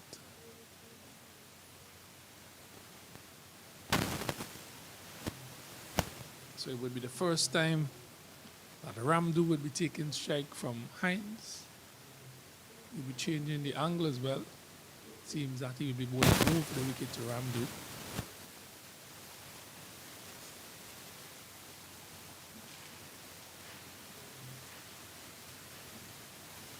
As a man being employed at square leg, really not fine leg. Square leg, deep mid wicket, short mid wicket, long on. Hines over the wicket, straight to delivery. How many overs so far? Hines has completed 8-4. He has bowled 8 overs for 3 runs. Hines bowling a really tight spell. This is over number 9.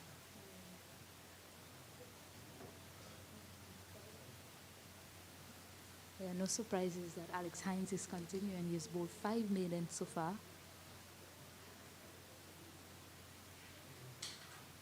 I remember my co-commentator Osmet saying of the overs that remain in Alex Hines might bowl about 20 of them.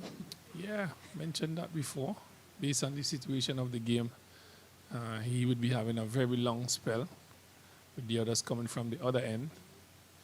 This is his 9th over. 3 runs have gotten from him so far. That is very economical. So Jamaica thinking that we don't need to change, that is working for us. So we should continue with him. It's the end of his over there again. Final ball, 1 more delivery, 5 dot deliveries again. Yeah, they do say if it's not broken, why fix it? However, Trinidad and Jamaica, they need wickets to win this game. While, Again. while the Trinidad and Tobago batters are respecting him, they're not trying to score off him. He hasn't really threatened them in terms of any wicket-taking deliveries. But it's with hope that, or for Jamaica, really, it's with hope that Alex Hines, the batters might lose some patience and try to go after him, and that then might bring about a wicket. Well, maiden over number 6 have been completed by Alex Hines. He has bowled 9 overs so far for 3 runs from the southern end. Jamaica, 107 posted. Trinidad and Tobago, 30 for 1.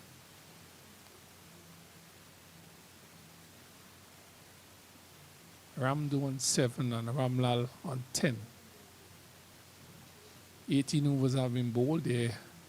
Just before the resumption, there were 36 overs remaining, inclusive of that 15 overs. 21 overs need to be bowled before we get to that point.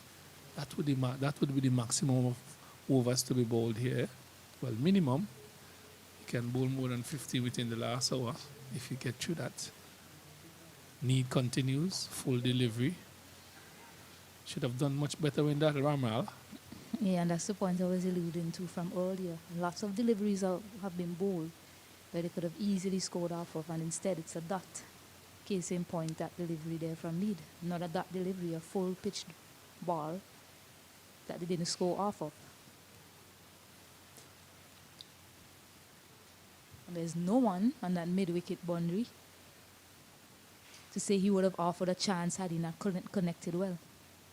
So definitely could have freed his arms on that occasion, Ramla.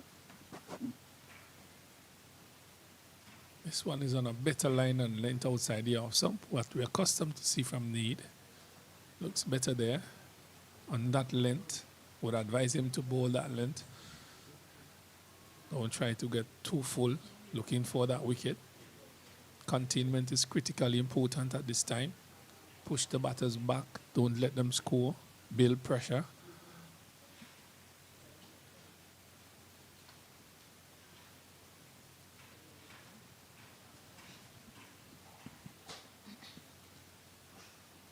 This one is down the leg side, taken by the wicket keeper.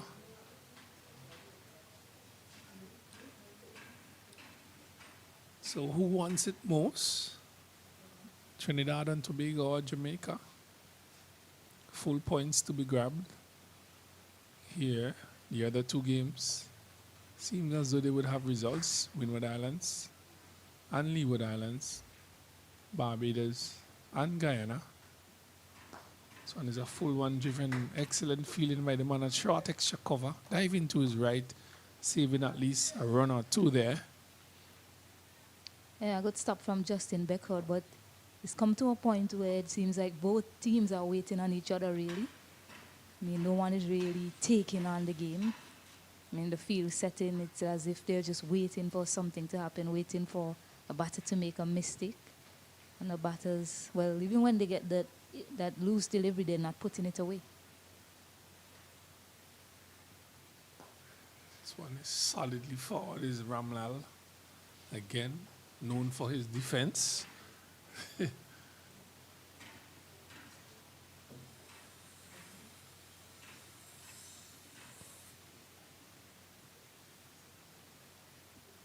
Maybe the plan is to bat time, tire out the bowlers, and just have Jamaica panic a bit more. I mean, as I mentioned before, Trinidad and Tobago, they're in pole position here. 30 runs on board, 1 wicket down. Oh, there's a loud appeal. Not out, says the umpire. Ramlal survives that appeal. Trinidad and Tobago, 30 for 1.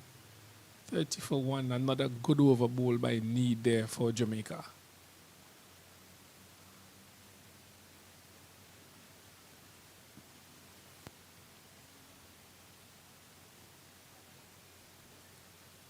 Game evenly poised.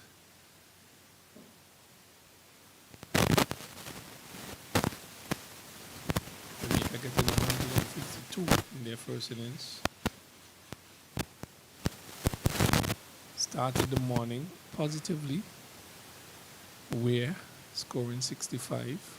Well played 65 to him. Then team collapsed just after lunch, giving the Trinidadian just 107 to get. Hines continues. Measly Hines. Not a top delivery. Has completed 6 meetings thus far. In a spell of 9 overs, 3 runs have been taken off his opponent. This one is down the leg side. Waiting for a signal from the umpire. They have crossed for 1. Back for 2. Bye. So that's a mistake on the keeper's behalf. Not gathering cleanly. Only 2 byes. 4 moves up to 32.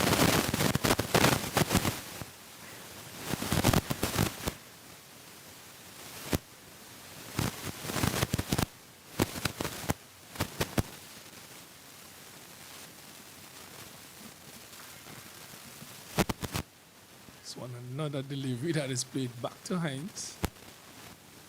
Keeps racking up those dot deliveries for Jamaica.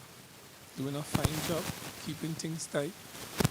A question to Trinidad and Tobago. If Hines continue to be his miserly self and get another bowler to partner him at the other end that's bowling similar, will they take on any of them? That's a question I think that they'll need to answer at some point in time. Because right now, Hines is doing a job for his team. No one is trying to take him on. What if another bowler comes on at the other end that does something similar? I mean, Mead is bowling marvelous. He's really toiling away for his team. But at some point in time, they'll have to give him a break. So maybe they'll look to target that bowler. It's left to be seen. Actually, I'll have to do something.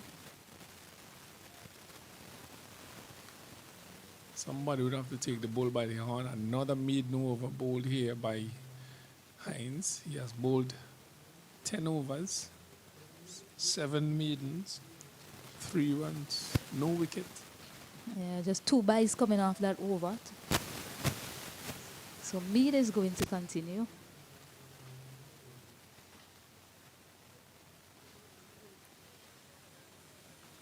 Seventeen overs been bowled in this innings thus far, 32 runs. I'm seeing Weer being pushed out to fine leg on the boundary. 2 slips still in place.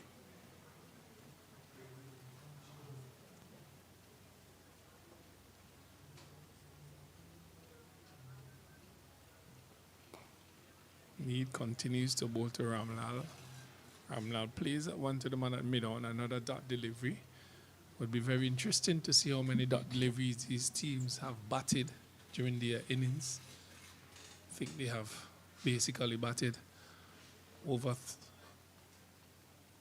3/4 of their overs, probably maybe dot deliveries. They have not scored much of the deliveries. And that's a cause for concern. These young batters need to maneuver, learn to pick up their singles, have a momentum, not just batting, stopping the ball, not looking for a run. Cricket is the team that scores the most runs, always wins. Yeah, indeed so. But with the field change, with Weer going back to fine leg, I wonder if a surprise short delivery is going to be bowled in this over. This might not be a bad play of all the bowlers, and sure Mead has gotten it to bounce more.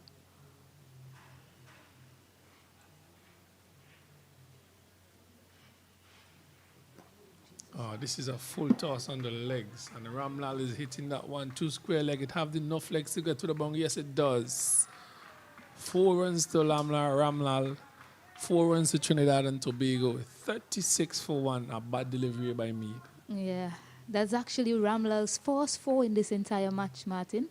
So congratulations to him. He should raise his bat. You saw Virat Kohli when he scored a 4 in the match against West Indies. He gave himself a fist pump. Well, Ramlal will be happy for that. Finally getting past the ropes. There's an adjustment now to the field.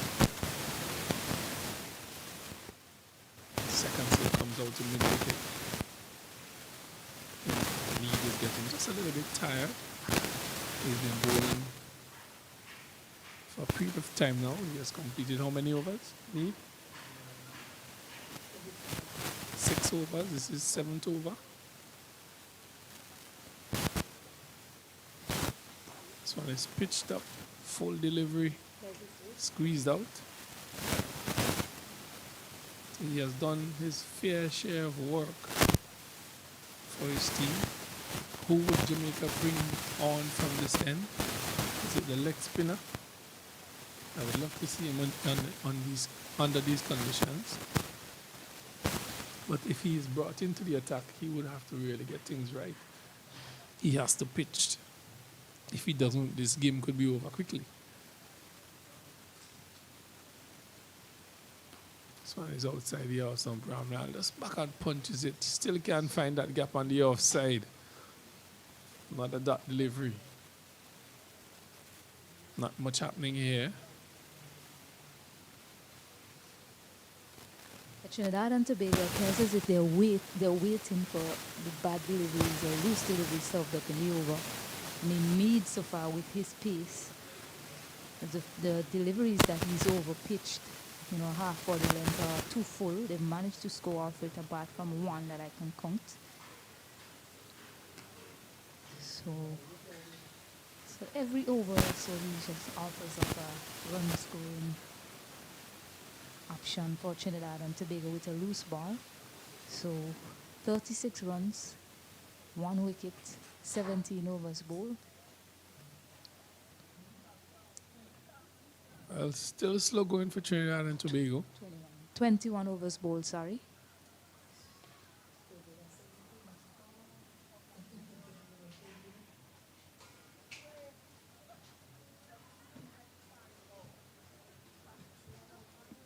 Twenty-one overs bowled in this innings. Trinidad and Tobago, 36. I think we're going to see a marathon innings from Alex, a marathon bowling effort from Alex Hines unless the Trinidad and Tobago batters takes him on. He's going to continue bowling.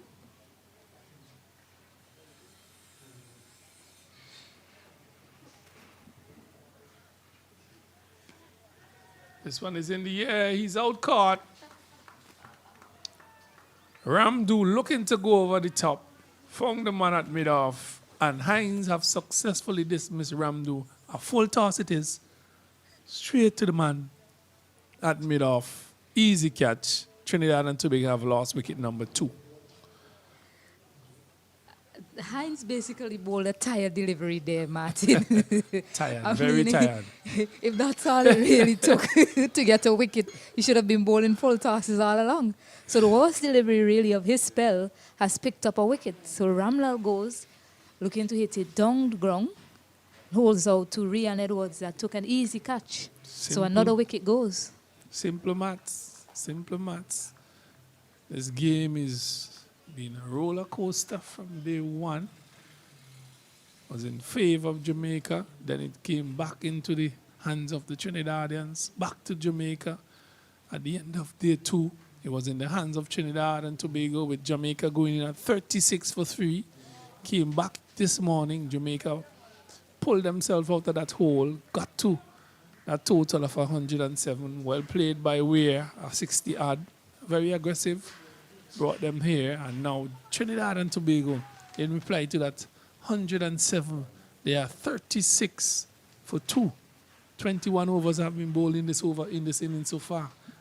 Yeah, so Rajiv Ramnath is there in the middle. He made 65 in the first innings. So I believe the game might start again here. Martin might see some action. He had a partnership with Andrew Rambaran. And they were able to score freely in that innings. I mean, it's a tighter situation. It's more intense. You're chasing a score for victory. So let's just see how Rajiv Ramnath approaches things here against Alex Hines, first of all, and the rest of the bowlers. Well, Lightning don't tend to strike twice in one place. But Trinidad would like it to do so today. As Hines continues to bowl tightly, picked up his first wicket. Fast delivery. pushed out to the man at short extra cover. That's the skipper. He has done a really good job. The way that he maneuvers his feelers. The way he thinks. This one is outside here. Some smashed. Over cover. Fine style to get off the mark. 4 runs to him. 4 runs to Trinidad and Tobago. They need more like that. Yes, absolutely superb from Rajiv Ramnath. Not allowing an opportunity to score go by. Has launched this one up and over the infield. Over pitching on that occasion was Alex Hines. Well, I could say that's another tired delivery from Hines. And Ramnath had no problem in dispatching that ball over cover. No one moved into the fence before. What a way to get off the mark. Fine shot. Bad delivery. This one caused him to get back on the back foot. Looks a different player than the others. Looks like he wants to get on with it. 40 for 2. Over number 22 been bowled here. This one is a straighter delivery by Hines. You have switched sides from over to around. Want to bowl a little closer to him, not giving him any room. Slip a backward point. Short extra cover. This one is on the body. Tries to turn it to mid-wicket, but the man is in the way. So the over have come to an end. A wicket and a boundary. So a sort of a mixed bag over from Hines, but good for Jamaica still.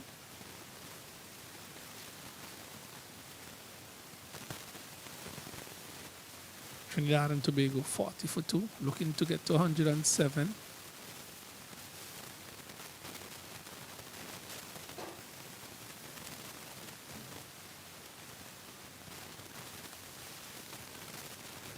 Needs another 67 runs here this evening to bring them victory. Just before play started back, he had a maximum of 36 overs to be bowled. 21 before that, required 15.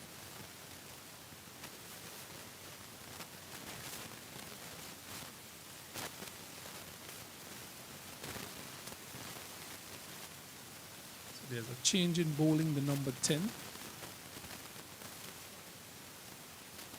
has been introduced for Jamaica.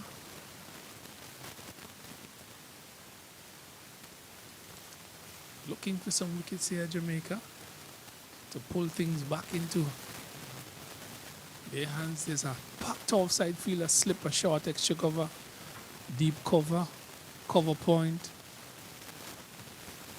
mid wicket, square leg. This one is down the leg side.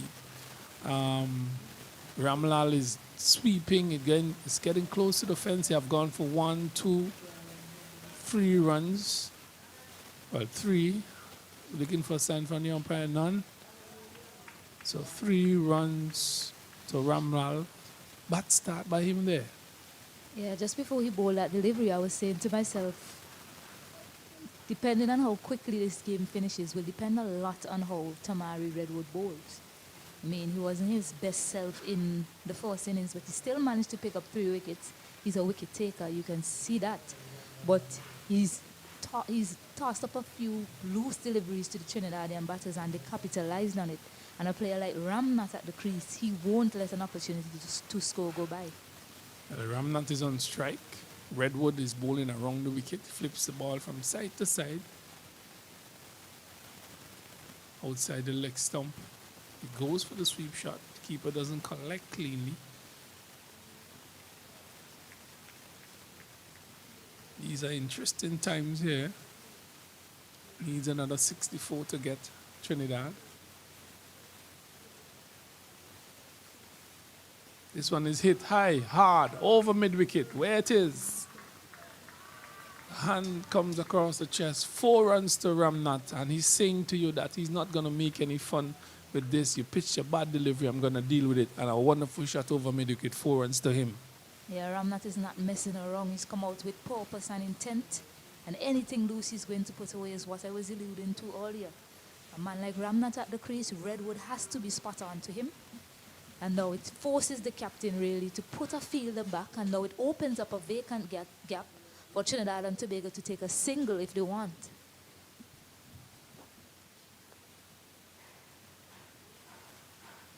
Well, as easy as that. Redwood. This one is turning nicely. Smart cricket. He's calling for one. He's looking for two. I don't think he would get it. He has intentions of getting runs. This Ramnath got a well-played 50 in the first innings, and he looks good in the second innings. He have rushed up so far to 17. Yeah, almost as if I can predict the future there, Martin. You could Right try. away, the gap is open. Take a single. It's a good batting from Yes. Ramnath. Smart batting by him as well. Needs to stay there to bring Trinidad home in this game. This one is torn again nicely. Bad line delivery. So some good batting here by these two. Smart cricket. Not trying to do too much, but taking what is offered to them. It's something similar to what Weer and Wedderburn did to Trinidad and Tobago when they were bowling. A few boundaries were hit, showing that positive intent to score and that ability to put away bad deliveries have opened up gaps in the field where Trinidad and Tobago can just walk it and take one or even two. Well, Trinidad and Tobago have gone up to 49 for 2. Ramnath rushed up to 17. Ram doing 8. This one is pitching, oh my God, and spinning across him into the keeper's glove. That is how good he is when he hits the line and length. Exactly, and that's what you get with Redwood. Unfortunately, he hasn't been able to hit that line and length consistently for Jamaica. So 49 for 2 at the end of the over. Speaking of line and length, somebody needs to get into the action here. It's 49 for 2. 49 for 2. Trinidad and Tobago looking for that 107. Hines has just picked up his first wicket. Bowled his first bad delivery as well. Got smacked for 4 and got a wicket off one of them as well. He's back on that line outside the off stump into the keeper's glove. Keeping things tight, really tight feel on the offside, slip backward point, short extra cover, backward, square cover, mid off, Hines around the wicket. He's pulling, crashing into his pad. No, to the man at square leg, bubbled out there. So Ramnath looking a little bit more aggressive, looking to score. Yeah, indeed. I mean, the delivery was on the line of leg stump, so really should have been put away. Unfortunately, he made connection, but not enough to beat that man at square leg.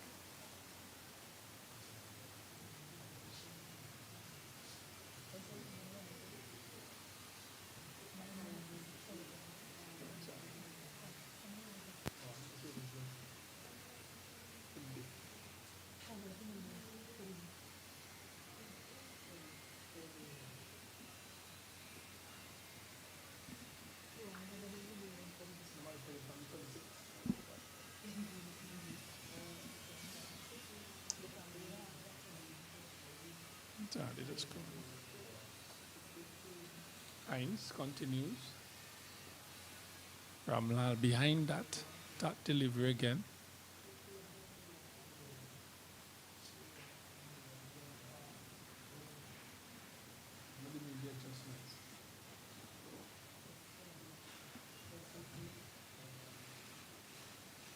From outside the awesome. There's a loud appeal. He's out caught behind. So Hines have picked up wicket number 2. Ramlal goes back. Trinidad and Tobago 49 for 3. A short delivery outside the off stump. It kept low and into the keeper's glove. A very good catch by him. Trinidad have lost wicket number 3. This game, it seems to go from left to right, and we really can't call it. Can we call it, Stacey? Can we? The game has now arrived at an imponderable stage, Martin. Cannot say who is going to win it at this point in time. Trinidad and Tobago losing the key figure of Nick Ramlal, looking to take on Alex Hines. Really, what did him in the end was the lack of bunks. Didn't get up as much as he expected it to. Looking to cut it, just getting a thin edge through to the keeper. So the partnership that really did it for Trinidad and Tobago to get them up to a score of 191, Andrew Rambaran and Rajiv Ramnath. So once again in the middle for Trinidad and Tobago. They'll be hoping that they can continue that form and take them to victory.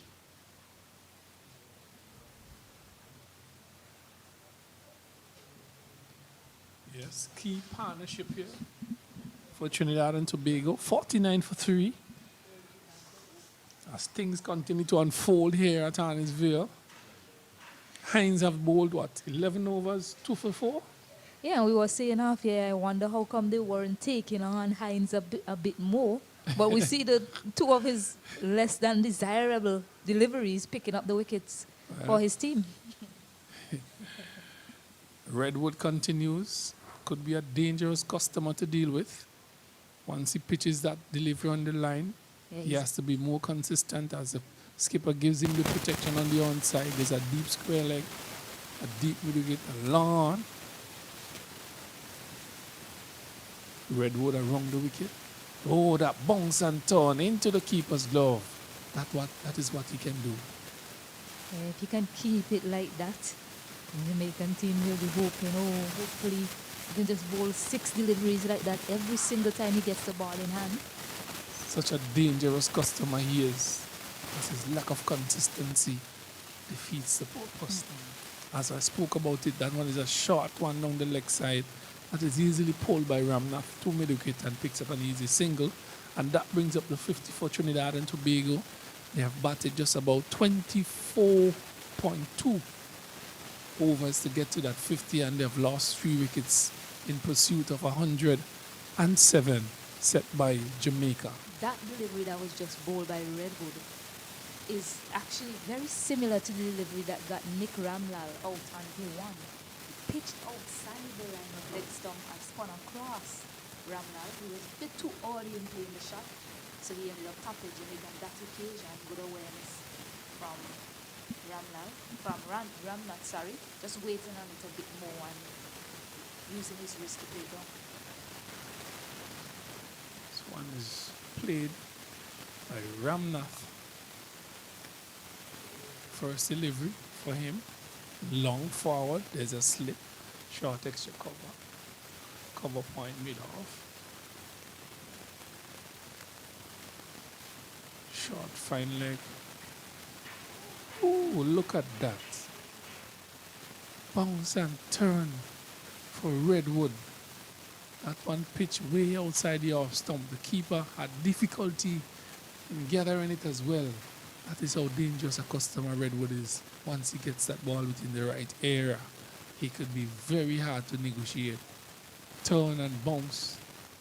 Leg spin from around the wicket. Looking for wicket number 4 for Jamaica Redwood. Very attacking bowler. This one is outside the off stump and he just pushes his pad outside and plays it to the man a short extra cover. Well, a 50 came up as well for Trinidad and Tobago in this over.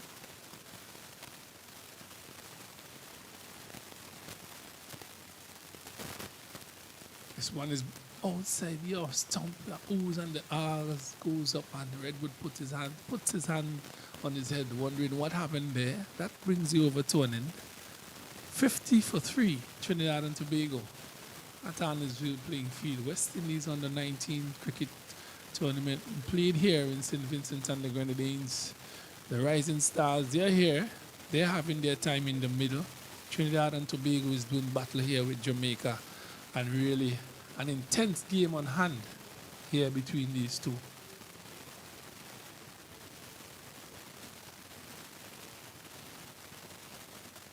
So Hines is going to continue. I mean, he had to come all the way from square leg to come in and bowl. Not far out, but the fact that he's bowling so many overs, he might as well stand next to the umpire. You know that he's going to be the next one, the bowler coming from the other end. Well, he could probably mark his spot. Hines around the wicket. Left arm. Lanky. Have some height.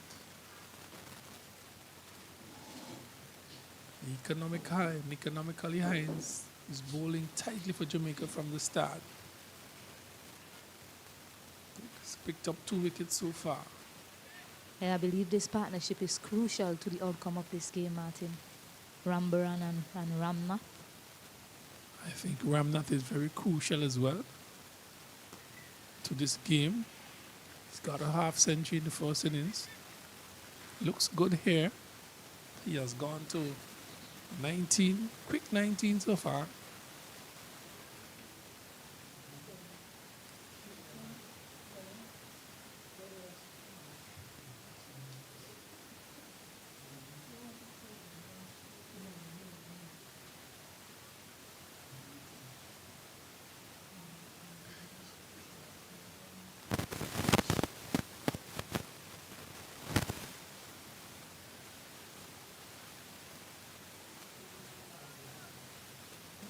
Dead ball signal by the umpire. Probably a bit of chatter around while the bowler was running in. You know that you can't have that in cricket. Has to be dead silence around when the bowler is coming in.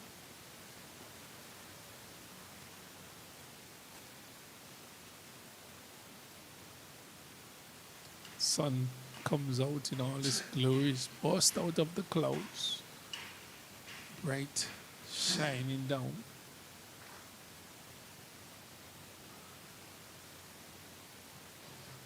Hines continue to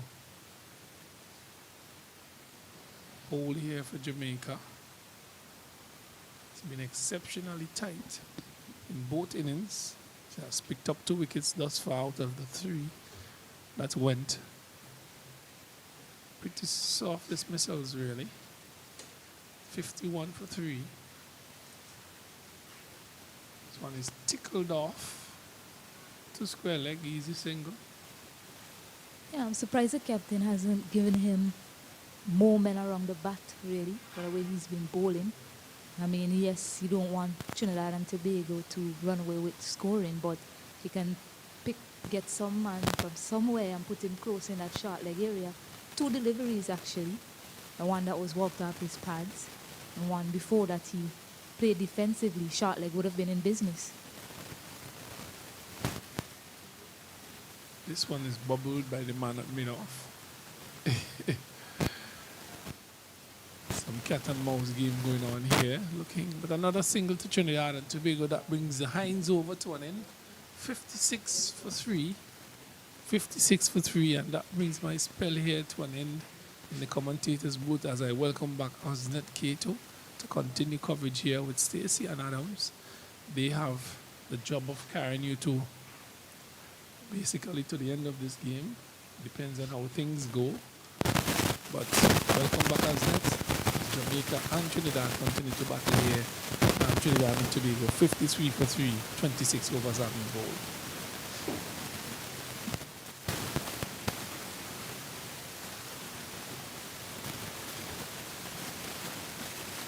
Yes, good afternoon to you, Stacey, and good afternoon to all our viewers. Interesting last session here in this Cricket West Indies Rising Stars Under 19 tournament. Trinidad and Tobago looking to really drive home the advantage here. Jamaica looking to make that road as difficult as possible for these Trinidad and Tobago batters.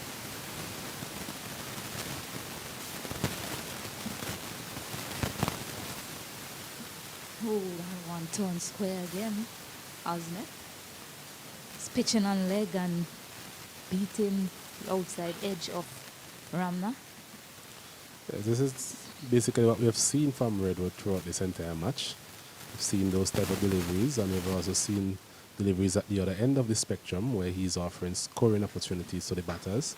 So he just needs to be a bit more consistent once again, beating the right-hander there, delivery pitching way outside the line of the leg stump. So he's definitely proving to be a threat here this afternoon.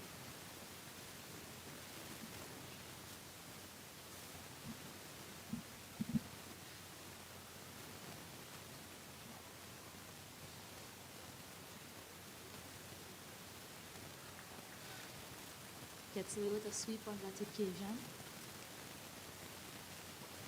So 53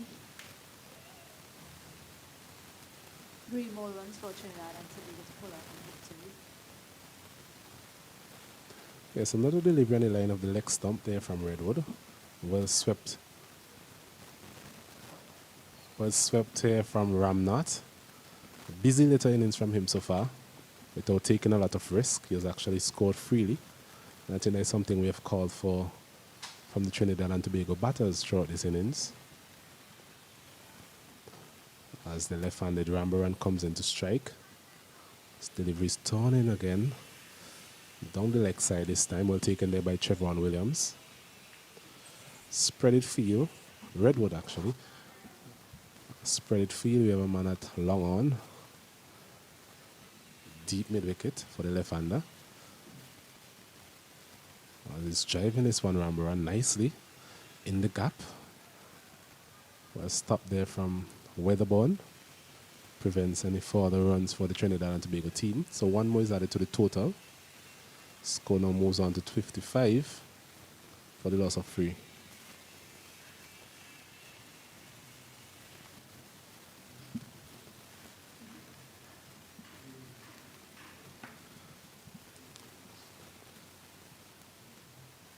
Well, we were speaking about the use of Redwood on an earlier stint. You're wondering when the captain will decide to give him a bold. This one again is turning appreciably from the right-handed Ramnot.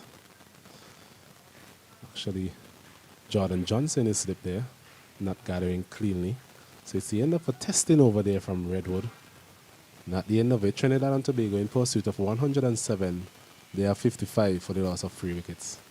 Yeah, he had Ramnat driving on that occasion. Not too sure if it took the edge or if it turned that prodigiously. He's been turning the ball a lot to Redwood when he gets it in the right area. But no reaction from anyone around the back. So for that delivery, spinning all the way to Jordan on that occasion.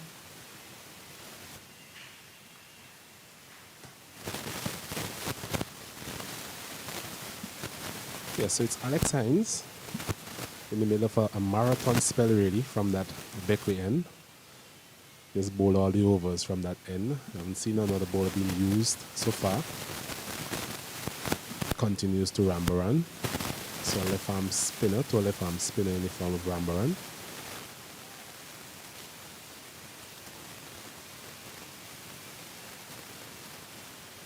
Ramnat there on 13 from 19 deliveries. Rambaran is on 2 from 9. Just looking to get a partnership going once again.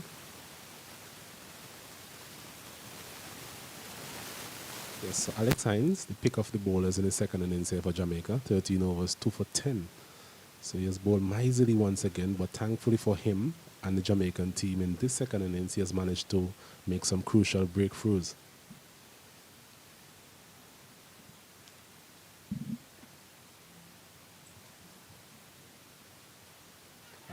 It's a good delivery there, beating everyone. A flighted delivery. Haven't seen a lot of those from Alex Hines. But on this occasion, turning between bat and pad there of Rambaran, missing the wicket keeper as well. 2 more runs added to the total, 57 for the loss of 3. Yeah, we've already acknowledged out there, Osnet, that Hines bowled quicker. Hines bowled the quickest of all the spinners on show, really. And that's why he hasn't been getting a lot of done on that occasion. Just slowed it up a bit and beating everyone.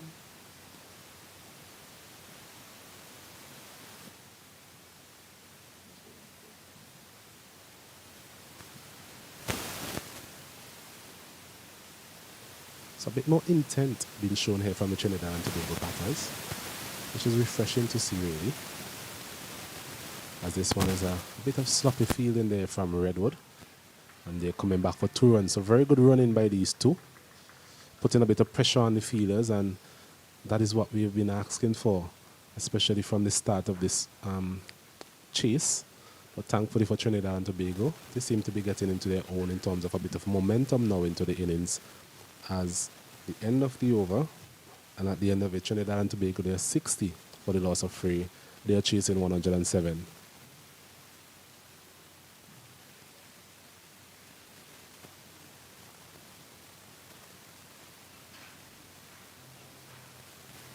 Yeah, another delivery that he actually took the pace off on that occasion, Hines, and it kind of came off the inside edge of Rambaran. So again, not in full control when he slows it up. So he might be thinking of mixing up his pace a bit more when he comes back onto bowl. But we're saying when. It really should be if, but we believe that he is going to continue bowling from the other end. Yes, I think it's a situation of Hines being given specific instructions. I think what we've seen from him in the last over, maybe he's more, because he got those 2 wickets, he's in search of more wickets. So he's thinking about varying his pace a bit more. At the start of the innings, maybe he was more about containing the batters, hence the way his trajectory was different. As we see in Redwood once again getting appreciable turn here at Annesvale. He has done so in the first innings, and even here in the second innings he has managed to actually get maybe the most turn being extracted on the surface.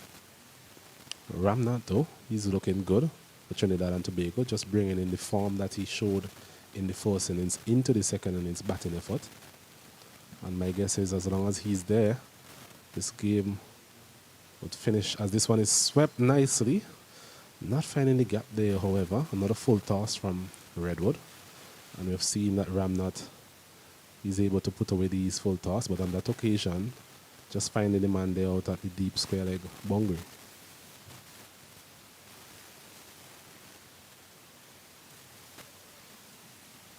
It's only Wickets that can save Jamaica. Redwood has the ability to produce wicket-taking deliveries. No deliveries that Lee Curtney has picked up a wicket for him as yet. But in between that, he's throwing deliveries that the batters find easy to put away. So it's really about the balance now for Jamaica. If they can continue with him, he's not picking up a wicket for them. Absolutely. We had this conversation even in the first innings. He's really like, I don't want to say captain's nightmare, but it does give the captain a lot to think about in terms of the state of the game and how well they can actually utilize his bowling to deal with this particular situation. As it's a full toss again, and Rambaran will feel disappointed on that occasion that he missed out. Yes, the captain, on one hand, he knows that Redwood has the ability to actually give him a breakthrough. What we're seeing from Redwood is because of his inconsistencies in lines and lengths, he has offered maybe a bit too much opportunities for the batters to score as well.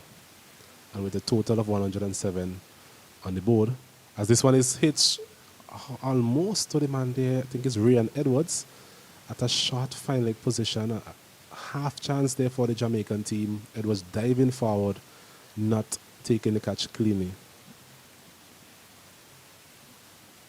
It's really been the trend in this inning so far. Delivery that was short, almost, well, nearly getting another wicket for Jamaica team. Just short of the diving mid there at square leg. I'm wondering if Rambaran wasn't mindful that he was there. Didn't really put a full-blooded pull shot as such. He just looked to walk it onto the onside. As Ramnath again is sweeping this one. So it's a shot he has employed against the leg spinner. It carries an element of risk to it, given the turn that we have seen from Redwood. But so far, he has been able to make the most of those deliveries. And he gets himself another single. The score moves on to 63 for the loss of 3 wickets. Yeah, so far, his selection on which deliveries to sweep has been spot on. It's as if he knows when it's going to turn square, when it's pitched outside the leg stump, almost prescient in his approach to Redwood so far, Ramnath. So he's picked the correct deliveries to sweep and has left those deliveries that have turned past his edge. So Alex Hines, as we predicted, is going to continue.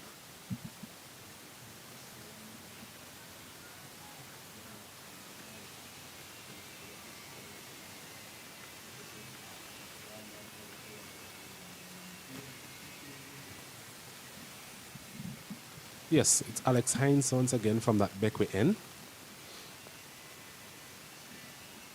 Coming into his 15th over. So we mentioned a marathon spell. Marathon continues. 2 for 13 so far. So less than 1 run per over. definitely has placed his hand up for his captain here this afternoon. As Ramnath is going over the top, a safe shot in the end, not making the type of connection he was looking for. But thankfully for him, evaded the man there at mid-off and mid-on. So once again, that intent that we've seen from Ramnath from the get-go continues here against Alex Hines. Yeah, miscued really. One of the few shots that he's mistimed in his innings so far. Luckily for him, no men were in position to take a catch.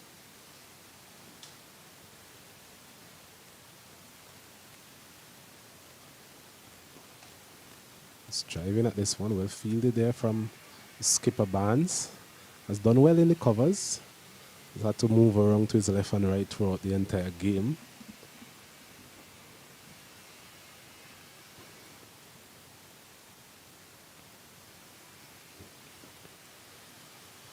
Not again punching his full delivery down to mid-off where Powell fields. And there's no run. So Trinidad and Tobago, they will have their eyes set on a target of 107. Started the innings slowly, in fact very slowly. Sedate start.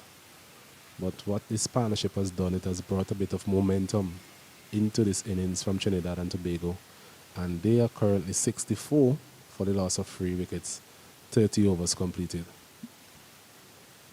Yeah, with 43 runs more required, Trinidad and Tobago definitely in the driver's seat.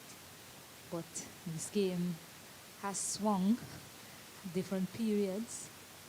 So they'll be hoping that they can continue to be in pole position. Jamaica on the other hand looking for breakthroughs. They continue with Redwood, hoping that he can produce some sort of magic for them. You mentioned magic. A bit of magic is definitely needed for the Jamaican team.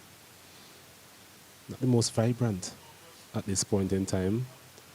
Just waiting for something to happen. Hoping that Redwood can produce that in this over as Rambaran is driving nicely but straight to the man there. Beckford in the covers. So they require for the 43 runs. Yes, 43 runs. To win this game. Trinidad and Tobago go in this first round of the Cricket West Indies Under 19 tournament as Rambar is using his feet, a bit risky there. Never really got to the pitch, but thankfully for him, he got some bat on it. Walked it out to the man there at square leg. So definitely posing a threat here, Redwood, with his leg spin, turning back into the left-hander. Rambaran will definitely need to be careful, be selective. Once again, he's sweeping this one out to the man there at deep mid-wicket, which I think is a relatively safe shot given the ball is coming back into the left-hander. So another single is added to his tally. The tally of Trinidad and Tobago goes up to 65 for the loss of 3.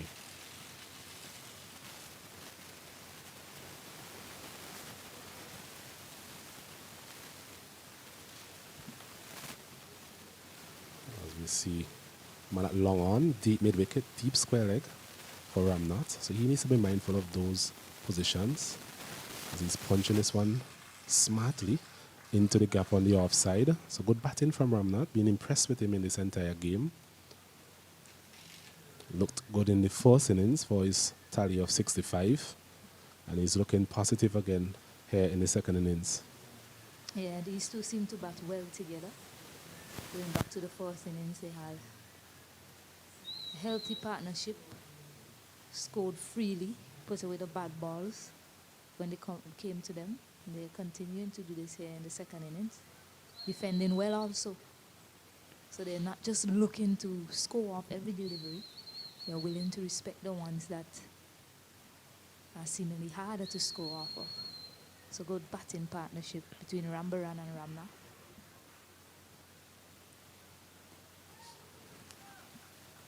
As you see, another over being completed here from Redwood.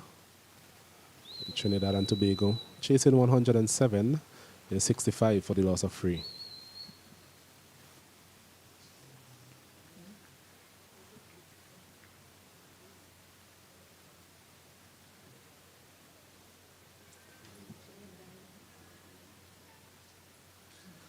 Windies.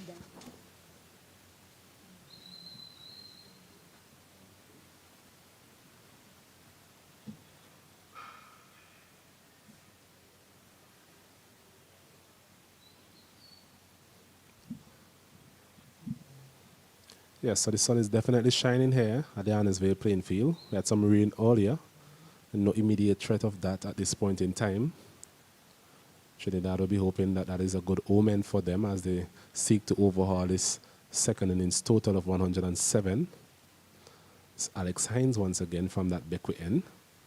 Ramnath is driving up to the man there at mid-off for no run. It's just to give you an update in the other games. Windward Islands chasing 145 runs for victory. They require 3 more runs to win with 2 wickets in hand.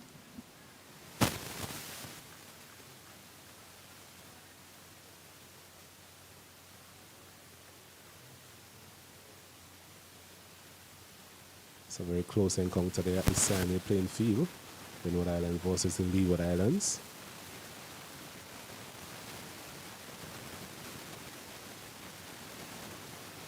I think the other game between Barbados and Guyana, that was close as well, almost finished.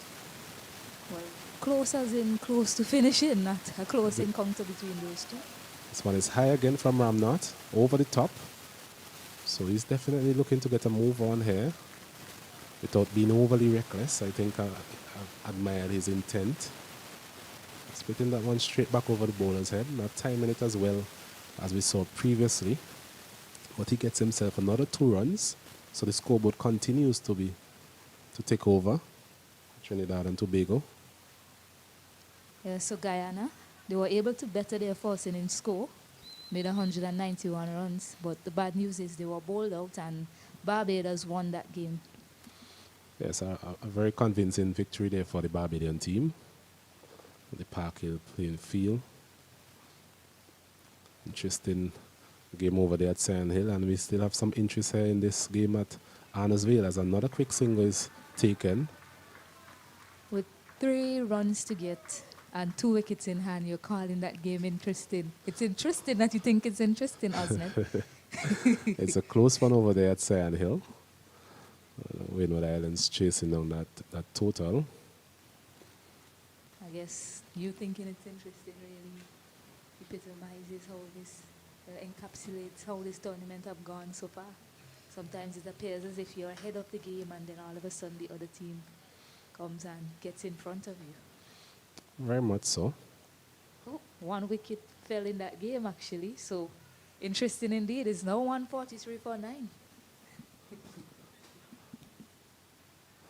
As over here at the Arnesville playing field, another over has been completed. And Trinidad and Tobago, they are 68 for the loss of 3. Rambaran, he's there on 6 from 21 deliveries. Ramnath is there 21. 69 actually. So 69 for 3, sorry. Having some technical difficulties earlier in terms of the score. But 69 for 3, Trinidad and Tobago. They're chasing 107 for victory.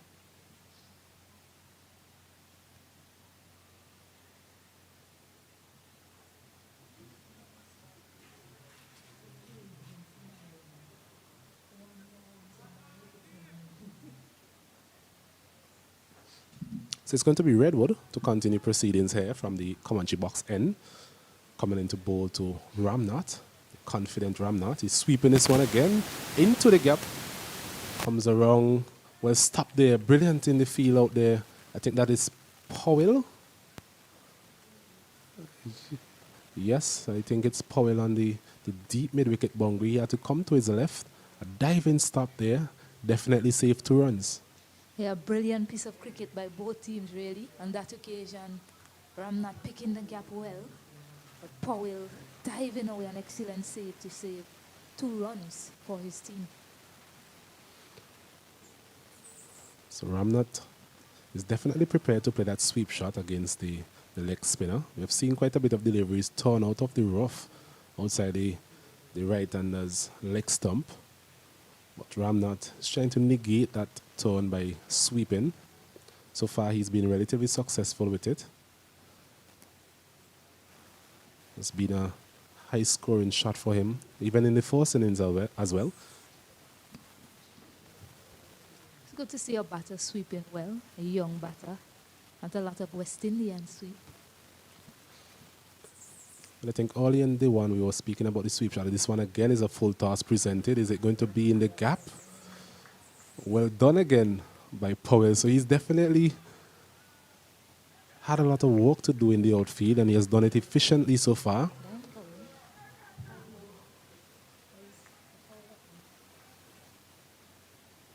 Running to his right and definitely saving 2 runs there as well. So good fielding in the outfield from the Jamaican fielders, not giving any free runs here for the Trinidad and Tobago batting.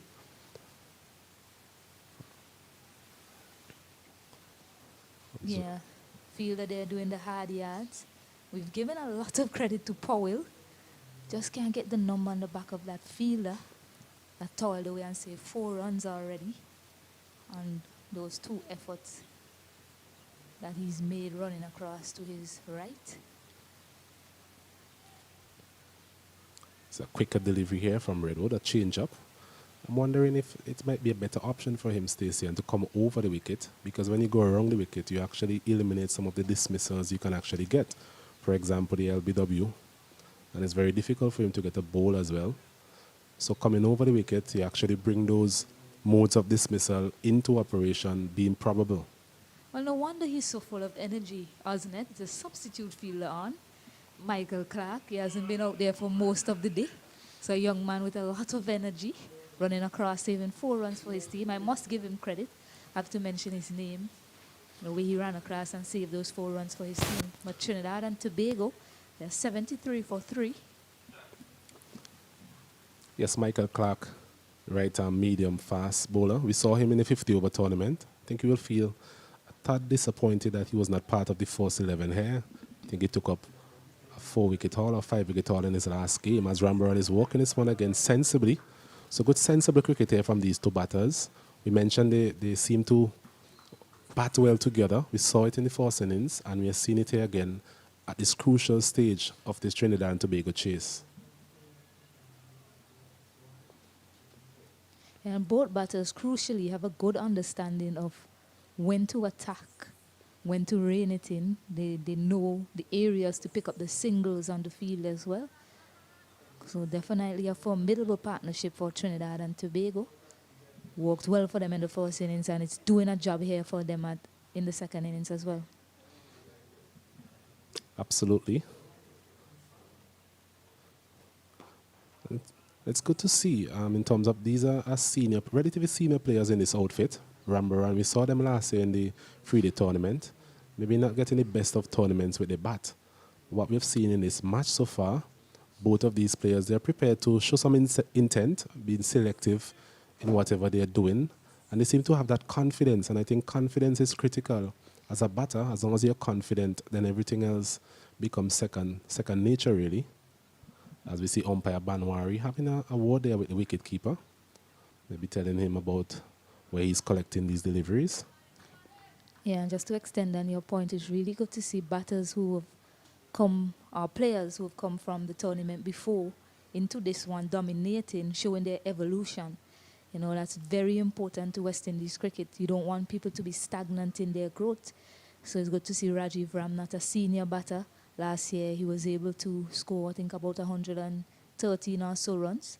Wasn't able to get a half century. In fact, no batter in Trinidad and Tobago's batting unit was able to get to half century in last year's tournament. But this year, Rajiv Ramnath has achieved that. So job well done to him so far. As this one is punched, but the man there at an extra cover region, Jordan Johnson, just coming around and saving the single. So it's the end of another over there from Alex Hines. He completes his 17th over. Trinidad and Tobago, they're 74 for 3. They require a further 33. Yes, 33 runs for victory here at the Annesville playing field in this round 1 game between Jamaica and Trinidad in the Cricket West Indies Rising Stars Under-19 tournament.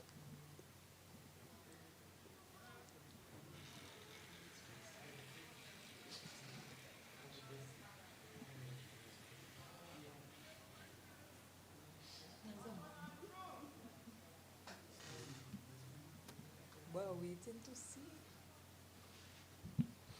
Just awaiting an update on that Windward Island game. As for those of you who are interested. Well, As we it see. depends on what sort of fan you are. If you are a Windward Islands fan or a Leeward Islands fan. So, guess it's going to be good news and bad news either way. I'll make that announcement shortly. Yes, I'll keep you waiting a bit longer, Osnet. It's going to be Redwood. It's going to come into bowl to Rambaran. Seen a change in the field. You know, having a man there at silly mid off and silly mid on, so a bit more company for Rambaran around the wicket. And Captain Barnes here sees the need for a wicket being very important. I think the break in this partnership, as we mentioned, is going to be critical if Jamaica are to have any thoughts of getting back into this contest, as he's sweeping this one, Rambaran. He's coming back for a second good run in there. For a second, Alex Hines, I'm not sure if he's tired after that marathon spell. Didn't really attack that ball in the outfield. And Rambaran there being mindful of that and took the opportunity to come back for a second. So good running again from these two. 2 more runs added to the total. 76 for the loss of 3.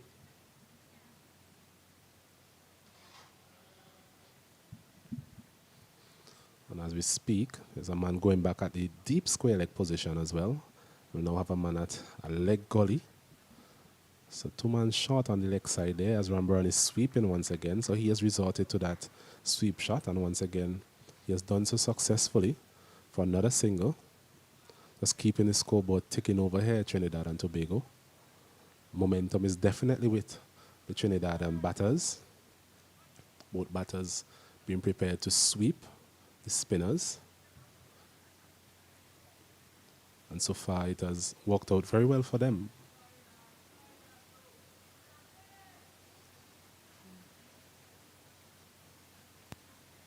77 for 3. Require for the 30 runs.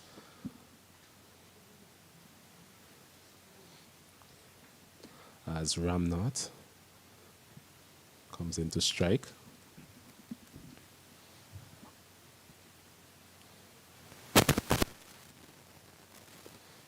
Slighted delivery on the line up the next time. Ramnath on the watch for.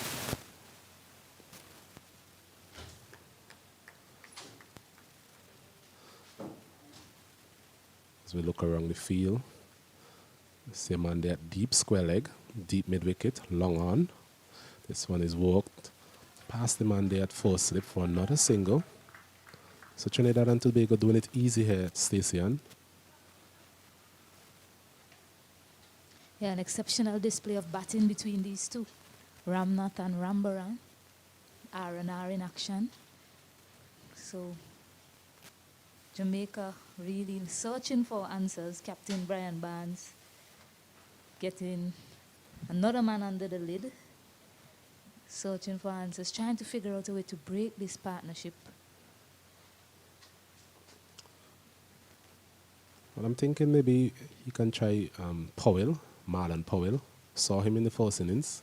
Got the ball to turn as well. This one is walked fine. Down to a short fine leg position. So 2 more runs again. So batters here just being able to walk the ball into the gaps. That man that you mentioned, Marlon Powell, almost getting into action in the field. And one just evading him, his outstretched left hand. So it's 80 for 3, Trinidad and Tobago.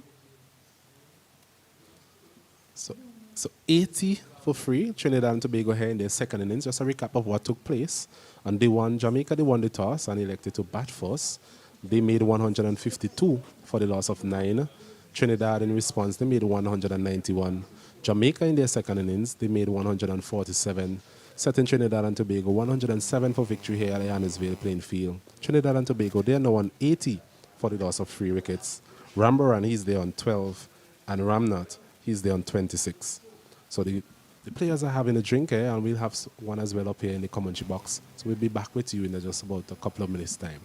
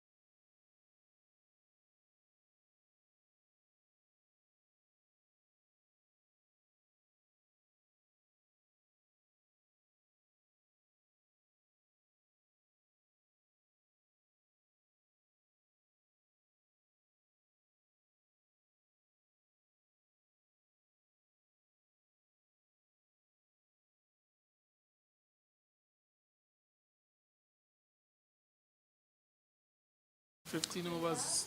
Yes, good 27. afternoon and welcome back to the Annesville playing field. The players refreshed after that water break, I hope. Jamaica will be hoping that that water break signal a change in fortune for them as they seek to get some wickets here and get themselves back into the game. As we see Alex Hines once again. So he has been a constant from that Beckwith end.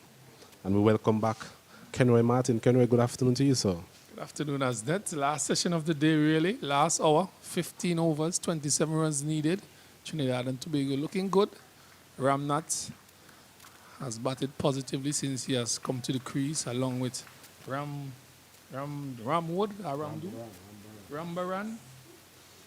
The names are getting, Ramnaran and Ramnat. Batting for Trinidad and Tobago. A lot of R's there, Kenroy. The R's confusing you a bit. But you mentioned Ramnat batting positively, and that is what we spoke about on our previous stint. Positive doesn't necessarily mean being reckless, but what we've seen from these two batters is the ability to put the ball in the gaps, run hard, and put away the bad deliveries. That is all we ask of batters to do, and they have done it very well. He's on 27 and one is on 12, supporting role as well, sensibly. Trinidad need to get to that total. They need to take Trinidad to that as well. It's attempting a sweep here, Rambaran. Hines into his 18th over, so he has bowled non-stop, really. Must be a very fit young man. Said it all, yeah. You might be bowling a marathon spell from that end, from the outlook of things. Figures of 2 for 19 so far, so he has done a very good job for his captain. Captain will be hoping that there's a one final twist in his tail.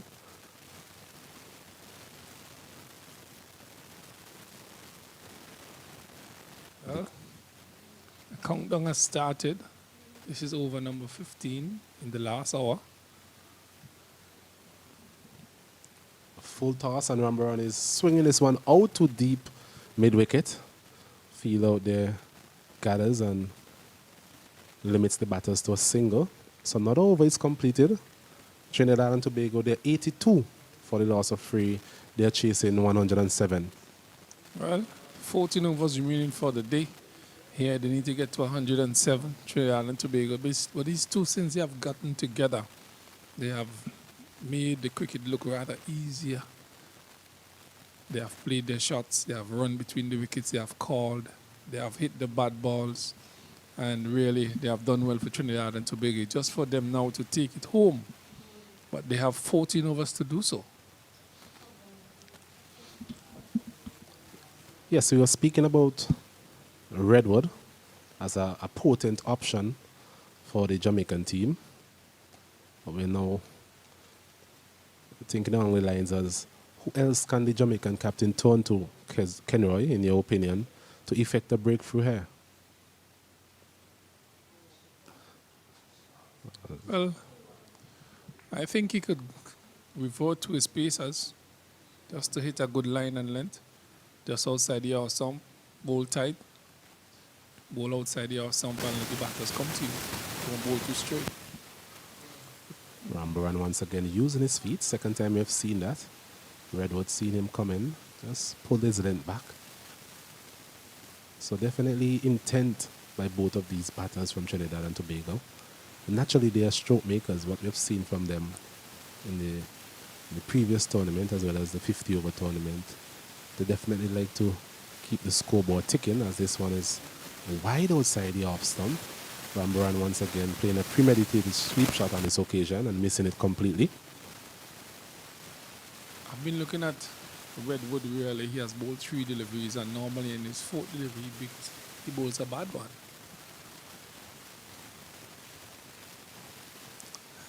This one is swept out to Alex Hines once again, a misfield. So we are seeing that pressure again being exerted on the outfielders of Jamaica. The second occasion we have seen a sweep shot going in the direction of Alex Hines, and the batters being able to come back for an easy 2 runs in the end. So 2 more runs added to the total. Trinidad and Tobago, they're up to 84 for the loss of 3.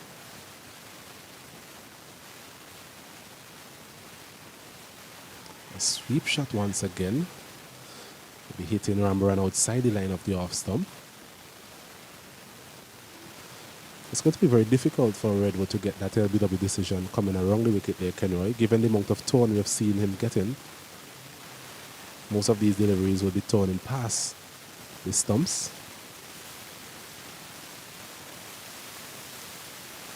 This one again, some big turn coming out of the rough there. As we see another over completed from Redwood and Jamaica. And at the end of it, Trinidad and Tobago, they're 84 for the loss of 3. They require a further 23 runs to go 1 up here in the Cricket West Indies Rising Stars 3-day tournament. Well, just to say 1 up, Windward Islands have defeated the Leeward Islands by 1 wicket. Tanti Moore was over there. She visited them. Closely contested game between Leewards and Windwards. Windwards getting home by 1 wicket. I'm not too sure of the results of the other game, but this one is also an evenly poised game. I think Trinidad should really take this one home. But cricket has so many turns, and this game has gotten so many turns, ups and downs, teams getting the advantage, then being at the disadvantage. So I'm not going to call it until such time. There are 13 overs to be bowled. And just as I suggested, they have reverted to their fast bowlers. Hines has bowled about 20 overs on a trot, 18 on a trot. He has picked up 2 wickets for how much? 2 for 20 from 18 overs. Excellent bowling. So Edwards comes back into the attack at this stage with 13 overs remaining. Is this a good move? Yes, one final throw of the dice here. The captain decided to bring back his premier fast bowler. Edwards seemed to be a man who always likes these challenges, always up for a challenge. The bowl is heart out, as they would say.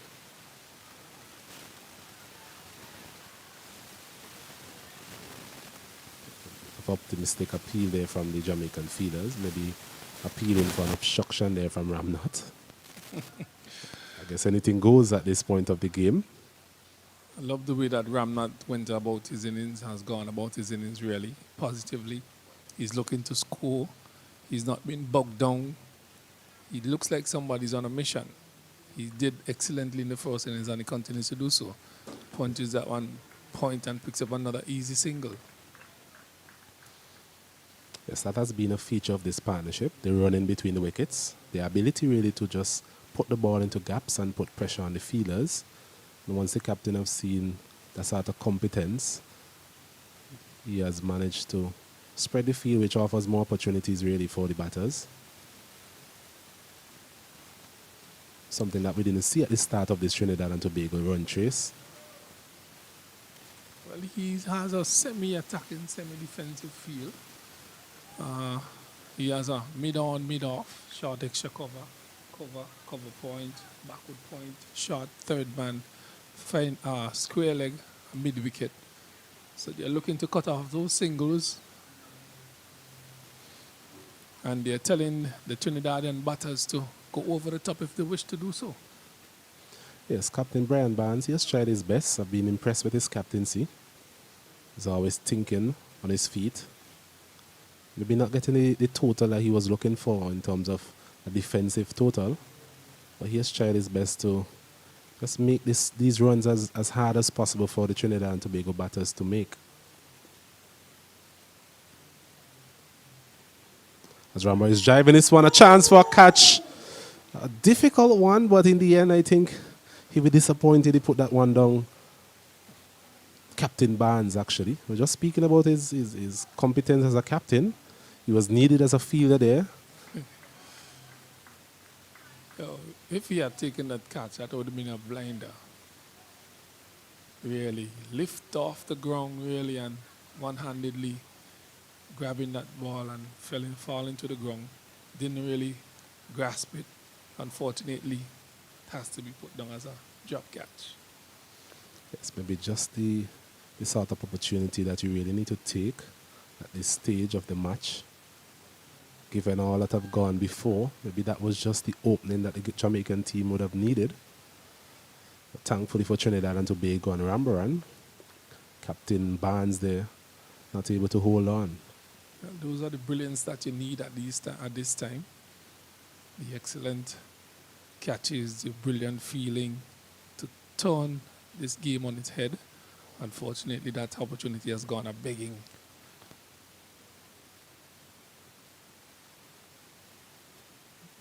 This one is outside the off stump there. Rambaran attempted it anyway.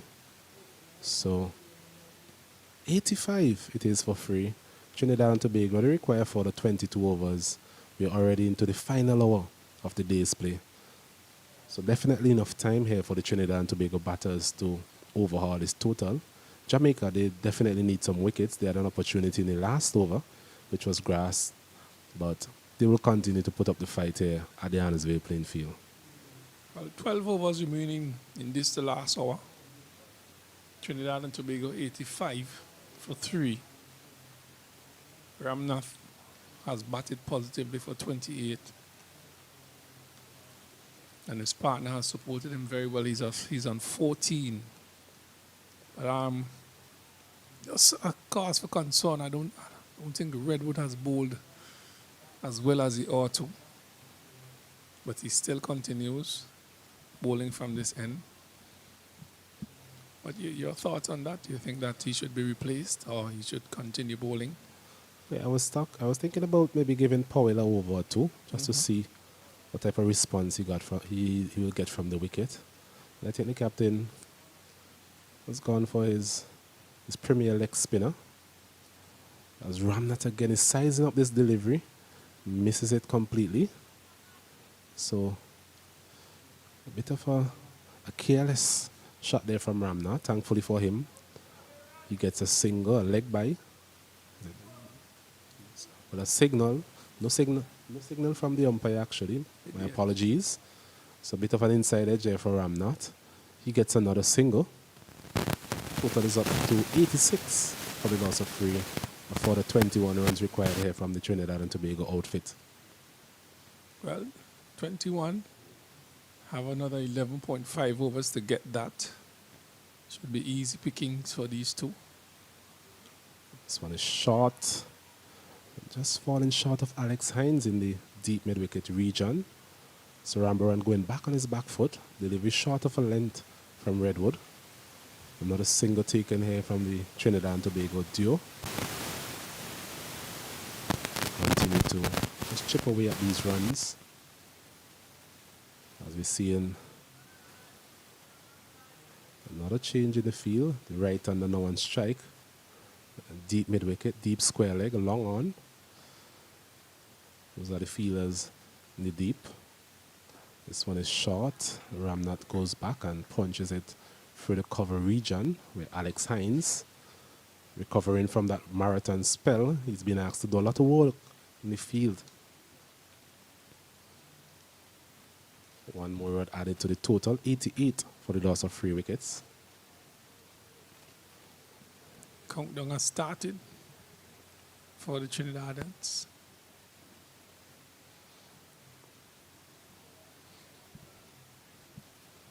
So we have had results in both of the other games played in this first round where the Barbados team defeated. As this one is played straight to the man there at mid-off. A soft dismissal really. And Rambaran, he has to go. So just maybe a small twist at the end of this display, Kenroy. Who knows? That's how this game has gone for the past 2.5 days. Every time a team looks like they're in control, something bites and goes the other way. Jamaica picking up another wicket here. Crucial wicket. These two were batting well. And he goes out caught. Easy catch there by Bedford, I think, who was on the mid-off boundary. Took an easy catch. And Trinidad have lost wicket number 4. Need another 20 runs with 6 wickets in hand. Well, actually needs 19. With 19 runs to overall this total. That's a nice flighty delivery there once again from Redwood.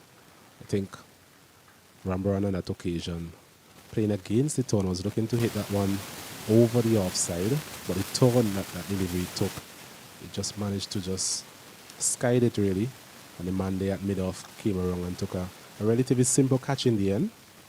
So a breakthrough nevertheless for the Jamaican team and Redwood. That should give him some confidence as we see the captain of the Trinidad and Tobago team, Joshua Davis, making his way out to the middle. Number 45 on his back. Not needing 45 runs at this point in time, only 19. So that's a positive. Well, is it too late for the Jamaicans? Well, in the game of cricket, really, you just can't give up. You have to continue to persist. And stranger things have happened in cricket already, Kenro. You should know that. Windward Islands, 100 and odd. With 6 wickets in hand. Needed to get another 6 runs or so. Ended up winning the game by 1 wicket. Just a while ago. You never know. Cricket, a game of glorious uncertainties. Yes. A lot could happen. So what type of feel we expecting here now from the Jamaican captain, as we see his leg spinner coming into bowl to Davis. This is working this one nicely, Davis. Confidently out to the man there deep mid-wicket for a single. So he's up and running, he's off the mark. 1 more run added to the total. It's 89 for the loss of 4, Trinidad and Tobago.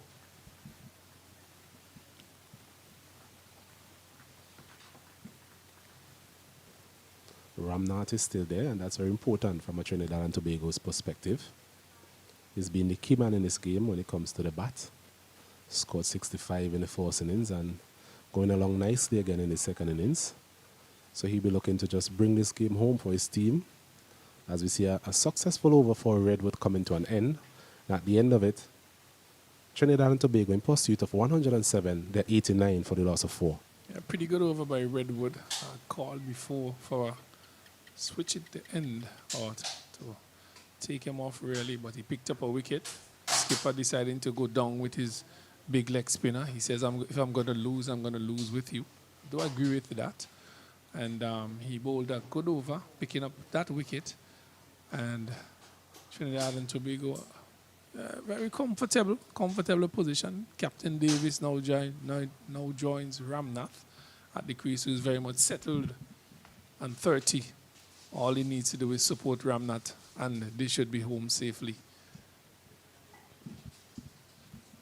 Jamaican team here will be looking to exert some sort of pressure on the captain, Joshua Davis. He just came to the wicket, so we could see the skipper having a packed offside field. So it tells me that the bowler Harry and Edwards, he'll be focusing outside the off stump. So maybe string a few dot deliveries here against Davis and try and put some pressure on him at the start of his innings. Maybe keep Ramnath away from the strike for a while. Yeah, would be interesting if they get in a couple of dot deliveries, a couple of maidens here and there, reversing the pressure on the Trinidadians. Would be interesting to see. Joshua Davis, he should be mindful of that type of tactic. His focus now should be on just getting the ball into the gaps, getting his senior batting partner on strike for as much of these deliveries as possible. As this one is close to the leg stump there. Be going across a bit there, Joshua Davis. Rian Edwards with his hand on his head. That delivery just shaving the leg stump, really. Well, a coat of paint, a coat of varnish would have done Davis excellent. Edwards good there. Just missed that leg stump by a bit. And oh, how close that was. But he has to try again. Skipper Davis taps away at the crease and waits for Edwards. Left arm fast bowler from Jamaica, bowling to Captain Davis from Trinidad. Not a full-length delivery there. An optimistic appeal. Umpire Mukan is unmoved. As we see maybe the last of the sun here. Sun coming out, shining brightly after that interruption we had earlier due to some showers. Really turning into a good day of cricket. In fact, a good 3 days of cricket. They had the Honors Bay playing the field. Both teams looking to put the icing on the cake, as they would say, as they look for a result. 89 for the loss of 4, Trinidad and Tobago. As we mentioned before, both games at Park Hill and Sand Hill already finished, with the Barbadian team coming out victorious, as well as Windward Islands, in what was a very close contest there at Sand Hill versus the Leeward Islands. So we're just awaiting result on this one, as Edwards once again striving for that leg stump Yorker. So maybe it's something that he has seen from Joshua Davis. Joshua Davis needs to be careful. He needs to protect that leg stump.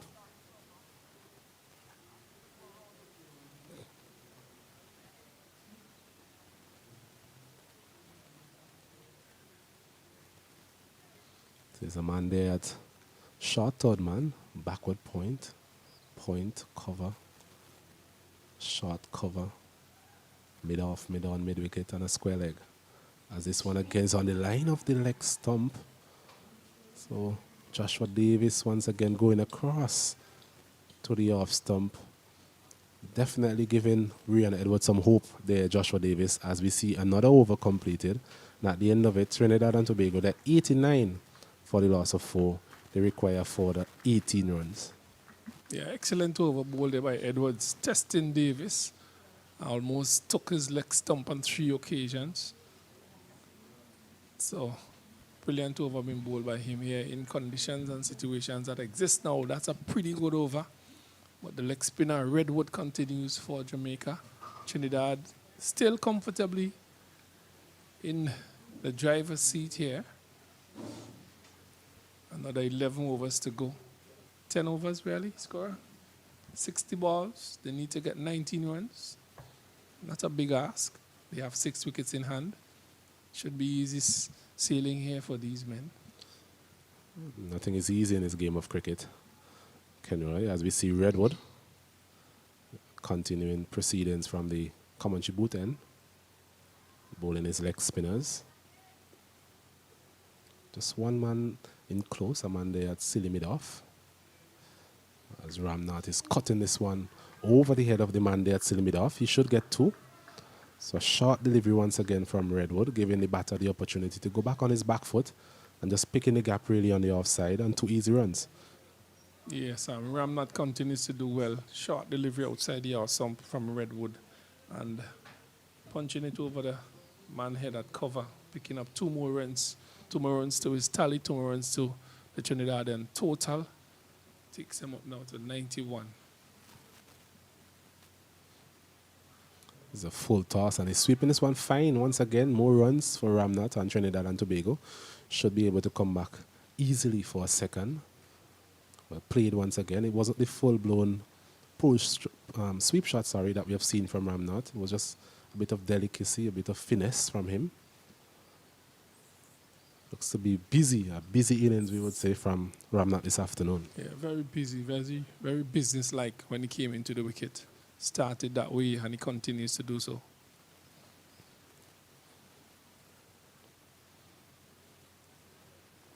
This one again, looking for a quick single, not going to have it this time, as Weer, Adrian Weer, coming in quickly there and prevents that single. Yes, the innings definitely needed that type of impetus, Kenroy. When Ramnath came to the crease, the innings really was going nowhere from a Trinidad and Tobago perspective, as we see another well-taken single in the covers again from Ramnath. Yeah, the innings was really going nowhere from a Trinidad and Tobago perspective, and Ramnath, he understood the assignment, and he came out and executed the plan to perfection. Yeah, he did that very well. Came in, started positively, played his shots, took his 1s, his 2s, placed the ball in the gap, ran hard, called for his singles, and put the fielders under pressure, dispatched the bad deliveries, and that is all he asks of the batters. And he has done that very well for Trinidad and Tobago. And he has put them in the position that they are now. It's Redwood again, continuing to operate around the wicket. I mentioned in the last over, maybe it would be worthwhile to maybe change an angle and go over the wicket as a leg spinner.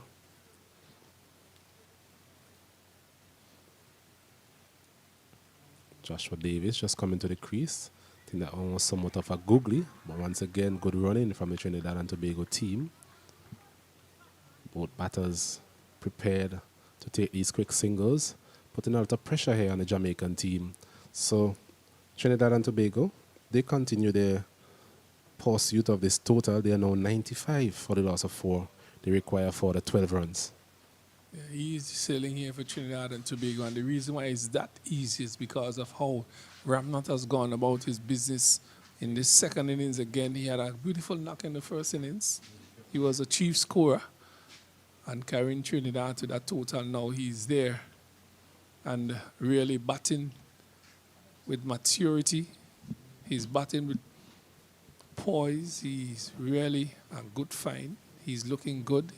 Seems to find his feet and doing well, as Edwards would be taking up the attack from the southern end. He will be bowling to skipper Davis, who's on strike. He has 2.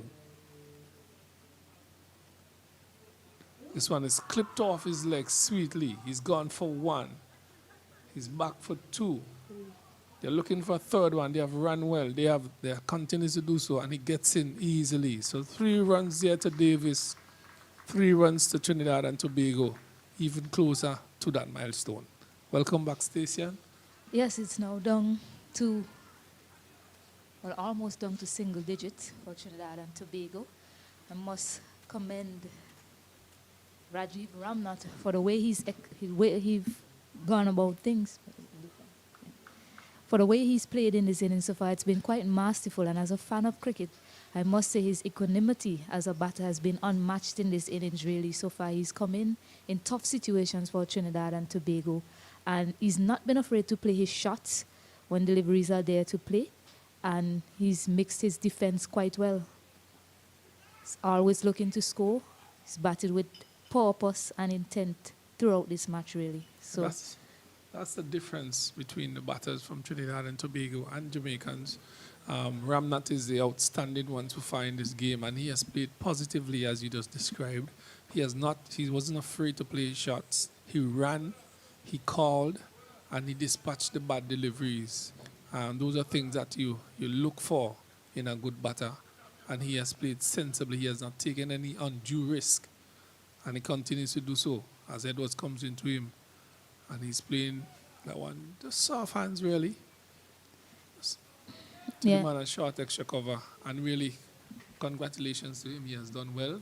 Yeah, and what's even better to see is that he scored runs in the first innings and is backing it up well in the second innings. You know, you've seen some occasions where players only produce that one innings, and in the second one, they can't go on to score. So it's really good to see the consistency from Rajiv Ramnath. And that's a word that doesn't... This one is driven up. Full toss. He's called for single. Oh, he's out. Run out. Unfortunately, you have to go this way. But he struck the ball straight to the man at mid-off. He picked up and threw at the non-striker's end, and he was run out by a mile. Ramnath has to go back to the pavilion. I mean, the way he was batting, it really seemed like that was the only way they were going to get him out. And there you go, Rajiv Ramnath. Run out in the end. He's disappointed with himself, berating himself as he goes out. But he's done a job for his team. It's now below double figures. They now require 9 runs to win. So Trinidad and Tobago, they should feel that they'll get home from there. But as Orlando James come in and Rajiv Ramnath walks out, it's good to see that the young man is still disappointed getting out. I mean, some players, they get out, but they think, I've done my job already. But he wanted to be there for his team. But he's done exceptionally well, and I think he deserves all the plaudits that's coming his way. Yeah, good job by Ramnath. Unfortunately, you have to get out in that way. It was a ball that was struck out of the middle of the bat, rushed to the man at mid-off. He took off, It was 50-50, and the fielder won that contest. Unfortunately, he goes back to the pavilion, and Trinidad and Tobago have lost. Wicket number 5. They are now 98. 98 for 5. Captain Davis is still there. Just 9 runs to get, really. James have joined Davis. 9 runs to win, and it won't be cricket unless we have some drama, Ken Roy. So 9 runs to go. A good run out there from the man Marlon Powell.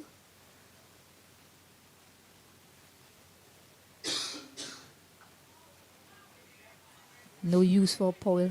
Ryan Edwards seemed to be quite worked up, showing some aggression to Captain Joshua Davis.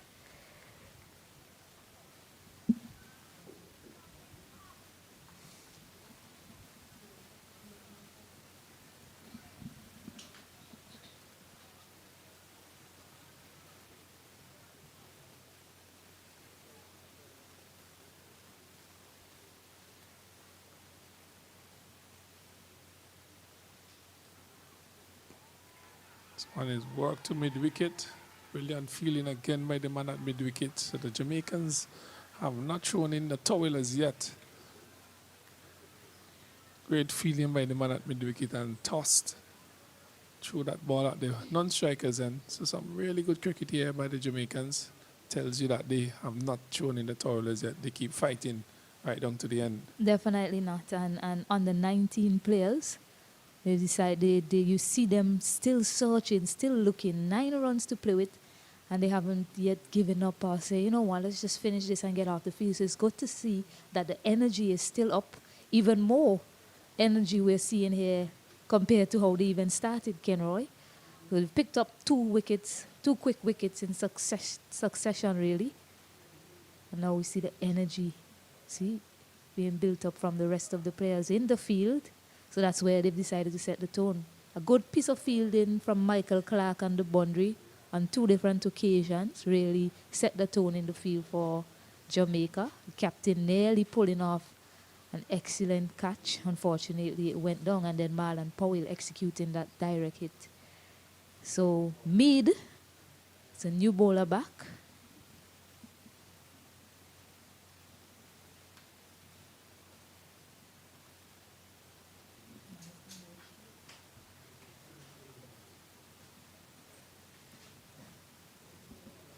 The field set, everybody is in the circle, basically.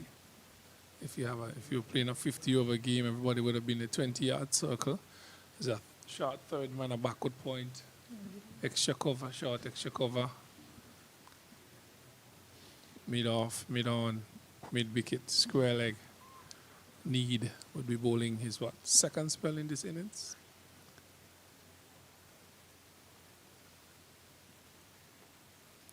He bowled a brilliant first spell, apart from some deliveries that were overpitched and dispatched by the Trinidadians. But a packed offside field, 3 men close on the onside. So the captain is just asking him to bowl straight, bowl at the stumps, no one in the slip cordon.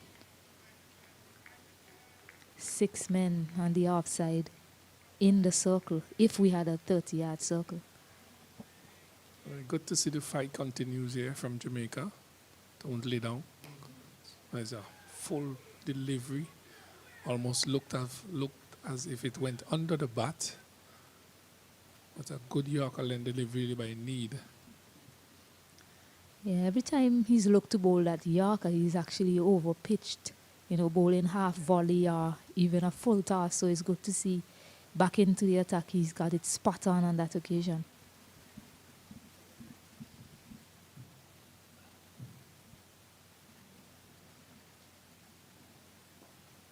So he tries to turn it nicely to square leg in the gap. 1 more run to Trinidad and Tobago. And he's off the mark. As they pick things off here, as the shadows lengthens here at Arnesville playing field, it tells you that we have gone past 5 p.m. We have had a full day of cricket, despite the interruptions. We had 3 lovely days of cricket here at Annisville between Jamaica and Trinidad and Tobago. Trinidad and Tobago in a very comfortable position with another 5 wickets in hand, needing just 8 runs. Skipper Davis drives that one to the man mid-off, who does the fielding. So that dressing room should be rather comfortable now, Trinidad and Tobago. No more butterflies. You'll think that, but I believe at this point in time, this is when the most butterflies flutter in the dressing room.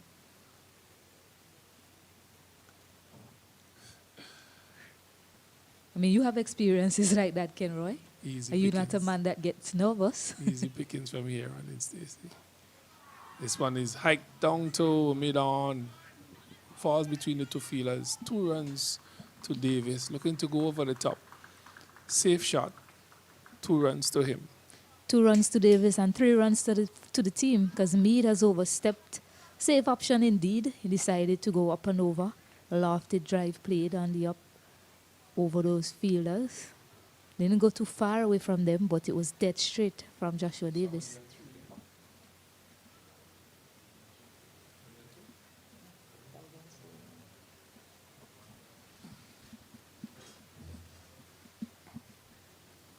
Good delivery. Davis in defense. Just turns it to the man at mid-wicket. 102 for 5. 42 overs have been bowled. 107 in sight. Another 5 runs to get Trinidad. Would like to see the celebrations. Would there be?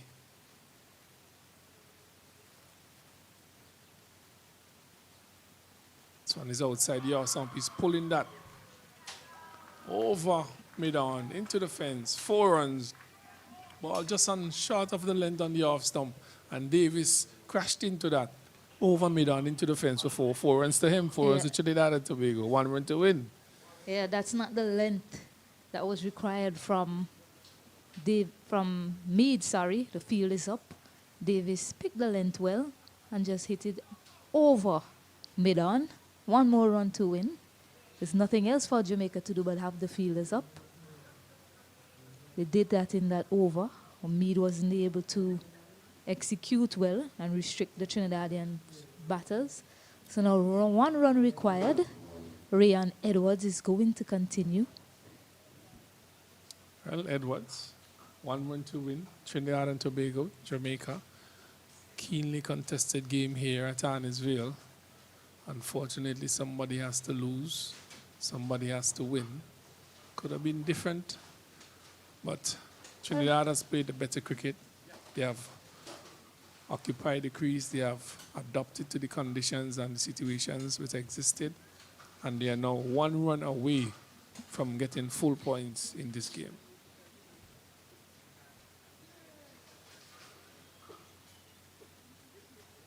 Yeah, Jamaica, after winning the toss and having forced knock on the wicket, certainly didn't think this is the position they would have been in at the end, close to the end of day 3.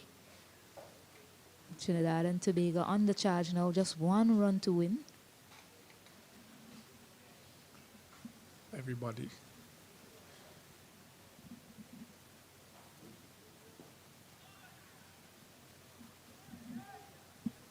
Yorker length delivery.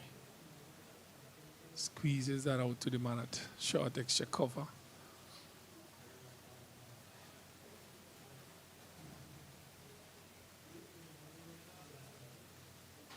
$106 for 5. Trinidad and Tobago 1 run away from victory. We got to that 152 in the first innings. Pile on. This one is flicked off his pad. That's the single that they need. They have gotten 1. They're coming back for 2 to make sure that they have crossed that line. Trinidad and Tobago have won this 4th round game against Jamaica. And they have won it by 5 wickets. Well done to them. Yeah, congratulations to Trinidad and Tobago. A result in all 3 games in the 4th round of the 3-day format.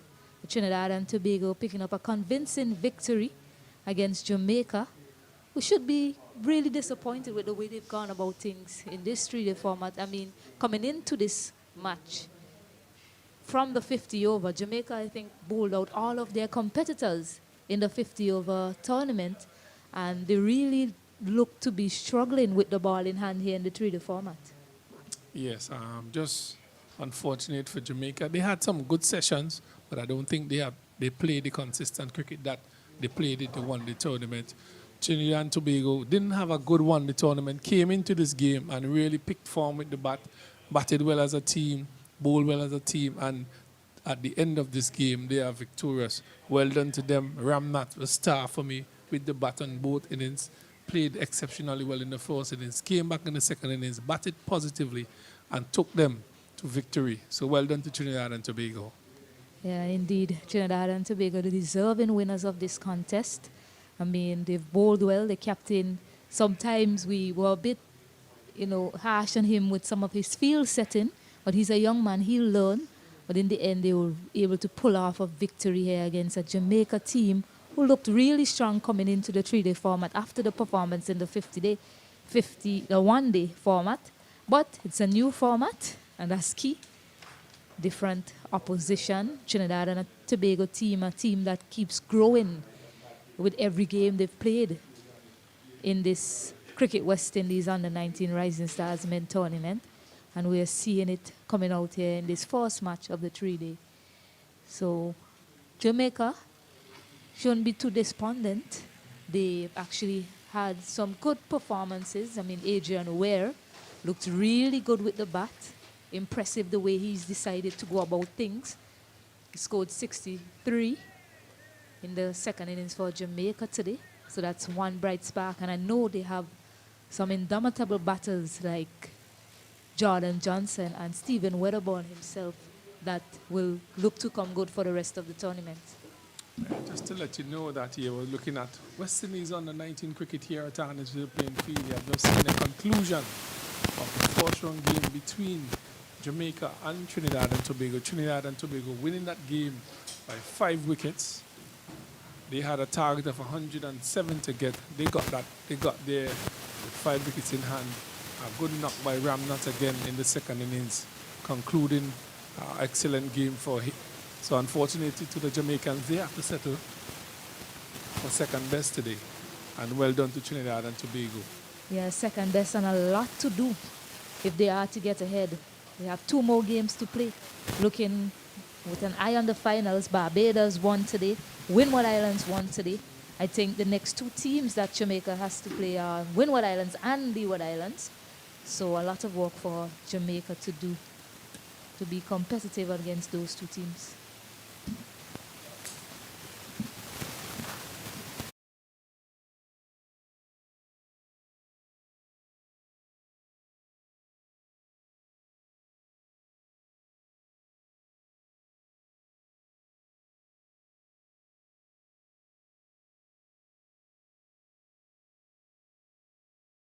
Second round of the tournament. So we invite you to view us again in those 3 games of Arnesville, Sand Hill, and also Park Hill.